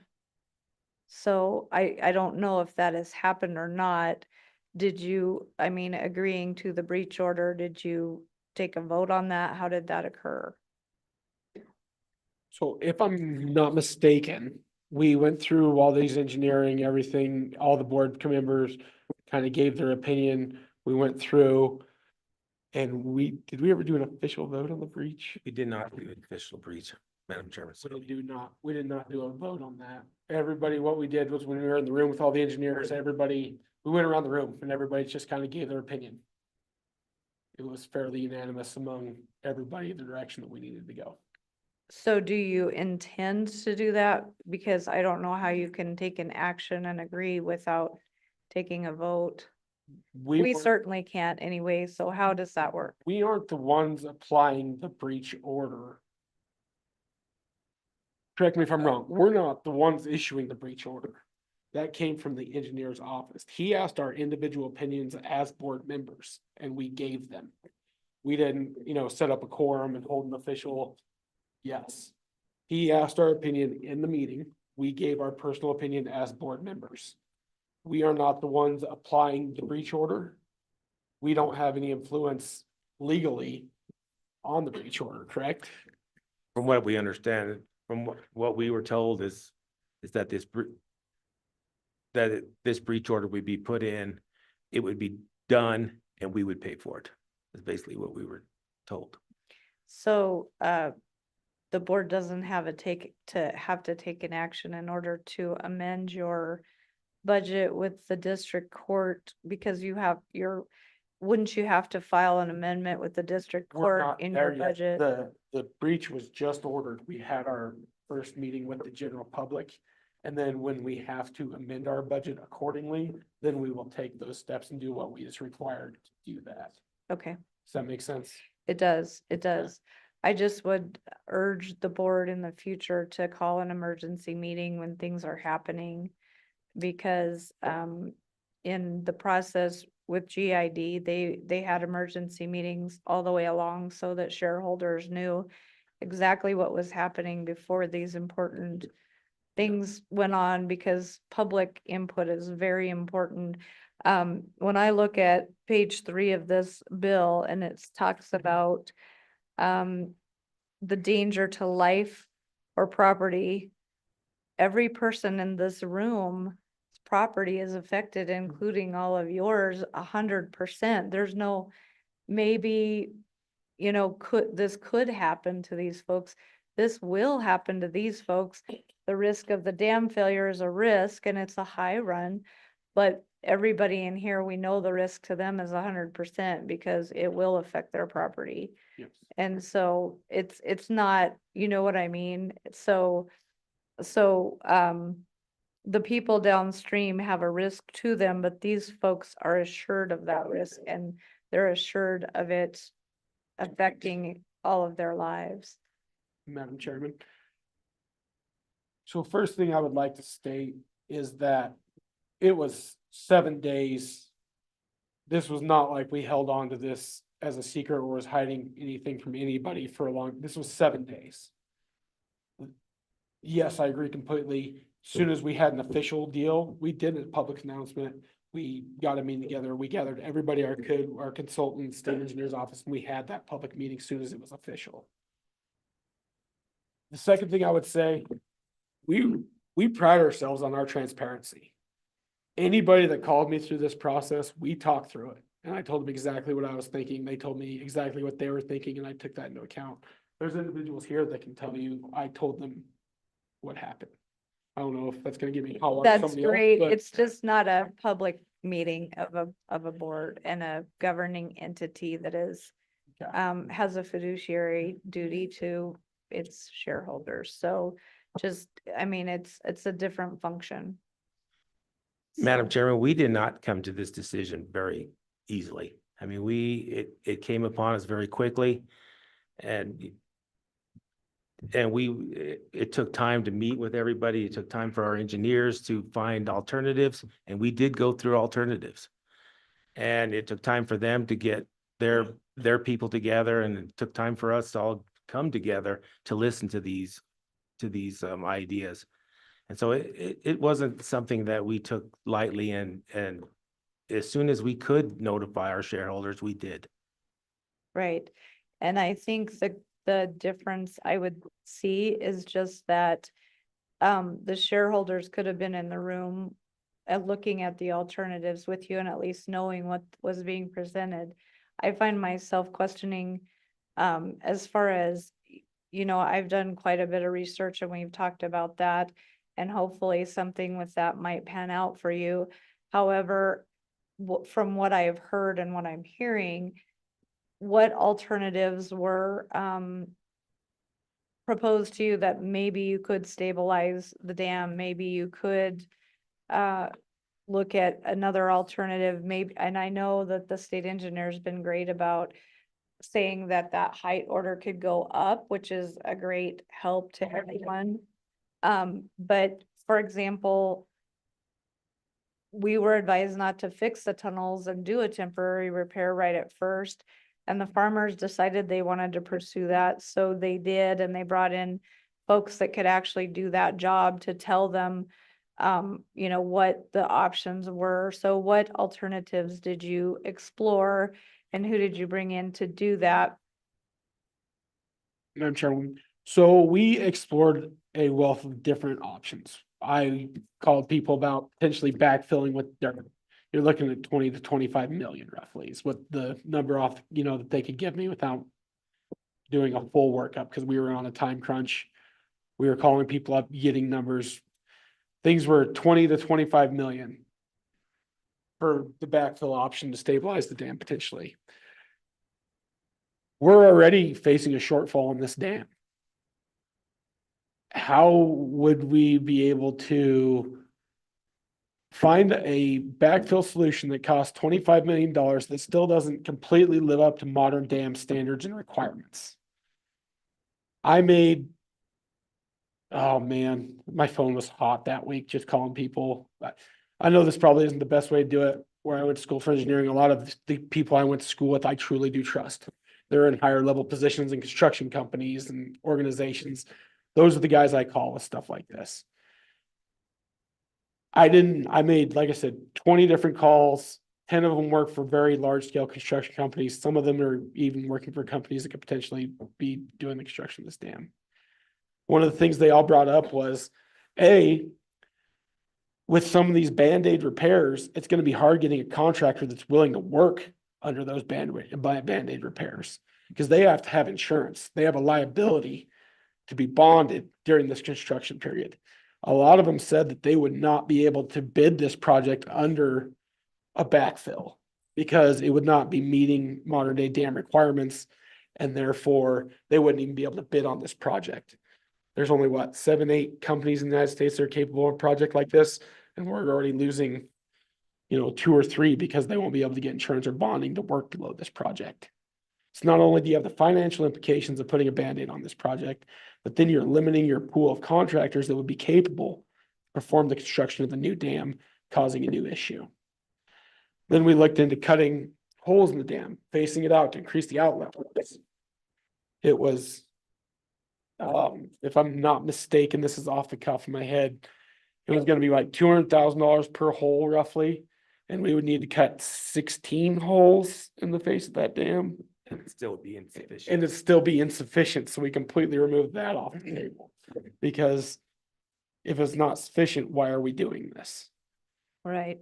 Well, and I appreciate the situation you guys were in. I just see you have a huge brain trust sitting behind you that I hope you will utilize better in the future. Absolutely.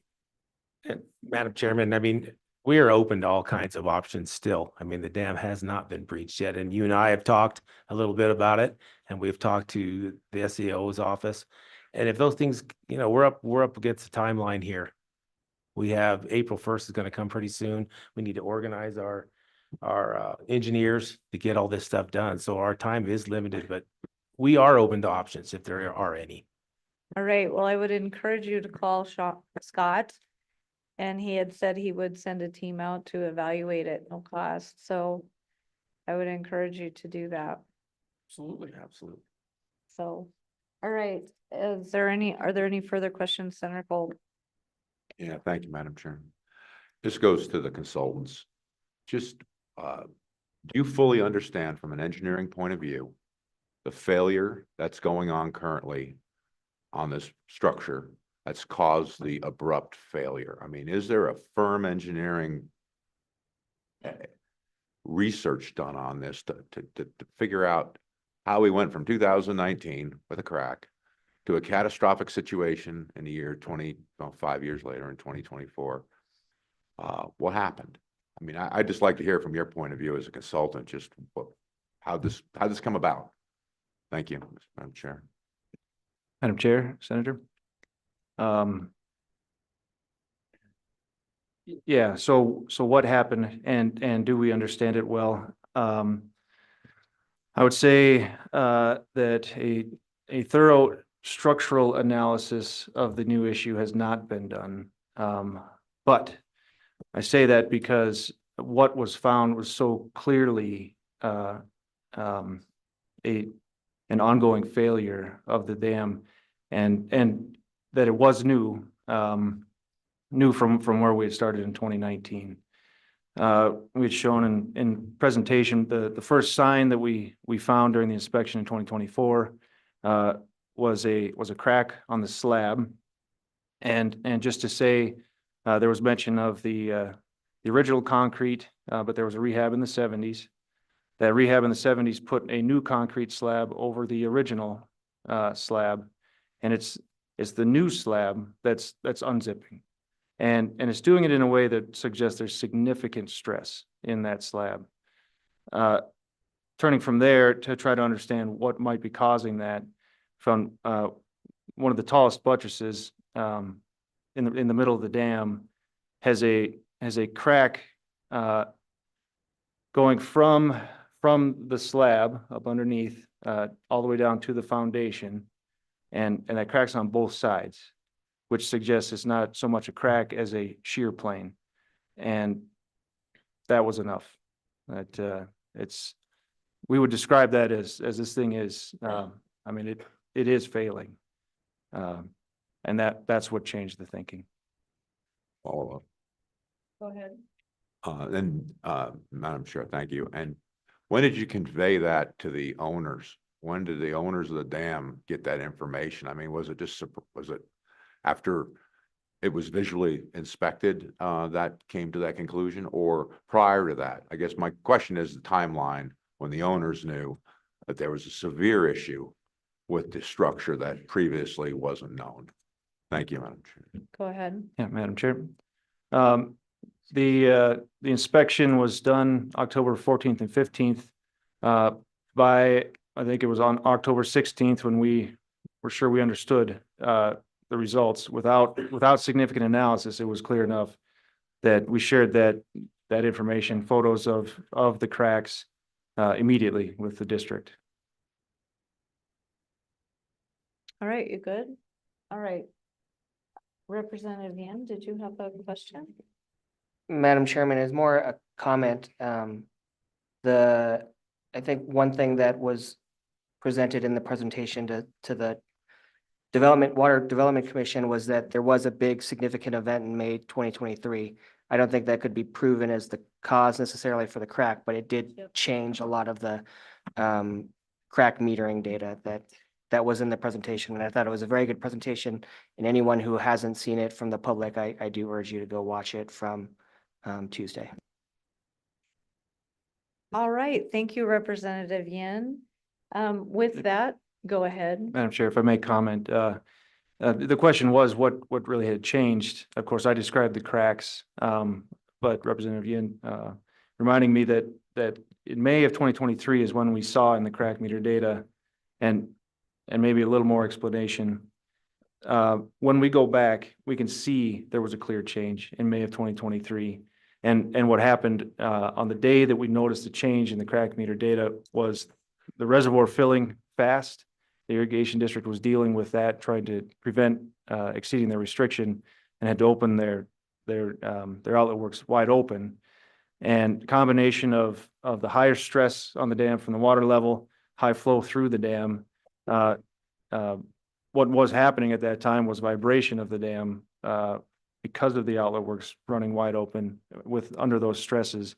And the theory became that that right there, that vibration is what started the process of these cracks. All right, thank you for that. I think, unless there's further public comment, we probably will, keep moving on along because it's almost 1 o'clock. So we've kept you here through lunch and we appreciate, all the information and look forward to working with the board and the shareholders to see how we can help through this situation. So thank you. Madam All Chairman, right. we'd just like to say thank you all very much. We really do appreciate everything you've done and everything you potentially do. All Thank you right. for your thank time and you. all the comments we were able to give you. Thank you. We'll be in touch. Thank you. All right, with that, is there anyone online that wants to comment? No, Madam Chair. Thank you, Eve. All right. With that, back to the committee. Committee, what is your pleasure? Public comment is closed.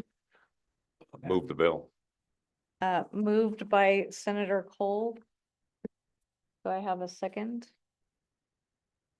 on the bill? I'll second it for discussion. Seconded by Representative Summers. All right, Madam Chairman, go ahead. Madam Chairman, I want to bifurcate the Would you bill. turn your microphone on, please? Thank you. Representative, yes. Thank you, Madam Chairman. Madam Chairman, I would like to split this into 2 bills. And so if we go to basically to page 5, line 8 and below would be a separate bill draft. So that would be an amendment, would be to pull that section out into a different bill draft. Do I have a second on that motion? It's been moved by Summers, seconded by Kolb. The motion is to bifurcate the bills on page 5, starting at line 8. Is there any discussion on the amendment? Discussion on the amendment? Representative Craigo? And I don't know the proper process for this, Madam Chairman, but I think at some point we need to incorporate whatever additional comments that the state engineer's office has, and maybe we can do that between now and our next meeting. But I know he said he had some other ideas, so just throwing that out there, but I'm in support of the amendment. Thank you. Agreed, Representative Craigo. We will be working closely with the state engineer's office before our next meeting. We got a thumbs up from him. So all is well for those online. Seeing no further comments, all those in favor of that amendment, please say aye. Aye. Opposed, no. That amendment has been adopted. We will separate that out. And David, you've got that. We'll create another bill out of that subsection. And so, we're back on the original bill. The other bill we will create, we won't vote on today. We'll work with the state engineer's office. So in essence, for the purpose of this working session, that has basically been deleted from this bill. So we're dealing with the first part of the bill. Does that make sense to everyone? Okay, so are there any other amendments on the bill? Madam Chairman, I want to make some comments first. Go ahead. I have issues with the rest of this bill. And because of timelines in an emergency and how you do that, and also creating processes. We hate government to have too many processes and then we create ever more processes. And so I really worry about whether we even need the rest of this bill. You know, having said that, if we want to go through the process of amending this, then I've got, a whole series of amendments. Okay, Senator Larson. Madam Chairman, I agree with Representative Summers. I think I might just make the motion that we table this, both parts until the next meeting. All right, it's been moved and seconded. We've got a great start and I would agree. Why don't we just take a vote on that? Who would like to table both parts of the bill until the next meeting so we can work with the state engineer's office and everyone else who might be inclined to help us. Is there any discussion on that? Seeing none, all those in favor, please say aye. Opposed, no. That motion has passed. David will be working on this for the next meeting. Go ahead, Representative Summers. Madam Chairman, thank you. You know, would it be okay if we provided you and with, you know, any potential amendments we have, and then you can consider those when you bring forward the next draft of this? Absolutely. Please chime in. And we'll be working with the state engineer. We'll try to post those bills as soon as we get something. It's usually a week to 2 weeks before our next meeting, which remind me when that is, December 19th. Is that correct? That's correct. So our next meeting is December 19th. Please get in touch with us if you have any suggestions, and we'll keep working on this issue. Thank you all for taking time out of your day to be here, and we'll do everything we can to help. So with that, is there Madam anything else Chairman? to come before the committee? Go ahead. Senator Steve. Guru has his hand raised. Senator Guru, go ahead, Senator Guru. Oh, thanks. Actually, Madam Chair, you just said it, but I wanted to amplify too, to thank everybody for coming out. And we know, I know, and I know everybody on this committee that knows that this is an important issue for everyone. It's important to this state. This is a, you know, when things like this, these emergency situations happen, we need to work it through, and we need to learn from it, and we need to learn where our pitfalls were going into it. But right now, the main thing we need to do is to solve these issues that are in front of us, get them solved to the best of our ability. And I know, Madam Chairman, you're going to be shoulder to the wheel on this, and all of us will be, to make sure we get a satisfactory resolution of this as soon as we possibly can. So thank you, Madam Chair. Absolutely. Thank you, Senator Guru. Senator Cole. Thank you, Madam Chairman. I just want to say something about our state water engineer. I think was kind of vilified here in the beginning of this whole process, and everyone's looking at the state engineer that he, you know, has a breach order. And after all the testimony that's been had today and kind of getting a better understanding of this, we got a lot of problems.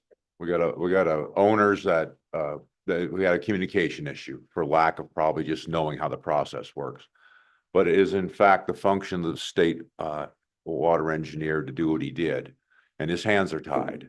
So I just want to give him credit for being stuck in the middle of this, and I think we can all work through this, and we'll be better off through this process of understanding what to do better for the public, so the people here that came here to have their voices heard understand the process better. So we don't just put somebody up and burn them at the stake. And I think people are trying to do the right things, and I think we'll get through this and we'll figure out what we can do in the future. Thank you, Madam Chair. Thank you, Senator Kolb. I would agree with that. All right. Well, thank you, everyone. That concludes our business. Unless are there any committee directives you need from us, or are we good to go?